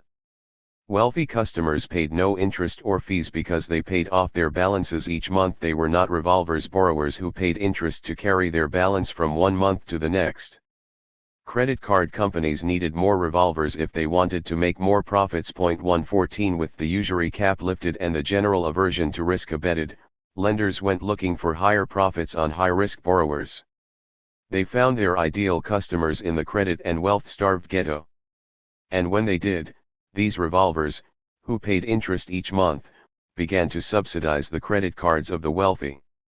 Academics who studied the mechanisms used by credit card companies to find revolvers discovered that credit card companies were using race to find new customers. According to their data, the most profitable group to lend to, if a bank were maximizing finance charges, would be black Americans, because blacks were 3 times as likely as whites to revolve their debts. 115. Credit issuers pulled on blacks to borrow so that they could profit from the attendant fees and interest. At the same time, blacks were being pushed to borrow by their low and volatile wages. Credit had become a necessity for both middle-class and low-income Americans of all races as wages and real economic growth had stagnated.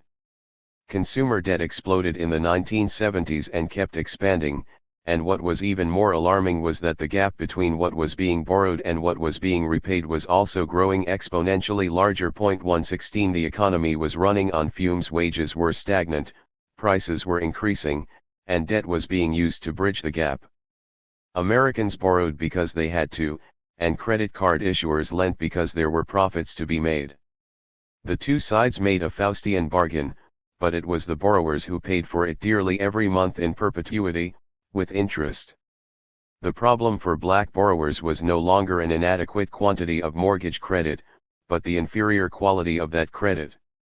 In other words, instead of refusing to lend in black neighborhoods, subprime lenders were focusing their efforts there. Senator Donald Regal of Michigan called it reverse redlining.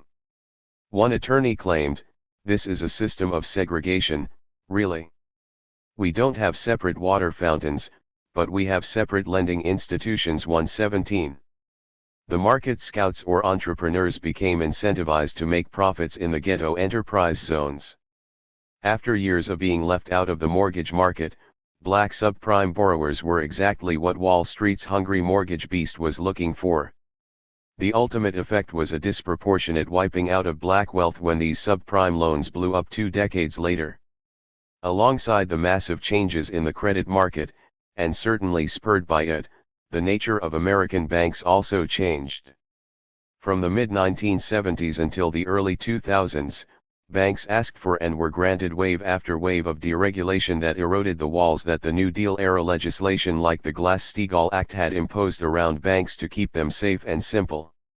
Banks wanted to compete in the fast-moving, highly profitable, globalized markets even if that meant taking risks with other people's money. 118 Some of the prohibitions had indeed become outdated and overly restrictive, but after years of stability and profits, bankers had also regained their appetite for risk. Free market ideology was deeply entrenched in Washington, and there were few dissenters when the bank lobbyists pushed on regulators to leave them alone and let the market's invisible hand regulate them. Policymakers and regulators believed, despite much historical evidence to the contrary, that banks could operate safely without any government interference. Most scholars agree that the 2008 financial crisis was caused, in part, by bank deregulation, but there is still ongoing disagreement and debate about the right balance of regulation. What is not debated is the effect of the era of deregulation on the character of the banking sector. American banking went from an industry consisting of small community banks to one that was dominated by a few large bank holding companies operating extensive branch networks. As a result of the banking transformation enabled by deregulation, financial innovation, globalization, and new technology, the simple banking of the past half-century, the 3-6-3 model of taking deposits, lending, and golf became obsolete and unprofitable. No longer can a community bank survive by simply taking deposits and making FHA loans to the middle class. Today, a profitable bank holding company engages in deposit taking and lending, but also trading in derivatives, stock market speculation, broker-dealer operations, insurance, and merchant banking. This increased size and complexity has led to a finance-dominated economy and unprecedented profits, and risks. It also led to cannibalization of weak banks by the strong. Bank of America, formerly the Bank of Italy, was emblematic of the change. Hugh McCall, CEO of the conglomerate from 1983 until 2001, succinctly described the mantra of the age: "You're either growing or dying." So we grew. 119 By mergers and acquisitions, the bank created a vast financial empire. It was not alone. Citibank, Wells Fargo, and J.P. Morgan Chase were doing the same thing. As part of the transformation, these banks closed branches in less profitable locations and moved operations to higher yield markets. Community banks now had to compete with larger and far more efficient mammoth banks. This was the centripetal force the small rural bankers had been trying to fight during the New Deal and that Thomas Jefferson had feared. Now that the New Deal barriers were gone, a massive migration and conglomeration of money toward Wall Street was only natural. In this atmosphere, community banks either merged or died. Many died. 120 more banks merged between 1980 and 1990 than in any preceding decade in U.S. history. In just 10 years, from 1982 to 1992, 1,500 banks failed, 3/4 of all U.S. bank failures since the Great Depression. 121 The least able to compete were banks in rural areas or inner-city ghettos. 122 The largest black bank to fail was Jackie Robinson's Freedom National Bank of Harlem. 123 The bank's 1990 failure was a devastating blow to Harlem and sent a shockwave through the entire black banking industry, especially because there were cries of discrimination and a double standard by the federal regulators that administered its liquidation. The kid gloves that Jackie Robinson had complained about were off now in the new hyper-competitive banking world.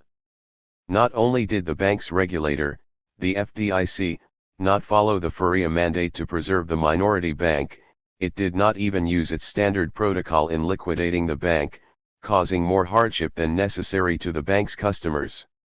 Typically, when a bank fails, the FDIC steps in as a receiver and has several options for closing a bank. It can sell the failed bank and all of its accounts to another bank, it can just transfer the deposits to another bank while liquidating the bank's assets, it can pay off insured depositors up to $100,000, the deposit insurance cap at the time, or it can manage the bank until it becomes profitable again. During the heavy merger era of the 1980s and 1990s, the FDIC almost always, 90% of the time, chose the first route, selling the bank to another one, which assumed all the bank's obligations. In other words, for most bank failures, all the depositors were made whole when the bank failed, even customers who had deposits exceeding the $100,000 insurance cap. 124. However, when Freedom National Bank of Harlem failed in 1990, the FDIC chose the unusual method of paying off insured depositors only up to the $100,000 maximum. In fact, the FDIC made the even more unusual decision to combine all accounts of a given depositor into one account and then applying the cap, which left many more depositors exposed to losses. Many depositors had purposefully opened several accounts in order to gain the protection of the FDIC, but the FDIC refused to insure those accounts, even though that had been their typical practice. This decision by the FDIC meant that the many churches and Harlem-based community groups that were Freedom Bank depositors lost their deposits. 125 The FDIC was heavily criticized for its handling of the matter.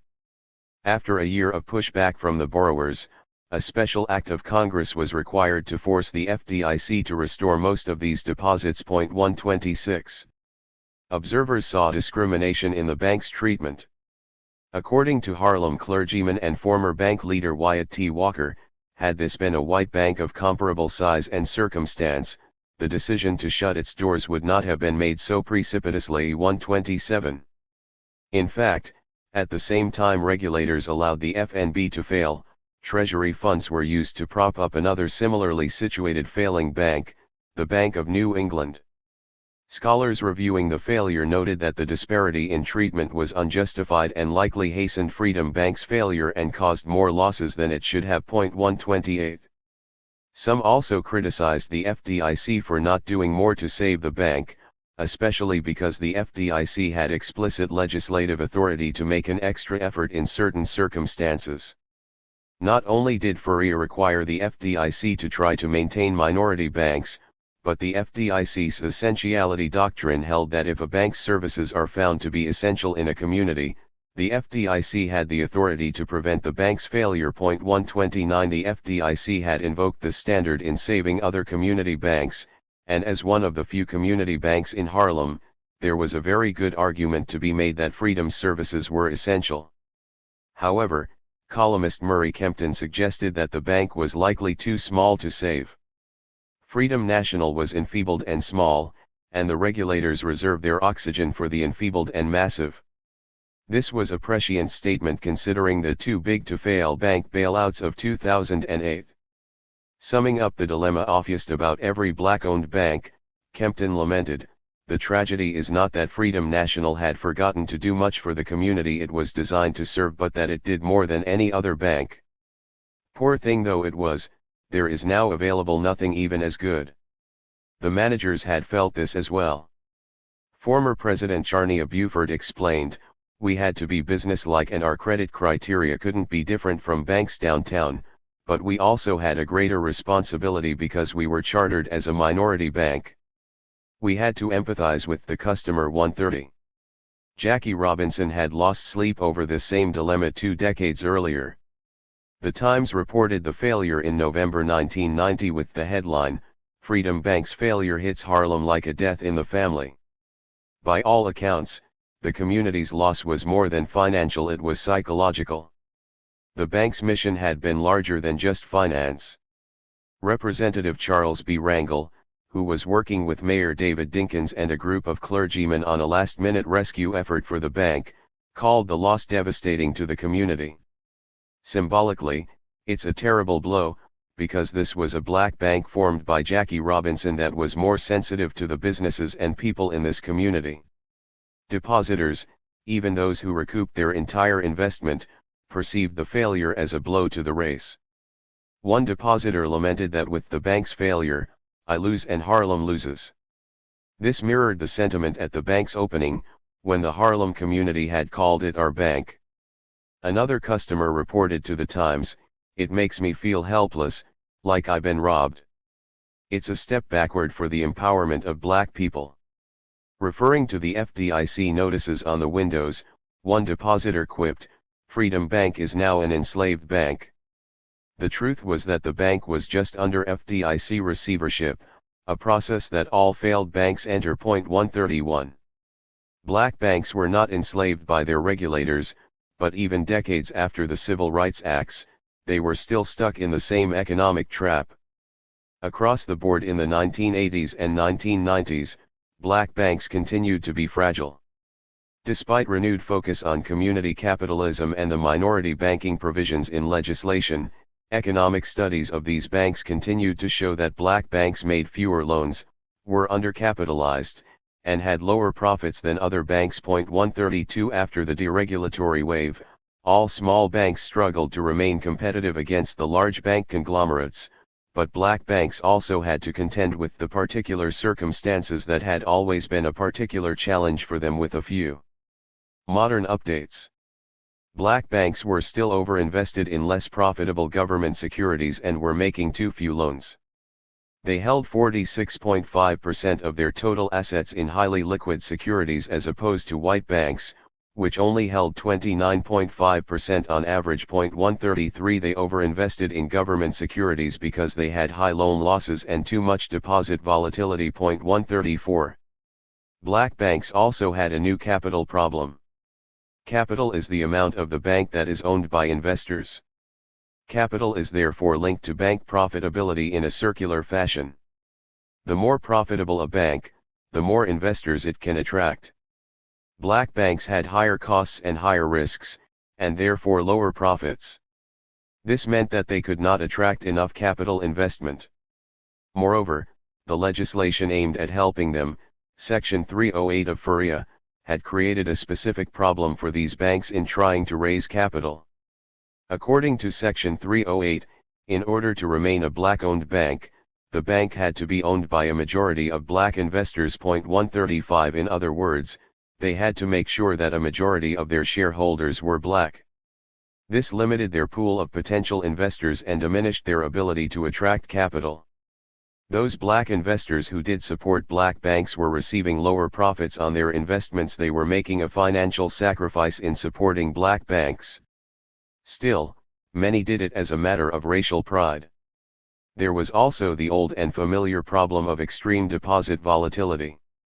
Economists Timothy Bates and William Bradford conducted a regression analysis on black bank portfolios and determined that their depositors withdrew their deposits at a much higher rate than white banks and in an unpredictable manner, meaning that the bank's inflow and outflow of cash could not be determined beforehand.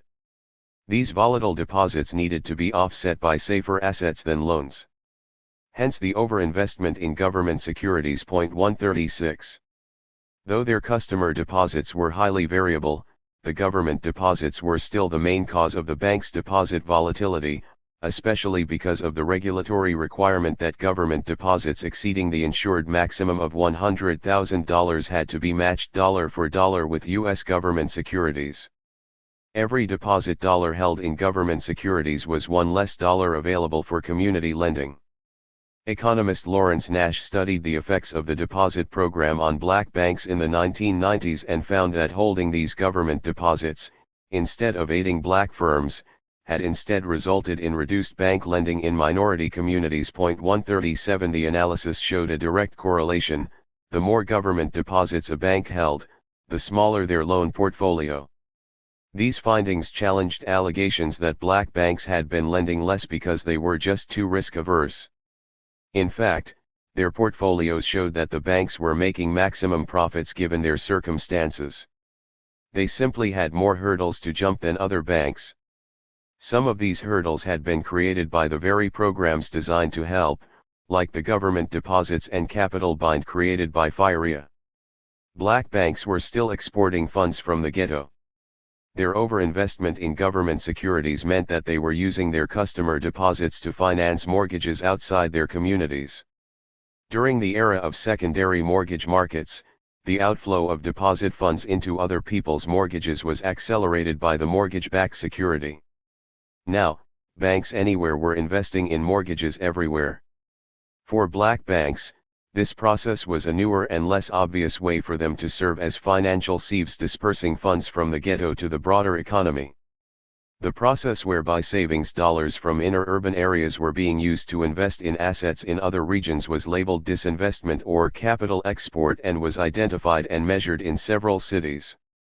Economists Harriet Taggart and Kevin Smith measured disinvestment in Boston and found that the mortgage-to-deposit ratio, savings dollars deposited by residents of a neighborhood that are returned to that same neighborhood as mortgage dollars, in core urban areas ranged from 3% to 33%, but in the outermost suburbs, this ratio ranged from 108% to 543%. 138 Only a fraction of the deposits invested in urban banks were being used in those areas.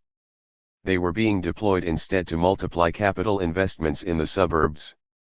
Another study found that only 10% of savings invested in banks in the Bronx were used in the Bronx, with 30% being used elsewhere in New York State and the remaining 60% used across the country. 140. As one observer noted, given the chance, bankers would do for their business what they had already done for themselves: leave the city. 139. The same could be said of their deposits and capital. To paint a complete picture, deposits from the urban ghetto where prime mortgages were sparse were being used to lend on mortgages in new housing communities across the country. Meanwhile, subprime lenders were sucking away wealth by lending into the black community and exporting the profits to the financial conglomerates on Wall Street. Black banks could not control or multiply the money in the ghetto. Yet policymakers continued to promote the industry while allowing Wall Street-funded loan sharks to plunder the community's wealth. Even as the Jim Crow credit market and the ghetto economic trap continued, policymakers insisted that race was no longer an issue, that Martin Luther King's dream had been realized, and an equal playing field had been established. Yet despite the rise of black stars in entertainment, sports, business, and the arts, multitudes of black men and women were born without a chance of ever prying themselves loose from the crime, prison, and poverty trap of the ghetto.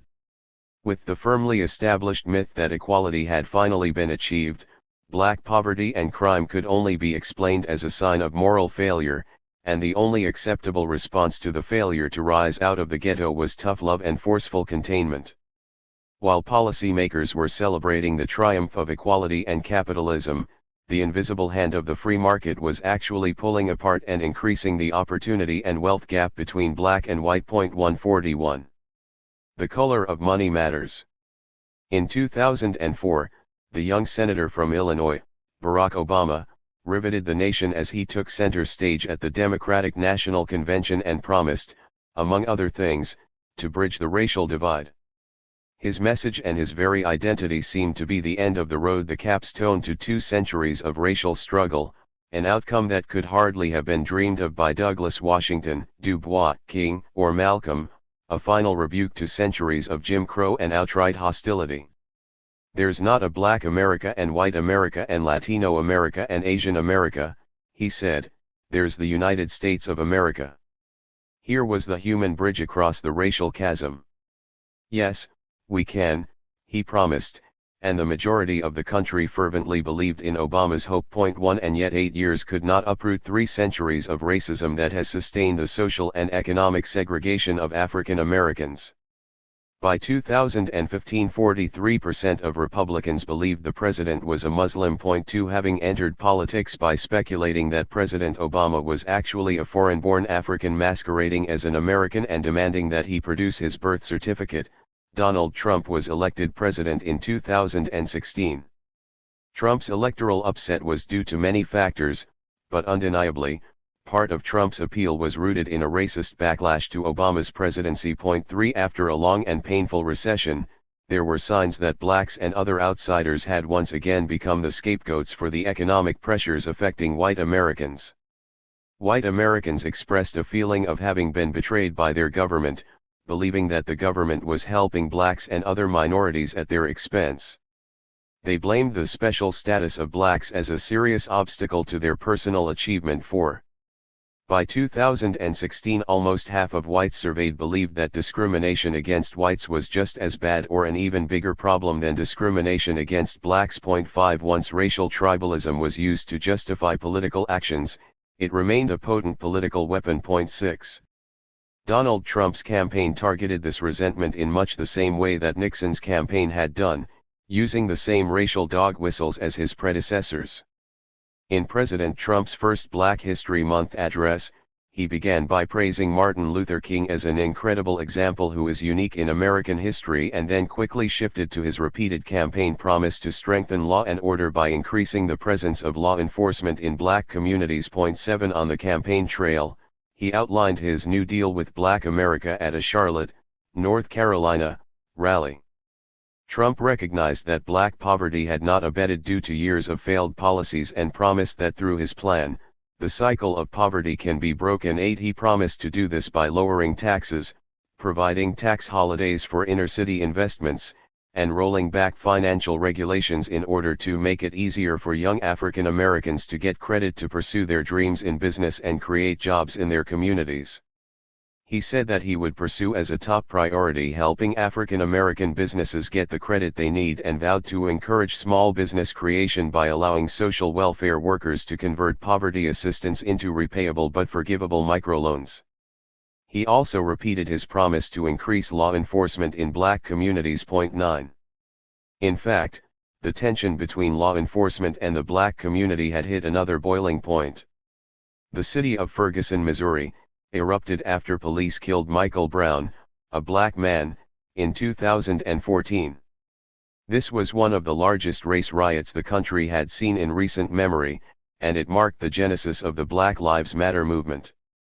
Ferguson is a suburb of St. Louis, one of the most segregated cities in the United States. It was defined as a resegregated city, created by the exodus of black residents from the newly gentrified inner city of St. Louis. 11 Ferguson's population was 2/3 black and predominantly low income, with more than 1/5 of the residents living below the poverty level. 12 The subpar schools were almost completely segregated, and 26% of blacks there were unemployed compared to 6% of whites. 13 Rioters destroyed white-owned commercial property. The National Guard was dispatched, and Americans watched as demonstrators burned cars and buildings. Police in military gear descended on the city, imposed a curfew, and eventually quelled the protests. When Fox News interviewed one looter, he explained that the message the city had sent to its black residents was, "We're gonna eat and you guys are gonna starve." He replied, "It's not gonna happen. Not in St. Louis." 14 The following year Baltimore exploded. A Harvard study found that Baltimore was the nation's worst city with respect to childhood poverty and lack of economic opportunity. 15 It was also one of the most segregated cities in the country, and the financial crisis had created an acute foreclosure crisis there. 16 In 2015 Baltimore was the scene of another uprising after the funeral of Freddie Gray, who had died of spinal injuries while in police custody. What began as a peaceful protest turned violent when rioters looted a CVS and destroyed a police vehicle. Soon fires engulfed the downtown business area. "It's regrettable, what's happening now," the Reverend Jesse Jackson told the Baltimore Sun. "You're looking at the actions of cynicism and hopelessness." 17. Governor Larry Hogan declared a state of emergency, and about 5,000 state and national law enforcement officers descended on the city, quickly putting an end to the riots. The financial crisis of 2008 disproportionately affected segregated black communities and turned the persistent racial wealth gap into a chasm. The financial crisis wiped out 53% of total black wealth. 18 As the head of the Congressional Black Caucus, Representative G.K. Butterfield, said in 2015, "Black America is in a state of emergency." 19. Today, black families have an average net wealth of $11,000 compared to a white family's average of $141,900. Pew data reveals that white families have 13 times more wealth than black families. 20 The wealth gap exists at every income and education level. On average, white families with college degrees have over $300,000 more wealth than black families with college degrees. A third of black families have no assets at all. 21 Moreover, studies reveal that the gap is accelerating over the last 30 years. The average wealth of white families has grown at 3 times the rate for average black families. 22 This growing divide perpetuates injustices hard to capture behind the latest news of riots and protests. The wealth gap is where the injustices sown in the past grow imperceptibly in the present. 23 The cumulative effects of discrimination, segregation, and the economic detour for black businesses have created self-perpetuating forces that continue to make black wealth accumulation difficult. The perpetuation of poverty is stunning. 75% of black children who grow up in families in the bottom wealth category remain in that same category as adults. 24 A 2013 study found that for white families, every additional dollar they earn in income leads to $5.19 in wealth. For black families, each dollar creates only 69 cents in total wealth. 25 This is why the wealth gap between blacks and whites can continue to grow even when de jure discrimination ended decades ago.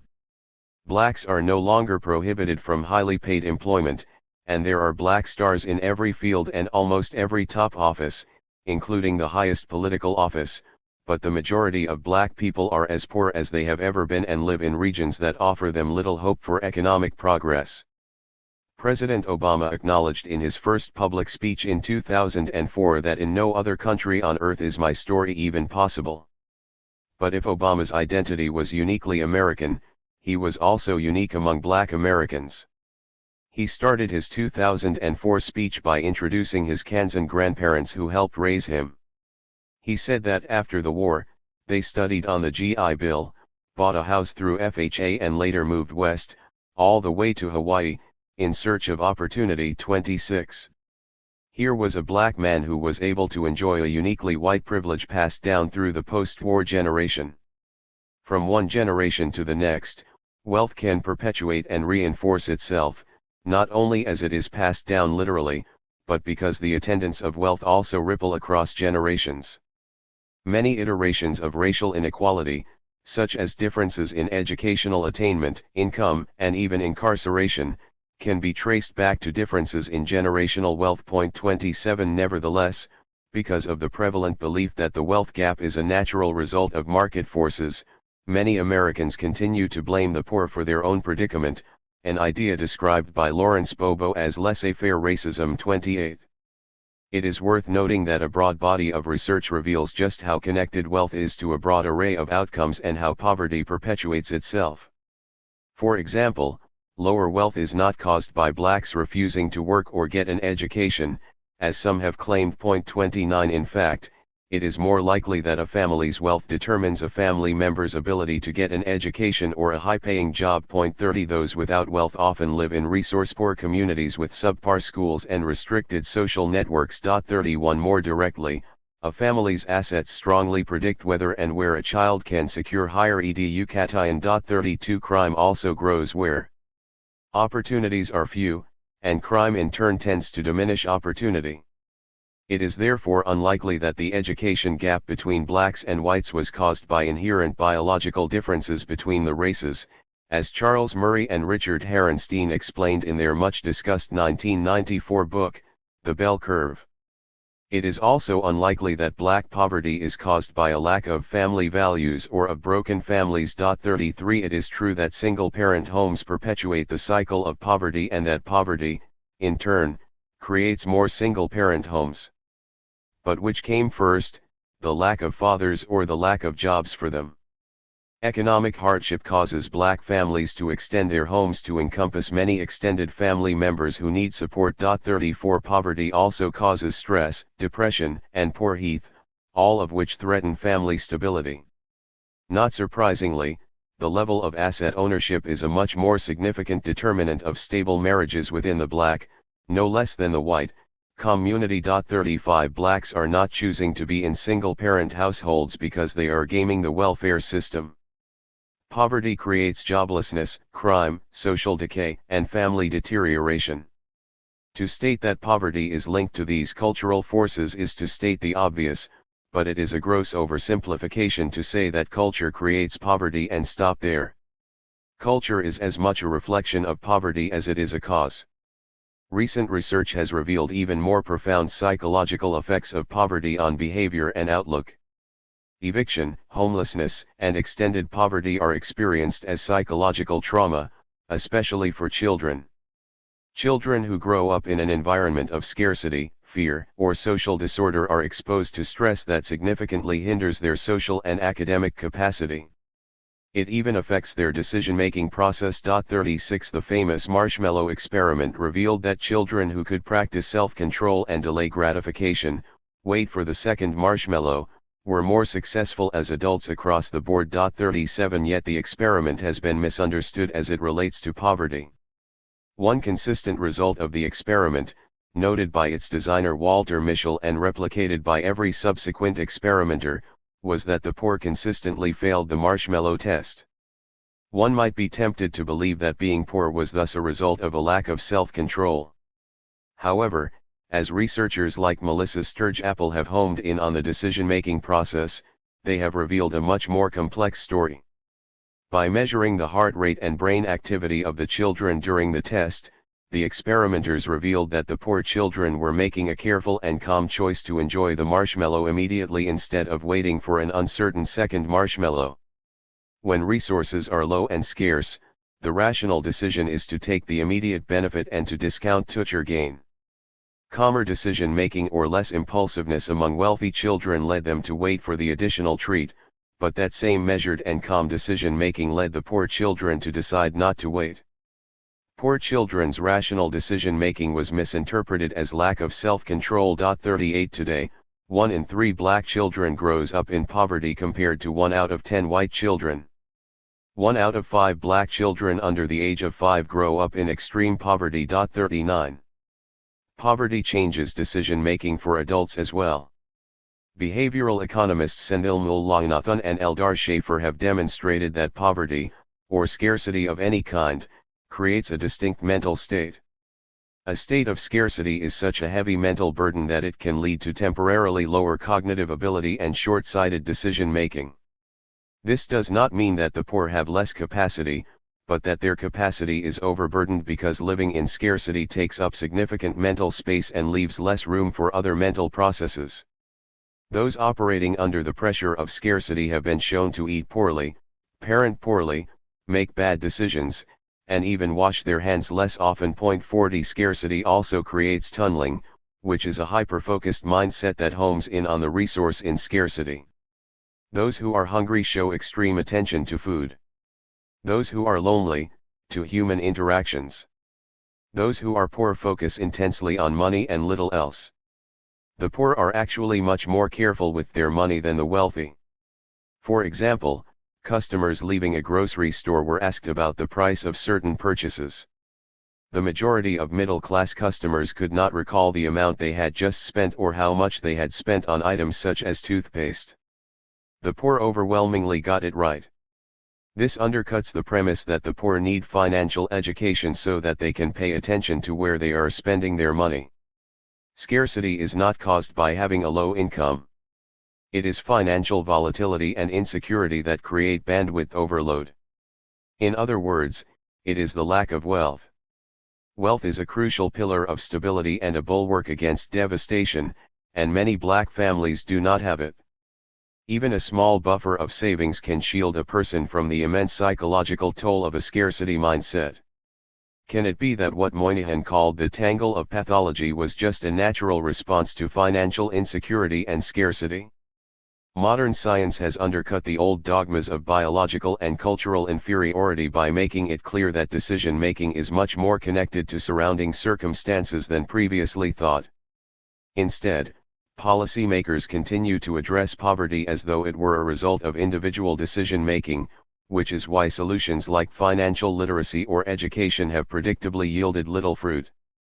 Somehow, people absurdly believe, and they have done do for much of our history, laments Eddie Glaude, that black social misery is the result of hundreds of thousands of unrelated bad individual decisions by black people all across this country. 41.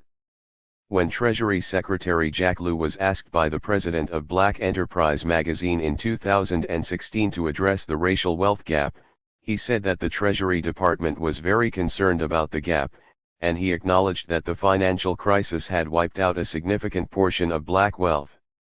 He then went on to offer some advice on how to accumulate wealth. A lot of people say they can't afford to save. I understand. Living on a paycheck-to-paycheck income is really challenging. I experienced it at the beginning of my career and I know how hard it is. By the same token, most people buy a cup of coffee without thinking about it.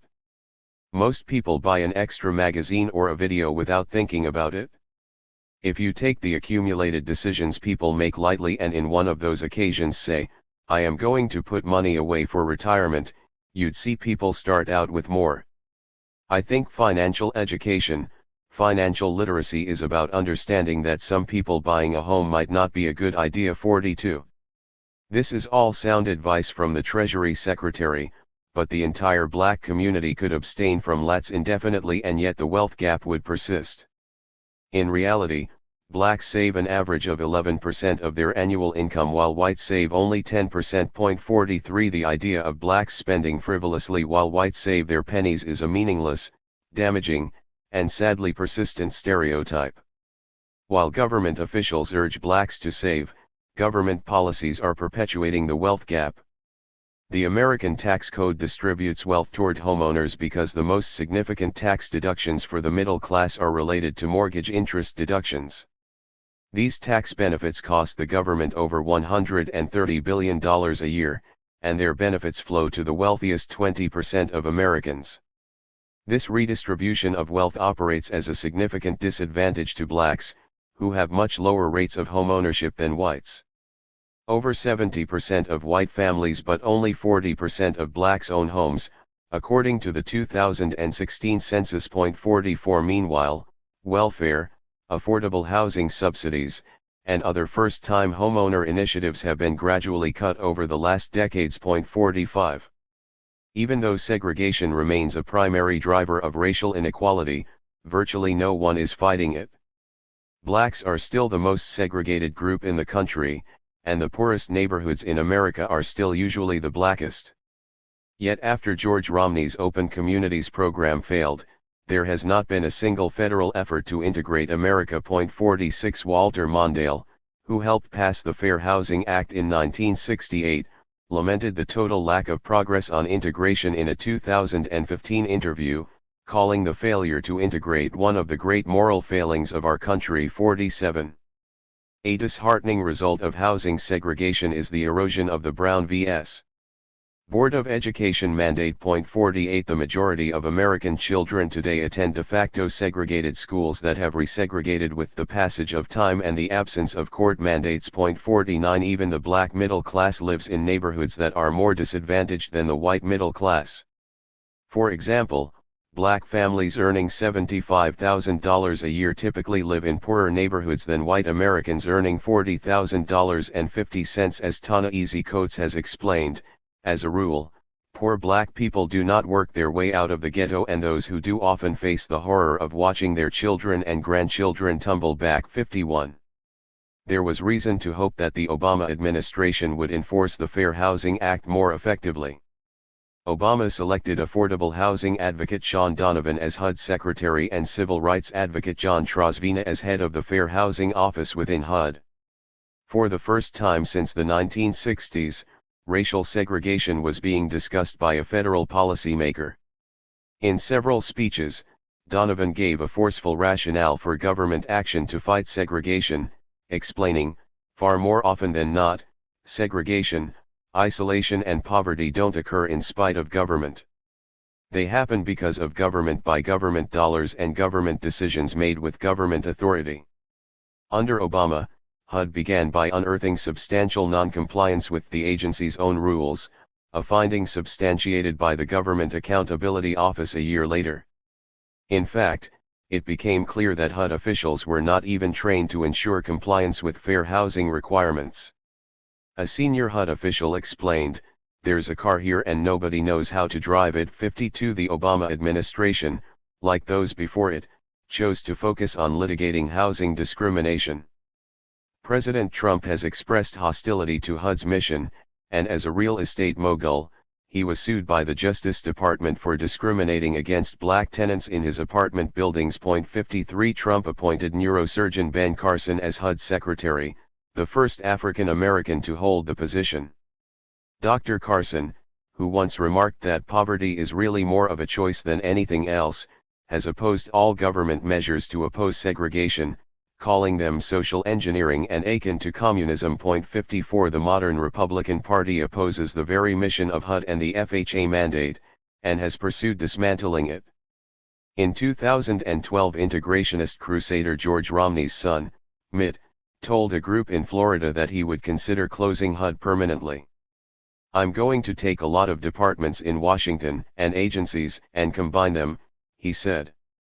"Things like housing and urban development, which my dad was head of, that might not be around later." 55. Segregation is the reason the financial sting of the economic downturn most acutely affected blacks. Some called the catastrophic effect on black wealth the largest drain of wealth ever to befall the black community. 56. Former Congressman Brad Miller called the crisis and the resulting loss of wealth an extinction event for the black community. 57. More than 240,000 black families lost their homes. By 2009, 35% of black families had zero or negative wealth. 58. According to Eddie Glaw Jr., by every relevant statistical measure, employment, wages, wealth, etc., Black America has experienced and is experiencing a depression. This is more like the symptoms of a national congenital disease than the flu. 59. It was subprime mortgage lending that swallowed much of this black wealth. Even as blacks and other minorities were the hardest hit victims of the crisis, they were also blamed by some conservative hardliners for causing it. When the Financial Crisis Inquiry Commission released its definitive report, it determined that the crisis was caused essentially by banks taking too much risk in the pursuit of profit. Commission member Peter Wallison, a senior fellow at the conservative think tank the American Enterprise Institute, dissented from the group and blamed the financial crisis on government policies like the CRA that promoted lending to minorities. 60. The claim was that the CRA forced banks to lend to minority communities. The theory has since been parroted by politicians, pundits, and academics. 61. Republican congressman blamed the CRA, stating that for years Congress has been pushing banks to make risky subprime loans. Congress passed laws that said we're going to fine you and we're going to file lawsuits against you lenders if you don't make risky loans. 62. Two of President Trump's economic advisors explained that the housing crisis was actually caused by the CRA and Bill Clinton, who pushed banks to lend unjustifiably into credit-deprived areas. 63. A Fox News commentators remarked, "Look. You go all the way back to the Community Reinvestment Act, under Jimmy Carter, expanded under Bill and Hillary Clinton. They put the guns to the banks' heads, and said, you have got to do these subprime loans. That's what caused this mess." 64. Blaming the CRA became code for lending to minorities, and many directed their moral outrage at the reckless subprime borrowers. Rick Santelli's infamous rant on the Chicago trading floor that supposedly started the Tea Party movement was a diatribe against the injustice of hard-working Americans who had to pay for irresponsible debtors who greedily bought homes they could not afford. Santelli shouted, "How many of you people want to pay for your neighbor's mortgage that has an extra bathroom and can't pay their bills?" and denounced those being foreclosed on as losers. The resentment, bearing more than a hint of racial animosity, resonated with many. Research showed that the Tea Party movement itself, ostensibly about government overreach, was directly correlated with the racist backlash. 65 This is consistent with Goldwater's and Nixon's message associating government largesse with freeloading blacks. The theory that the CRA or government mortgage policy in any way led to the financial crisis has been debunked by scholars as well as influential policymakers including the Federal Reserve Chair and the Treasury Secretary. 66 Every serious analysis has concluded that the CRA did not cause the rise in subprime lending. How could it? The act was passed in 1977, and subprime lending started heating up more than 20 years later. The majority of the crisis-causing subprime loans were not made by lenders with any CRA obligations. Only 6% of subprime loans were even CRA loans. 67 Those who blame Fannie and Freddie also miss the mark, as most subprime loans were not standard GSE loans, and the timing of lowered underwriting standards did not match the heating up of the subprime market. 68 Yet pundits and politicians continue to blame the financial crisis on the one law that was aimed at increasing minority lending. It is likely that at least some part of the public still believes blacks and other minorities are undeserving of government benefits and that they take more than their share. Like President Reagan's welfare queen story, this narrative paints low-income subprime borrowers as exploiters of taxpayer money and government largesse. 69 It is a convenient fiction that protects banks from appropriate regulation and ignores a history of injustice. Those who construct a story in which banks grudgingly give out loans in order to appease their powerful and high-minded regulators, or to ward off robust coalitions of inner-city poor activists, which is exactly the narrative many have espoused, do not understand the banking industry. 70 The banks wanted subprime loans because they were making unprecedented profits. Subprime lenders popped up in ghettos not because the government or community activists wanted them, but because that was where they could convince more people to take out subprime loans. In fact, many activist and consumer groups were trying to fight these subprime lenders. 71 Subprime mortgage lending took over the market not because borrower demand increased, but because banker and investor demand did. It is a simple story of profits. Wall Street banks had previously stayed away from this market because there was no profit in it, but they became hungry for subprime loans once they became profitable. The story of the MBS and the transformation of the mortgage market has already been discussed in Chapter 7, but in the years preceding the crisis, the subprime market began overheating due to increased demand for investments by what economists have labeled a savings glut. Foreign investors flooded U.S. markets with money.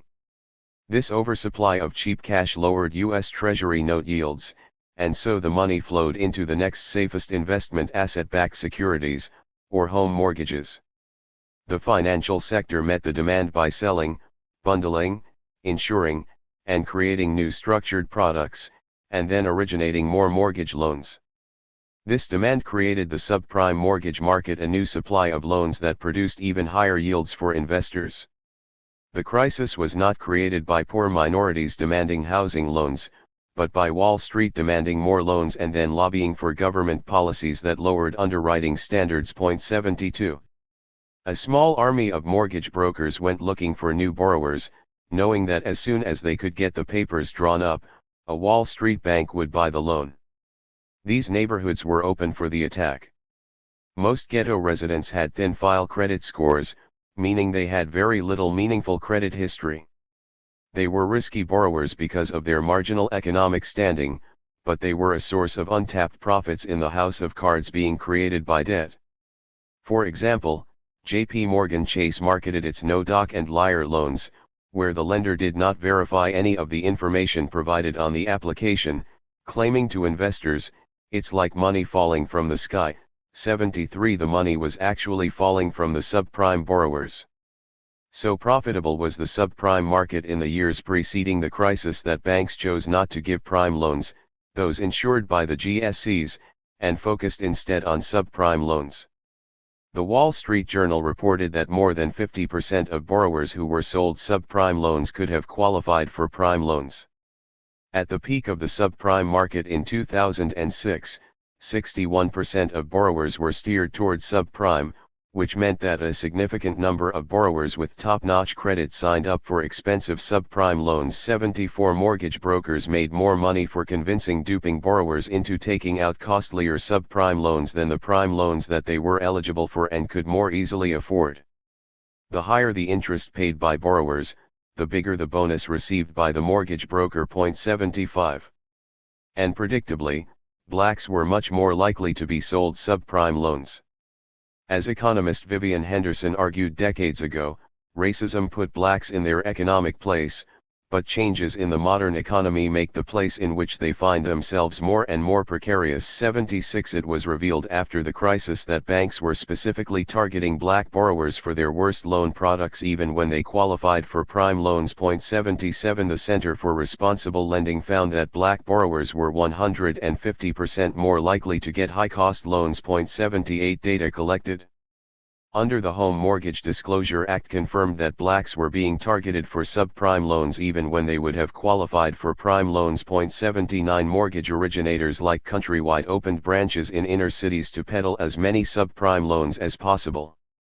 Most of the areas that were targeted for subprime lending were formerly red-line districts. Chicago's Black Belt, for example, was the area with the most subprime loans between 2004 and 2006. 80 Subprime was just the new face of predatory lending, with some lenders even targeting elderly black homeowners to sell them sham reverse mortgages that resulted in their losing their homes. 81 Deprivation again led to exploitation. 82 The Department of Justice sued Wells Fargo in 2010 for intentionally and systematically targeting minority borrowers and pushing them towards subprime loans. The DOJ claimed that Wells Fargo and Bank of America, two of the largest mortgage lenders, steered thousands of minority borrowers into costlier subprime loans when whites with a similar credit score were given prime loans. 83 The DOJ unearthed signs of explicit discrimination at Wells Fargo, with loan officers referring to black borrowers as mud people and to subprime loans as ghetto loans. 84 We just went right after them, Beth Jacobson, a former Wells Fargo loan officer, told The Times. Wells Fargo Mortgage had an emerging markets unit that specifically targeted black churches because it figured church leaders had a lot of influence and could convince congregants to take out subprime loans. 85 Wells Fargo settled the case and avoided trial. Bank of America also settled their discrimination lawsuit, in which the DOJ accused its mortgage issuer, Countrywide, of racial discrimination in lending. 86 This market was not created by poor minority borrowers, but those at the bottom are often the most likely to be exploited by new credit innovations. Just as exploitative credit arrangements like sharecropping were created because of demand from the worldwide cotton market, subprime lending was connected to a worldwide demand for mortgage loans. Global capital markets found yield in the cotton produced by sharecroppers and in the interest paid by subprime borrowers. That the black community was exploited in both situations speaks to their lack of wealth, political power, and their exclusion from the main channels of economic power. During Reconstruction, black borrowers had no other option for credit, so they entered sharecropping arrangements. A similar situation played out with contract selling when blacks were redlined out of the government loan market. Once again, during the subprime era, the market demanded more loans, and the black population was the most vulnerable population of borrowers, having had limited access to credit for generations. Without malice, capital looking for yield can lead to exploitation if there are structural inequalities. Capitalism itself cannot overcome those inequalities because capital only seeks to accumulate unto itself. Without structural changes, the urban ghetto would never be a lure for wealth-building capital, only a magnet for exploitation. There are two banking systems in America. One is the regulated and heavily subsidized mainstream banking industry, the other is the unregulated, costly, and often predatory fringe industry. The black community has historically been under the latter system, having been left out of the former. This has come at great expense to that community. Richard Thaler and Cass Sunstein found that blacks pay on average of $425 more for loans than white customers. 87 Most black neighborhoods are banking deserts, neighborhoods abandoned by mainstream banks. 88 The FDIC surveys on the unbanked and underbanked reveal that 60% of blacks are either unbanked or underbanked. 89 In striking contrast, only 3% of whites do not have a bank account and 15% are underbanked. Those without bank accounts pay up to 10% of their income, or around $2,400 per year, just to use their money. 90 That is a meaningful amount of money for low-income Americans, and it is being sucked up by alternative financial services. This problem has been exacerbated since the crisis of 2008, when 93% of all bank closings occurred in low-income neighborhoods. 91 When banks leave a neighborhood, the sharks usually fill the void. Banking deserts are left vulnerable to high-cost payday lenders, title lenders, and other fringe banks. 92 Once the subprime profits dried up as a result of the crisis, banks began avoiding the ghetto again. By 2016, an investigation of mortgage lending in St. Louis found that banks made fewer loans to borrowers in black neighborhoods than white ones.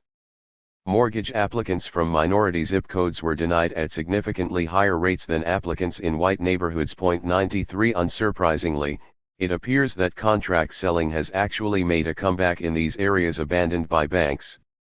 This time, private equity firms are leading the charge. 94 Buyers are given loans that look like mortgages, but they are in fact more like rental agreements, under which the borrower can be evicted because of a missed payment. In one example, a private equity investor bought a foreclosed home for $8,000 and sold it on contract for $36,095. In banking deserts, blacks rely disproportionately on payday lenders. They are more than twice as likely as any other race to use payday loans. 96 With such costly credit options, it is no wonder that debt collectors extract as much as 5 times more judgments against black neighborhoods than white ones. 2 studies conducted between 2015 and 2016 revealed that blacks were much more likely to be sued by debt collectors than any other racial group, even when differences in income were accounted for. 1 in 4 black residents in the studied communities was being sued by a debt collector. Most of these lawsuits were similar, large debt collectors suing for small amounts. 97 The study found that debt collectors were not intentionally discriminating, but that white consumers are, in general, better able to resolve smaller debts. 98 Indeed, the study confirmed that black communities simply have less wealth than white ones and therefore enjoy less of a buffer against hardship. 99 Unsurprisingly, black college graduates owe an average of $53,000 more than their white counterparts in student debt. Blacks have to borrow more for college and have to carry greater debt several years after graduation, usually from 2 to 3 times the amount of white graduates. Black students default on student debt at a rate 5 times higher than white or Asian graduates, and because student loans cannot be discharged in bankruptcy, this debt is carried until it is paid off. 100 The racial wealth gap not only means that black families have greater difficulty ascending the economic ladder, it also means that it is much easier for these families to fall. Because wealth provides a cushion against life's hard edges, those without it are exposed to devastating financial shocks like bankruptcy, eviction, and apparently lots of lawsuits.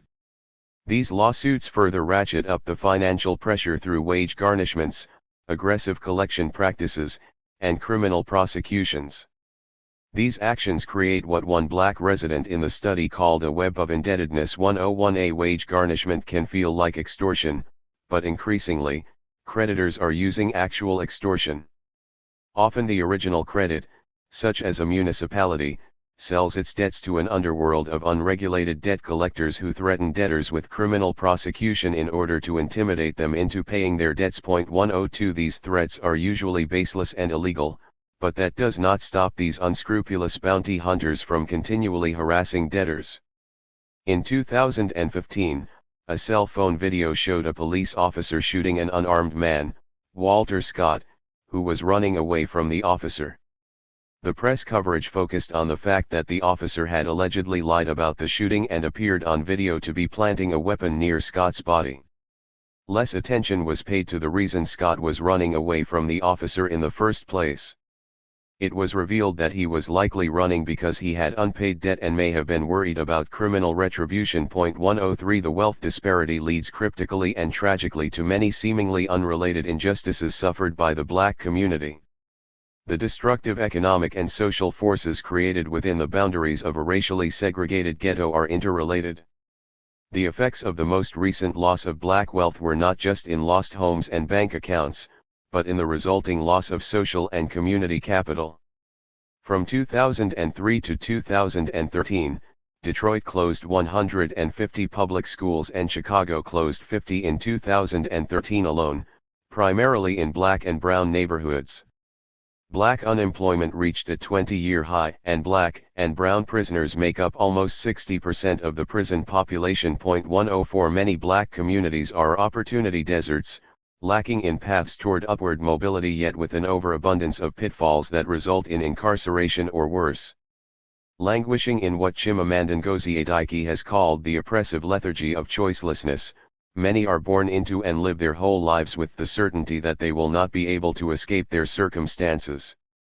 The National Urban League reported in 2015 that the state of Black America was one of crisis.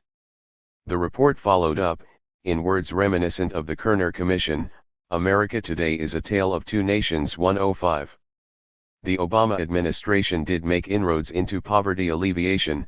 Specifically, the Affordable Care Act was aimed at lowering health care costs, which are a major source of financial distress for the low-income. 106 President Obama, like his predecessors, did not specifically target the racial wealth gap, nor did he advocate a race-based economic agenda.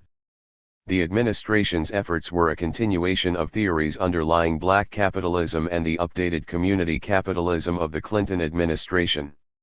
In several speeches, Obama heralded the importance of small businesses and minority businesses, including renewing Minority Business Enterprise Week and praising the importance of minority businesses in several small forums. 107 On the campaign trail, he had promised to help bring businesses back to our inner cities. He envisioned creating institutions akin to the World Bank to spur economic development. He lamented that less than 1% of the $250 billion in venture capital that's invested each year goes to minority businesses that are trying to breathe life into our cities. This has to change. He promised that he would make sure every community had financial institutions that can help get them started on the road to building wealth. 108. These promises were not pursued, either because of the game-changing financial crisis, the antagonistic legislative environment, or perhaps due to the president's lack of conviction on black capitalism. When Obama was asked in 2012 to respond to criticism that his administration had not done enough to support black business, the premise being that helping black business was akin to addressing black poverty, he responded, "I'm not the president of Black America. I'm the president of the United States of America." 109. The Treasury did announce in 2015 that it would name its newly created wing Alter the Freedmen's Bank. This would be the first time, of course, that the Treasury would actually be linked to the bank. The last time, the link was purely speculative and the depositors paid the price. The Treasury also decided to put Harriet Tubman on the $20 bill. Banking agencies are still carrying out their FERIA legislative mandate to support minority banks.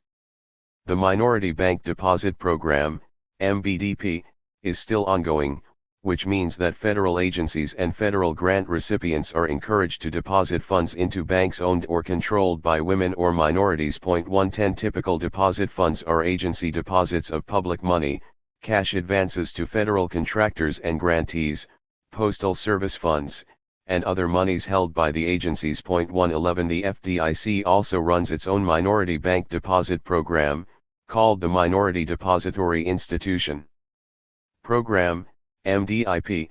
112 The MBDA, the successor to the OMBE, is still active and advertises on its website that it is the only federal agency created specifically to foster the establishment and growth of minority-owned business in America.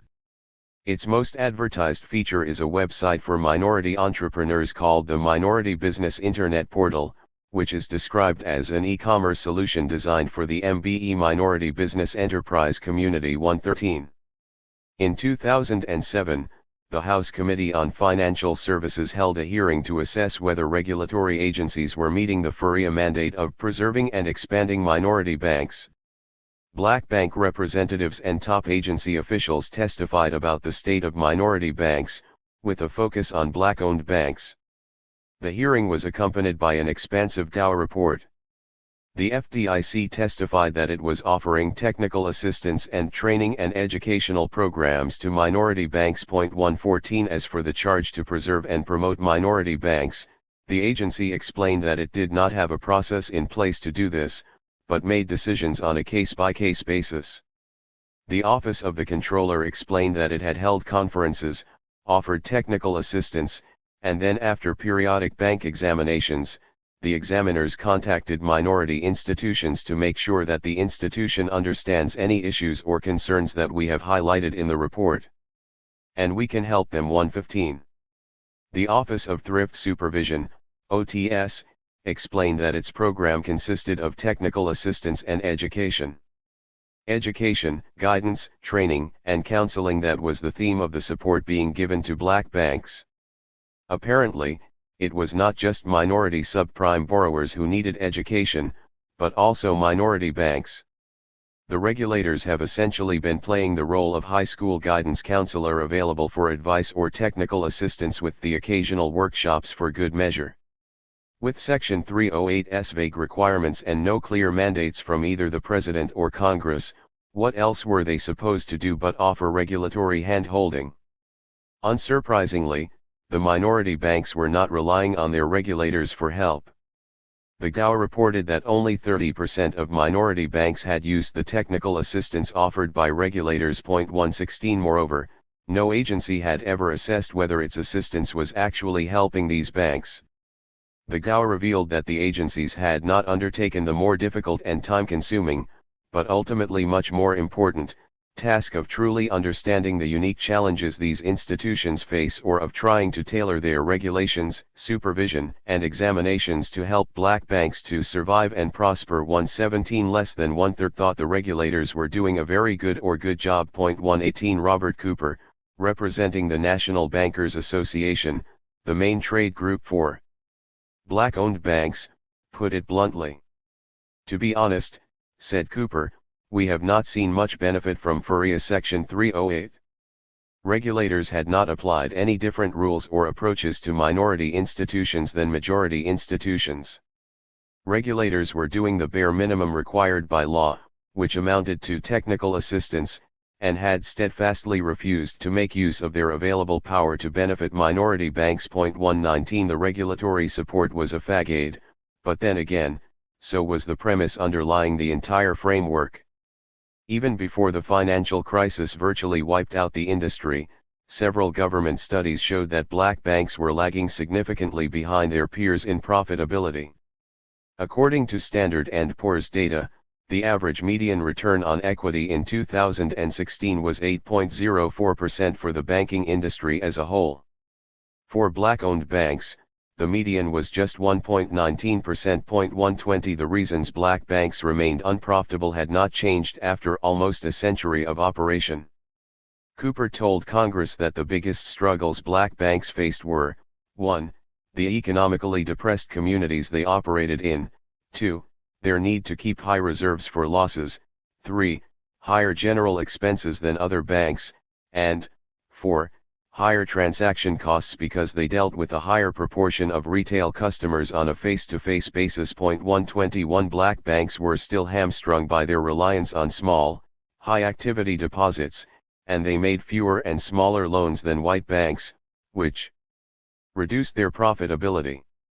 They had lower non-interest-based income, 19.5% compared to 42.7% for non-minority banks, because they sold fewer fee-based products to their less wealthy customers. 122 The CEO of Liberty Bank, one of the largest and most successful black-owned banks, described his bank's struggle: "My expenses are twice as much because I have to do more counseling to my borrower. I may have to have guard service because I am in a high-crime area. My deposits are much smaller." 123. While regulators were offering education and training programs to help black banks, it was clear that the black banks knew exactly what their problems were, and it was not a lack of technical knowledge. However, just as it is unfair to place the burden of the black wealth gap on black banks, it is unfair to blame bank regulators for not helping enough. The regulators' sole focus is to manage bank risks. They do not have the tools, mandate, or even the education to understand and fix the unique bind in which black banks find themselves. Perhaps recognizing this limitation, black bank advocates did not ask for more help from regulators during the congressional hearing. What they wanted was meaningful regulatory and legislative action. Specifically, NBA President Cooper asked that banking regulators consider how their broad policies might affect minority banks, and consider changing them so as not to unduly burden the banks. For example, recent regulatory changes had added another obstacle for black banks in raising capital. Most banks in need of capital can issue common stock, but minority banks cannot sell shares in their banks in this way because it threatens their minority status. In order to maintain minority ownership, they issue preferred stock. However, banking capital rules, specifically the Basel I guidelines put into effect in 2004, discounted preferred stock and favored common stock, which gave black banks a weaker capital profile than majority banks. 124. Kim Saunders, president of Mechanics and Farmers, explained that black banks are at a significant disadvantage regardless of our stature of profitability in our abilities to raise capital. 125. Saunders proposed that the existing CDFI fund, which offered tax breaks to banks in underserved communities, reserve some of those benefits for minority banks. According to Representative Maxine Waters, out of $16 billion in tax credits available through the New Markets Tax Credit Program, only one black bank had received a grant. 126. Instead, large banks such as Capital One, Wachovia, Bank of America, and others had received tax credits for development projects in the inner city. According to Saunders, mainstream banks had recently and suddenly found those unserved or underserved markets to be a worthwhile place for a bank branch, but according to Saunders, they were not there for the benefit of the community. 127. Black bankers had always seen their mission as being larger than profitability. If the economic milieu in which black banks found themselves had not changed significantly in the preceding century, neither had their non-economic appeal. NBA President Robert Cooper explained that these institutions aren't just providers of financial products and services. They truly are beacons of hope for the community. 128. Maxine Waters admitted during the 2007 congressional hearings that she had investments in several of the black banks being discussed. In the black community, according to Waters, the test of your commitment to economic expansion and development and support for business is whether or not you put your money where your mouth is. You will find that most black professionals belong to, participate with, their minority banks in their community. It is expected of us. We should do it. And it is a true test of our commitment. 129. Before the legislators could resolve any of the issues presented at the hearing, the 2008 financial crisis rocked the country, especially the established banking regulatory framework. Congress responded with the 2010 Dodd-Frank Act. Dodd-Frank did contain specific provisions dealing with minority banks, but they were far from robust. The act ignored most of the recommendations that came up during the hearings. The only change to the regulatory framework consisted of Section 367, 4A, of the Act, which amended FIRIA Section 308 to apply to all the banking agencies instead of just the OTS and the FDIC, which was due in part to the Act's termination of the OTS altogether. 130 Section 342 of Dodd-Frank also required each banking agency to establish an Office of Minority and Women Inclusion, OMWI, which is required to increase the diversity of agency staff and to offer assistance to minority and women. Controlled banks. Now all the agencies offer technical assistance, but still no tax breaks, no help with capital, and no structural reforms. Yet regulators continue to celebrate black banks, relying on myths that bear little resemblance to actual history. Comptroller of the Currency Tim Curry said at the National Bankers Association meeting in 2013, as in the early years after the Civil War, when the Freedmen's Bank provided a secure place for savings and a source of credit to encourage economic growth, minority institutions today can be a catalyst to ensure the vitality of low-income communities. 131. In fact, the Freedmen's Bank was not a secure place for savings and it provided no credit. Likewise, minority institutions have been unable to catalyze vitality.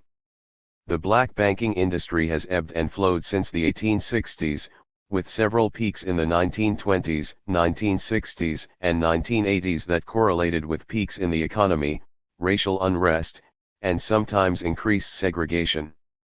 By 2016 the industry was in a decade-long decline. Mechanics and Farmers of Durham, North Carolina, announced in June 2015 that it was revamping its business model to become a community bank and not a black-owned bank.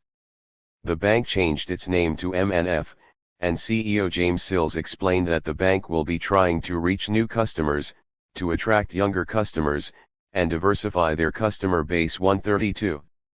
This is a historic shift for the largest, oldest, and strongest of the black-owned banks, one of a handful that have withstood the Depression and every other recession since 1907. In the last decade, the black-owned banking industry has shrunk by more than half, from 51 banks in 2000 to 20 today. 133 The struggles of the largest black-owned banks reveal some of the ongoing tensions in this sector. The poster child of community capitalism, Shore Bank, failed in 2010. The bank's failure was not due to anything remarkable or unusual. The bank failed because inner-city Chicago was financially devastated after the 2008 financial crisis. The bank had not made subprime loans, but it was still affected by the widespread fallout. 134 Some criticized the bank's overzealousness and wondered whether the bank failed because it was too much into the social welfare thing. 135. Although the failure was unremarkable, what happened afterward was. Shore Bank's application for $70 million in TARP bailout funds created a media firestorm and a rage disproportionate not only to the funds requested, but completely disconnected from the scale of the total bank bailout. 136 The unprecedented scrutiny and attention over Shore Bank's failure matched the hubbub over its founding. The press couldn't resist reporting on the demise of Clinton and Obama's favorite bank and calling out political favoritism. Representative Judy Biggert, RIL, demanded information from the White House, suggesting that the government was rescuing a politically connected bank while letting hundreds of others fail. 137. President Obama had no connection to the bank except that they were both in Chicago at the same time. Even though the president played no role in allocating TARP funds, conservative conspiracy theories abounded about special treatment. 138 Glenn Beck used his famous chalkboard to weave a ludicrous conspiracy theory that connected Shore Bank to all of his favorite enemies, including President Obama, Acorn, Bill Ayers, and Hillary Clinton. 139. The bank did not receive a bailout and failed, causing losses to inner-city Chicago residents and bank investors. Alter the failure. The bank's assets were taken over by Urban Partnership Bank, which was a consortium of top Wall Street banks and investors, including Goldman Sachs, American Express, Citigroup, Bank of America, J.P. Morgan Chase, GE Capital, Morgan Stanley, and Wells Fargo. 140 All of these politically connected banks had received not millions, but billions in TARP bailout funds. The bank is now a certified CDFI, and all of the investor banks receive CRA credit for their investment. 141. Harlem's Bank also failed, but with a slightly different result. After its main competitor, Freedom National Bank, failed in 1990, Carver remained as the only black-owned bank in New York and one of the largest in the country. 142 As is often the case, Harlem was hit especially hard during the financial crisis, and Carver suffered more than $60 million in loan losses. The bank held very few subprime loans, only 2% of its portfolio, but the domino effect of the financial crisis could not be avoided. 143 For a bank that had seen only $20 million in total earnings since it went public in 1994, the loss was substantial. 144 On the brink of collapse, the bank had to turn to the behemoths downtown for salvation. Carver received help from Treasury and a $55 million cash injection from a consortium of Wall Street banks, including Goldman Sachs, Morgan Stanley, Prudential Financial, and Citigroup. After the bailout, the U.S. Treasury owned 25% of the bank, with the Wall Street Consortium controlling another 73%. 145 Thus, the original shareholders were left with just 2% of the shares of their bank. The purchase helped Goldman secure an outstanding CRA rating after its purchase. 146. The purchase saved the bank but wiped out its shareholders, many of whom were Harlem residents and longtime investors in the community institution. The bank is now listed as black-controlled instead of black-owned. 147 The country's largest black-owned bank had ceased to be owned by blacks, but is owned by the same few banks that own virtually every other bank in the country. In announcing the deal to shareholders, Carver CEO Deborah Wright announced, "I understand the optics, but there was no alternative. The amount of capital we needed wasn't available locally." 148. The optics are indeed bad, especially when one considers what happened when Citigroup and Goldman Sachs, key actors responsible for the financial crisis, were exposed to severe losses during the 2008 financial crisis. The government bailout restored 100% of their shareholder value. Their shareholders lost nothing. The same Wall Street banks that were enriched by pushing black families into subprime loans now owned one of the few remaining black banks that were working to serve rather than exploit the community. And the reason they now owned the bank was that they survived the crisis they helped create through a taxpayer bailout, while Carver did not. Goldman was saved because it was deemed too big, in reality, too important, to fail. Carver was not. The transformation of Carver from a struggling black bank to a Wall Street-owned bank mirrors exactly the transformation of the neighborhood it serves. Indeed, Harlem is experiencing something of a real estate renaissance, which looks more like a transformation. Instead of a smattering of small-scale businesses, Harlem now has large retail outlets, hotels, and businesses that have followed the wave of more prosperous residents. Many black residents are being priced out of Harlem as Manhattan's booming population begins to overflow uptown. Carver is also being priced out of the new Harlem. When the largest new residential property, a 28-story condominium, was built in Harlem, large banks downtown did all the financing. Carver sat out the monumental transformation of Harlem because it did not have enough capital to participate. The bank's current management remains committed to helping the black community with their distinctive business needs. In 2015, Carver's CEO Michael Pugh, a Detroit native who worked as a bank teller in college and became a Capital One executive, outlined a plan for meeting Harlem's small business needs. Pugh proposed offering the community loans of $10,000 or less, which most banks consider too small to be worthwhile. Pugh explains, "If a person who's running a kiosk on 125th Street came looking for a loan, another bank might offer him a credit card or nothing. We're going to provide something better. The bank is starting to turn a profit, but has a very small margin." 149 Carver is being told to carry on with a commitment to the community. In a recent meeting at Carver's headquarters, the head of the U.S. Small Business Administration, Maria Contreras-Sweet, praised the bank for its history of creating opportunities for the community. "We need more like you," she told the Carver management. "Thank you for being here. I know it hasn't been easy." Pugh responded, "No argument there." 150. Another pillar of the black banking industry, One United, has faced struggles of its own. One United Bank is the new name for Unity Bank, which formed in Boston in 1968 as the bank with a purpose, the purpose being to demonstrate constructive black power.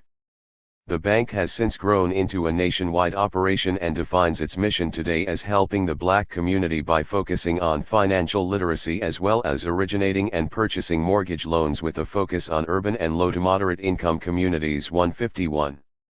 The bank was on the brink of failure during the financial crisis when it was revived by bailout funds.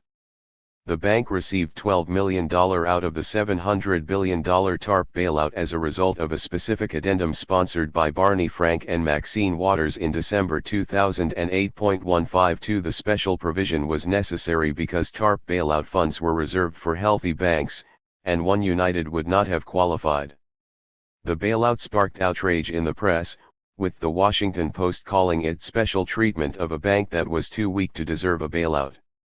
Waters was charged with ethics violations for her intervention charges that have since been dropped. 153. The denunciations in some quarters were much more vitriolic for this $12 million bailout than they had been for the billions of bailout dollars that had been directed at Wall Street, demonstrating yet again the aversion to government funds being directed toward the black community. The National Review called Maxine Waters a corrupt swamp queen, a corporate welfare fixer, and proclaimed that Mad Maxine Waters' cronyism of color can't be whitewashed. 154. The bailout also became a point of controversy within the black community, though through a different lens. One United was caught in one of the oldest struggles facing black banks: the tension between their mission and their bottom line. The clash occurred publicly when St. Charles Street AIM Church, a 200-year-old church and Boston's most prominent black institution, defaulted on a loan. 155. The AIM Church was founded in 1818 and was a hub for the early abolition movement, connected to leaders such as William Lloyd Garrison, Frederick Douglass, and Sojourner Truth. It had been a haven on the Freedom Trail and a leading voice against the 1850 Fugitive Slave Act. One United had been the church's primary lender, and in 2006 it made a $3.6 million construction loan to the church to build the Roxbury Renaissance Center. The church fell on hard times during the financial crisis, and by 2012 it began to miss loan payments. The loan was backed by the church building, and One United decided to foreclose on the property. The result was akin to an ugly public divorce, a heated and highly publicized clash between two of the pillars of the community. The auction was scheduled to occur on the steps of the church, a move the church's pastor, Rev. Gregory G. Groove, said was as mean-spirited and as godless as you can get. 156. Predictably, in the post-crisis environment, the bank lost the PR battle. Cheryl J. Sanders, professor of Christian ethics at the Howard University School of Divinity, called the foreclosure a callous disregard for people's lives and livelihood. She urged the bank to have compassion and to give people a break. 157. The press, public, and community leaders joined forces to decry the bank and to persuade it not to foreclose. Hundreds organized in rallies against the bank and urged a national boycott. "We are calling on all black people to withdraw every dime they have in One United if they don't resolve this issue," said one minister. Mayor Thomas M. Menino said during a protest, "You've shown the whole country we're not going to stand for this corporate, greedy individual to take away one of the bedrocks of the city of Boston." 158. In an interview with the Washington Post, another pastor analogized the predicament to the biblical parable of the ungrateful servant. The story concerns a servant whose debt is mercifully forgiven by his creditor, a powerful king. This servant, having just been forgiven, turns around and sends his own debtor to prison for not paying him. The king then severely punishes the servant for his ingratitude.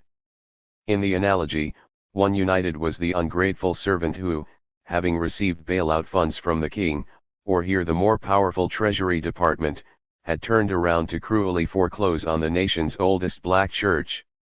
"We forgave the banks and bailed them out, and now they're coming after the little borrower," said Pastor Ryan Bell. 159. But the bailout was not quite a biblical wiping out of debt.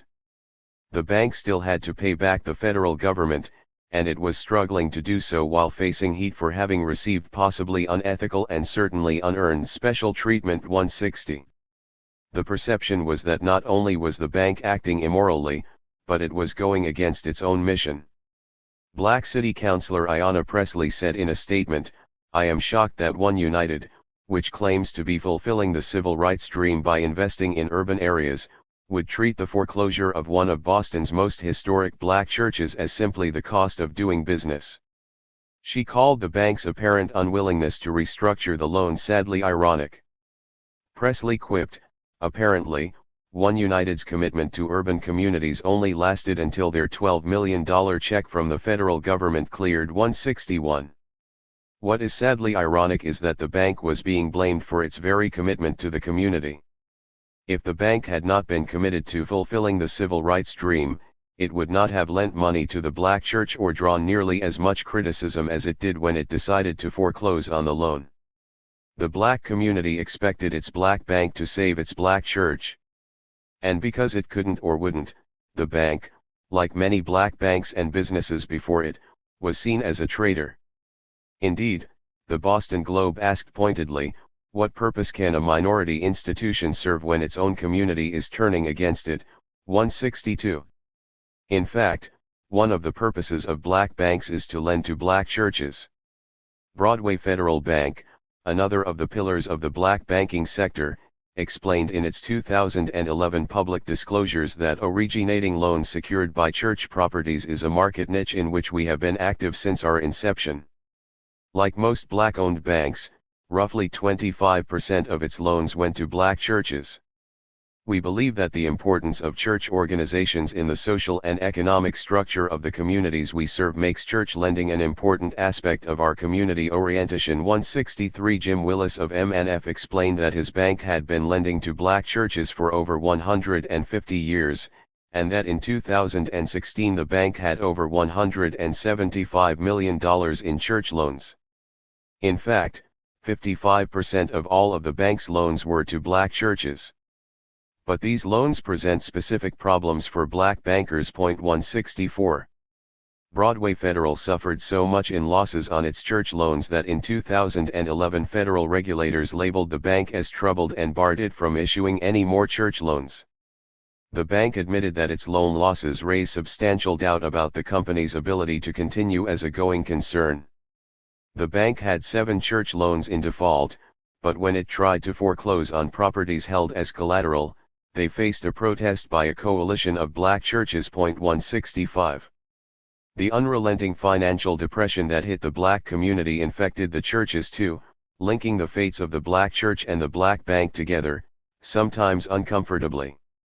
Often a preacher advises his parishioners to deposit funds at a black bank. Martin Luther King did this. Black churches in turn borrow money from black banks. These loans, which are meant to further the goals of each institution and of the community, can nevertheless put the bank and the church at cross purposes. The bank needs to foreclose on a loan if it is to remain profitable, and the church usually asks for mercy instead of the cold justice of debt collection that is one of the bank's core duties. Mercy can come in the form of a loan modification, which can save a church from bankruptcy, but that comes at a cost to the bank. The bank must sacrifice its own profits under a modification. Black banks that are already operating with a sliver of a profit margin may not be able to afford the mercy. 166. In interviews, black bankers explain that they try to offer modifications to black churches whenever possible. Jim Sillis of MNF recounted that in 108 years of lending to black churches, the bank had seen only 2 failures because the bank always tried to work with the church first. Other mainstream banks are not so merciful. Bankruptcy law expert Pamela Fohue's research revealed that black churches made up around 75% of bankrupt congregations over the last decade. This number is astonishing because black churches represent only 21% of churches nationwide. 167 Fohue uncovered a stunning case of discrimination by creditors. Lenders not only charged black churches more for credit, but disproportionately denied their loan modification requests, pushing these churches toward bankruptcy.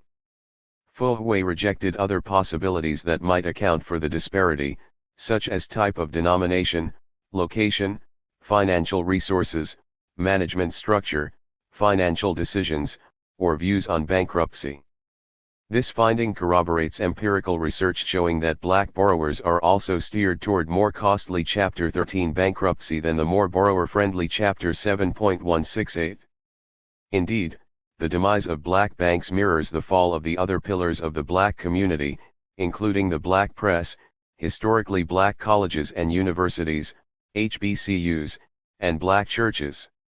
5 HBCUs have closed over the past 20 years. In the 1970s, HBCUs educated 75 to 85% of the black population. Today only 9% of blacks attend them. Black newspapers have all but collapsed, whereas they were once the primary means of group expression, and the strongest, most influential institution among blacks was its crusading press 169. On the one hand, this could be seen as a sign of racial progress because blacks are being included in historically white spaces. Black institutions are no longer needed, like black water fountains. On the other hand, the country remains racially divided, especially with regard to subterranean economic forces. While the black community is legally entitled to entry at any college, bank, or neighborhood, these institutions remain practically out of reach for many in the black community, who simply cannot afford to pay the entry fee. Moreover, unlike other black institutions, black banks have held the additional promise of controlling and multiplying the black dollar. Policymakers have built an entire framework to support black banks based on this premise, and community groups continue to advocate for the industry. Yet after hundreds of years of trying to enrich their customers, black banks are still serving customers with low incomes and very limited asset holdings. According to a Boston Federal Reserve study, 170, the areas served by black-owned banks still suffer from deep poverty, meaning that the majority of residents live below the poverty line. Black banks are actively engaged in closing these gaps, or at least drawing attention to them. Black banks were created to bridge the wealth gap, but they are dying before the goal has been achieved, before the black community has gotten safely to the other side. The industry is still not strong enough to be a source of strength for the community it serves. They have survived everything, including world wars and Jim Crow, but this has been one of the most difficult periods of all, said NBA President Michael Grant. However, if the future is anything like the past, the black banking industry will likely bounce back from this seemingly inevitable doom. The industry, like the community it serves, has rebounded many times and continues to find hope against the odds. The NBA president remained resolute in 2016 despite widespread failure. Doom and gloom? No, and hell no, he said. It's resolve. We are more determined than ever to preserve these banks. 171 black bankers and advocates claim that black banks are needed now more than ever because these are institutions of last resort. 172 Black banking advocate Michael Cunningham explained why black banks have become even more appealing after the financial crisis. The conclusion I draw is that you can't rely on the financial system itself to protect your interests. Now that's a lesson that everybody learned, but it's especially relevant for African Americans. Nobody's going to protect you but you. And that's justification, rationalization enough for the creation, maintenance, expansion of black-owned banks. 173 black banks still promise and offer refuge from exploitation. An interesting turn of events occurred in 2016. Lack of trust in the banking industry, coupled with an uptick in racial violence, led to a revival of black banking, or #BankBlack, as an expression of protest. Rapper Killer Mike was the most forthright advocate. We don't have to burn our city down, he said. But what we can do is go to your banks tomorrow. And you can say until you as a corporation start to speak on our behalf, I want all my money. And I'm taking all my money to Citizens Trust. What we're gonna do is start to divert money away from the system. I ain't saying march, hold hands, speech. I'm saying take your money out of this dog's hands. Out of their paws. Take your money. Don't allow $1 of your money to leave your community again until these dogs that ask for your vote, ask for your money, come begging for you to get back into their economic system. Don't you spend $1 for a dog who don't speak up for you. 174. In February 2016, Killer Mike put his money in Citizens Trust Bank in Atlanta. He was joined by Usher and Jermaine Dupri, and the well-publicized event kicked off Black History Month and spurred a national movement. Other celebrities including Solange Knowles, Jesse Williams, Alicia Keys, and Queen Latifah all endorsed the hashtag Bank Black Movement. 175 The movement was dubbed Black Money Matters, in sync with the national Black Lives Matter movement. As the Black Lives Matter movement expanded beyond protests over police shootings, the organization led a renewed focus on black businesses with a newly formed coalition called Backing Black Business. Its website urged the black community to support black business, invoking the words of both Malcolm X and Martin Luther King. 176 American Banker reported that executives at the top black-owned banks in the country all reported a huge surge in deposits. Thomas McLaurin, Chief Operating Officer of Industrial Bank, remarked, "I've been in banking since 1989 and I've never experienced anything like this." 177. These deposits have breathed life into a dying industry. One United had just announced plans to close 2 California branches when the Black Money Matters drive brought in $3 million in deposits in 2016. "We've seen a big influx of applications online, and the lines have been out the door," said the bank president Terry Williams. "We didn't see this coming." Carver also attracted $2.4 million in deposits after having reported a loss in 2015. A Carver representative explained, "We attribute this growth to the deep relationships we have built with our customers and community partners at a time when messages of social justice, community, and diversity have taken on renewed importance. This movement is in the spirit of Garvey, Carter Woodson, Malcolm X, Dr. King, and others. In the face of discrimination and powerlessness, these leaders, now joined by a new movement, have urged their community toward protest through control of their dollars. When the climate is hostile, what can a community do but resort to self-help and protest? But can black banks offer effective protest or self-help? If history is any guide, the answer is, unfortunately, no. Or at least, not yet. 178. Epilogue. A history of racism institutionalized through slavery, sharecropping, Jim Crow, white affirmative action, redlining, job discrimination, and white flight created self-reinforcing cycles of segregation and poverty. These institutions were often violent, extractive, and openly condoned, but their lingering effects are quiet, subtle, and hard to detect. They are no less destructive for that. But because they operate under the surface and on complicated bank balance sheets, they have been misunderstood, and this misunderstanding has caused perverse social policies. Instead of recognizing that white-run institutions have been complicit in and even benefited from Black America's poverty, the state has repeatedly placed the burden of closing the wealth gap on the black community itself. Yet the history of black banking remains a story of struggle rather than triumph. The dilemma these banks face in the 21st century mirrors almost exactly what plagued them in the 19th century. Black banks are hamstrung by small and volatile deposits. Their loans are smaller and riskier than other banks. Their assets are pulled out of the community, either through overinvestment in government securities or through national pools of mortgages. The magic of banking is that banks can create money by lending, but the money multiplier is broken for black banks because they have traditionally operated in a segregated economy. The clear message that emerges from the history of black banks is that relying on these banks to do the work of achieving wealth equality without changing the economic environment in which they operate is unfair, cynical, and fruitless.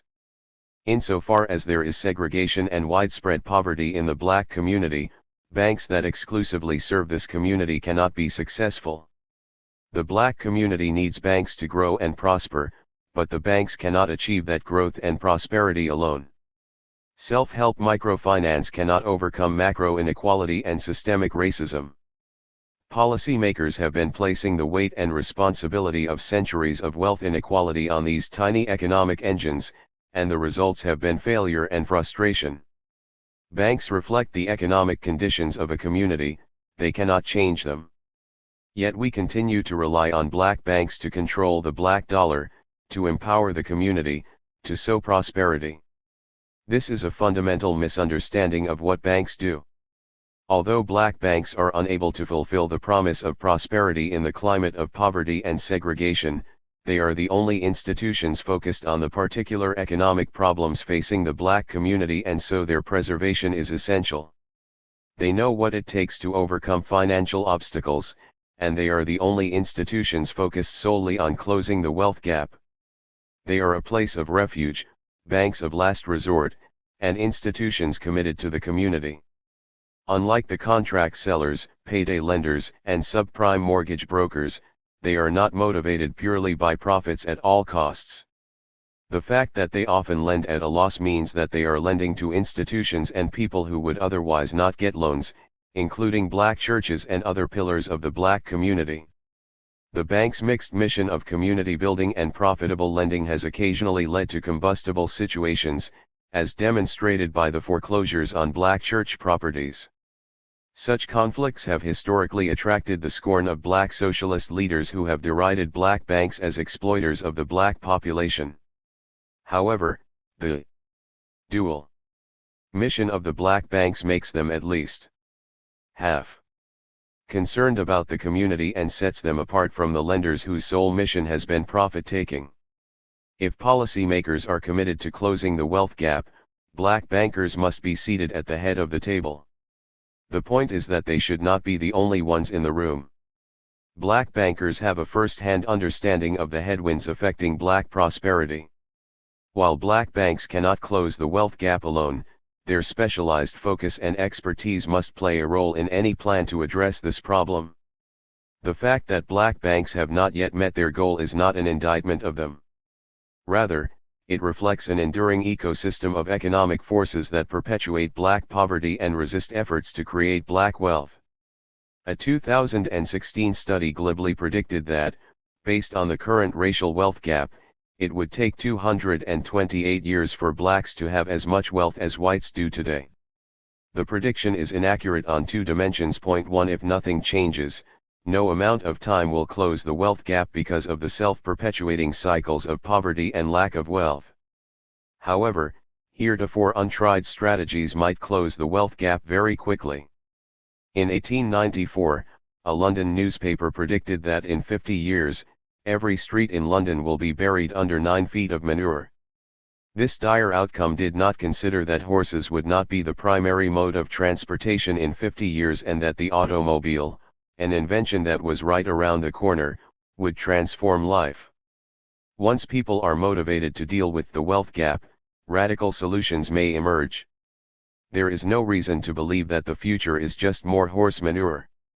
There have been major political and social roadblocks to dealing effectively with the wealth gap, and each of history's potential reformers has faced them. The biggest roadblock is inherent in majoritarian democracy itself. If reform is seen as zero-sum, the institutional structure of American government resists any wealth transfer viewed as a benefit to a minority of the population. However, there is a way to overcome the resistance by convincing the majority that reforms aimed at a segment of the population will benefit the entire population. For example, passage of civil rights laws was made easier when policymakers became aware that communists and other foreign enemies were exploiting Jim Crow and using it in propaganda against the United States. When civil rights came to be seen as a matter of critical foreign policy import, it was actively pursued. To point this out is not to cast doubt on the sincerity of the individuals or groups pursuing reforms or to throw an overly cynical taint on monumental changes, but it is to acknowledge the reality of human nature and democratic governance. Then, as now, the public must be convinced that their own interests are aligned with the advancement of racial minorities or that they will not suffer when others are promoted. Indeed, greater wealth equality will benefit not just the poor, but the entire society. Drastic inequality is a drag on economic growth and has pernicious effects on society such as eroding trust, increasing illness, and leading to excessive consumption. Point 2 Chicago economist Richard McAdams found that economic theory and empiricism suggests that material inequality increases crime, increases corruption, and, at some levels, decreases growth. 3. Lifting people out of poverty can have trickle-up economic effects and raise all boats. Point 4 Research conducted by prominent economists, including Thomas Piketty, demonstrates that the post-war era may have been a unique time in terms of economic growth and that the modern era, post-1970s, is a period of stagnant economic growth and possibly of decline. This stagnant economy is at least in part caused by acute wealth inequality, which must be remedied in order to spur the economy toward growth and increased production. Point 5 In other words, to make America great again we should look at the redistributive government programs that made America great during the post-war era and emulate them in a more inclusive way. Point 6. Proposals to address the wealth gap directly by providing some form of reparations will be met with powerful political resistance. A 2016 Mehrsa/PBS poll found that 81% of white Americans opposed reparations, 58% of blacks supported the idea. Point 7 Yet economic equality must proceed down a path that acknowledges past wrongs and provides compensatory damages. Point 8 An essential first step in dealing with the wealth gap is to acknowledge that it was created through racist public policy. Full justice demands a recognition of the historic breach of the social contract between America's constitutional democracy and black Americans. And contract breach requires a remedy. Without that recognition, the Constitution itself stands as a roadblock to redress because it demands that all individuals be neither harmed nor benefited based on group characteristics. But it is unfair to be held to a contract that has already been violated. Blacks have been harmed in direct contradiction to the Constitution's promise of equal treatment, yet they still have to contend with its requirement for equal treatment in seeking a remedy. It is indeed time for a new social contract with black Americans that deals honestly with the past breach. We must confront history directly, to recognize the breach, and provide compensation. There are a few examples of how such a reckoning might take place and what it could achieve. In 2016, Georgetown University admitted that it had purchased 272 slaves in 1838 and promised to give each descendant of these slaves preferred treatment in admissions. Point 9 The university is planning a mass reconciliation where it will recognize and apologize for its history. University President John DeGioia explained, "We cannot do our best work if we refuse to take ownership of such a critical part of our history." 10. Another example involves private companies that benefited financially from the convict labor system. The spoils of the system have enriched some of the largest Southern companies, including the First Atlanta Bank, which held the fortune of one of the largest convict slave holders in the South, James English.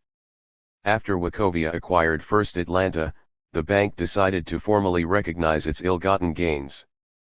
In 2005 Wachovia issued a formal apology to all Americans and especially to African Americans and people of African descent and established a scholarship for minorities. Ken Thomas, former CEO and a white Southerner, explained that he was overwhelmed by the emotional impact our apology had for African American employees.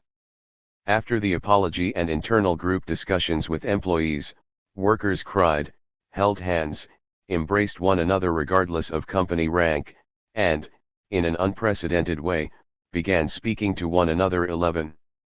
A formal apology and a scholarship fund do not erase the injustice of the past, but at Wachovia it represented tentative first steps to healing and harmony.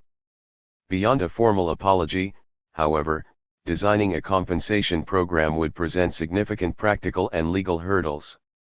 The recently created myth of colorblindness is so doggedly defended by the courts and the American public that it would prove difficult to dismantle. Yet it is clearly worth the effort to try to untangle some of these complexities.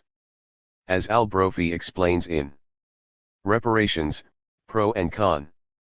The cost of a meaningful program of reparations and racial justice will be colossal, though so will the benefits. 12.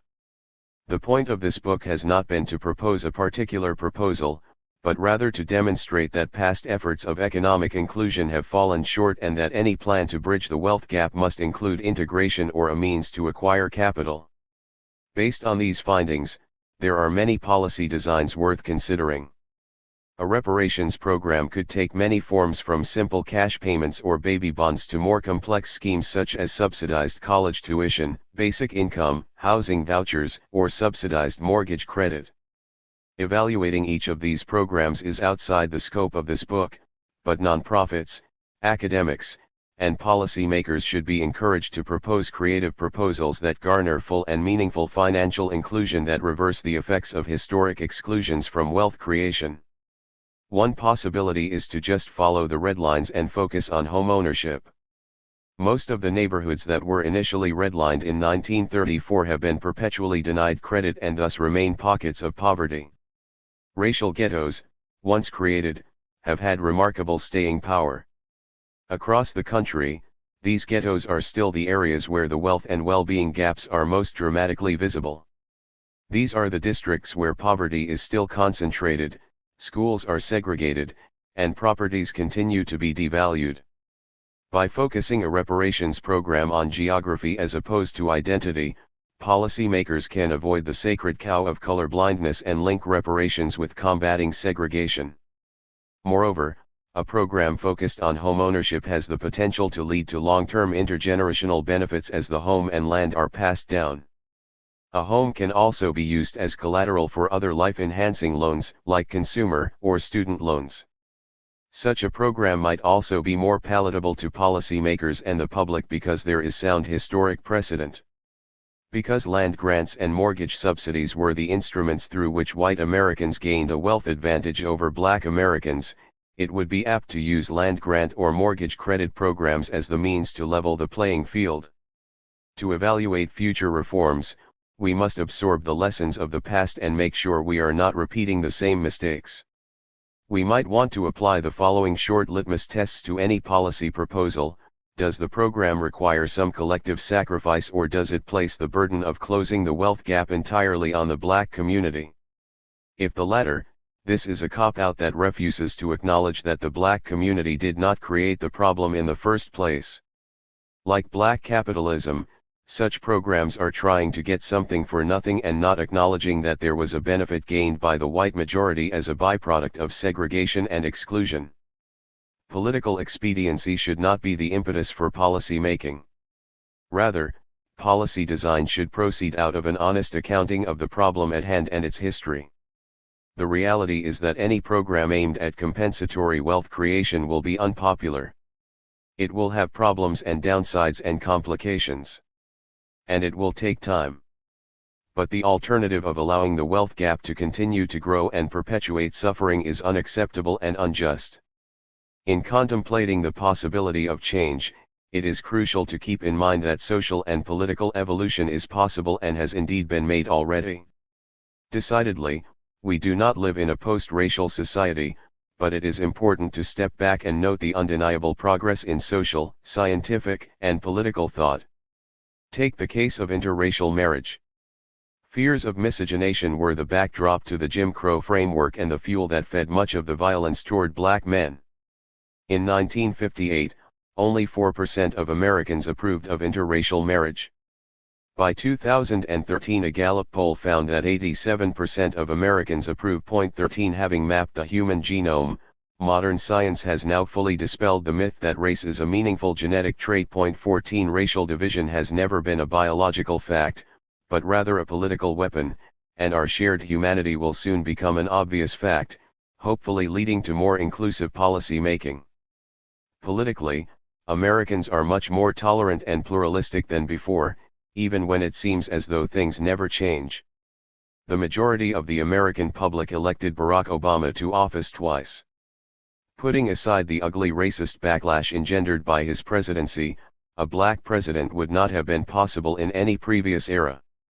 Racism is not only harmful to blacks, it is a corrosive influence on white culture. Frederick Douglass explained that he watched his white mistress change as she became a slave master.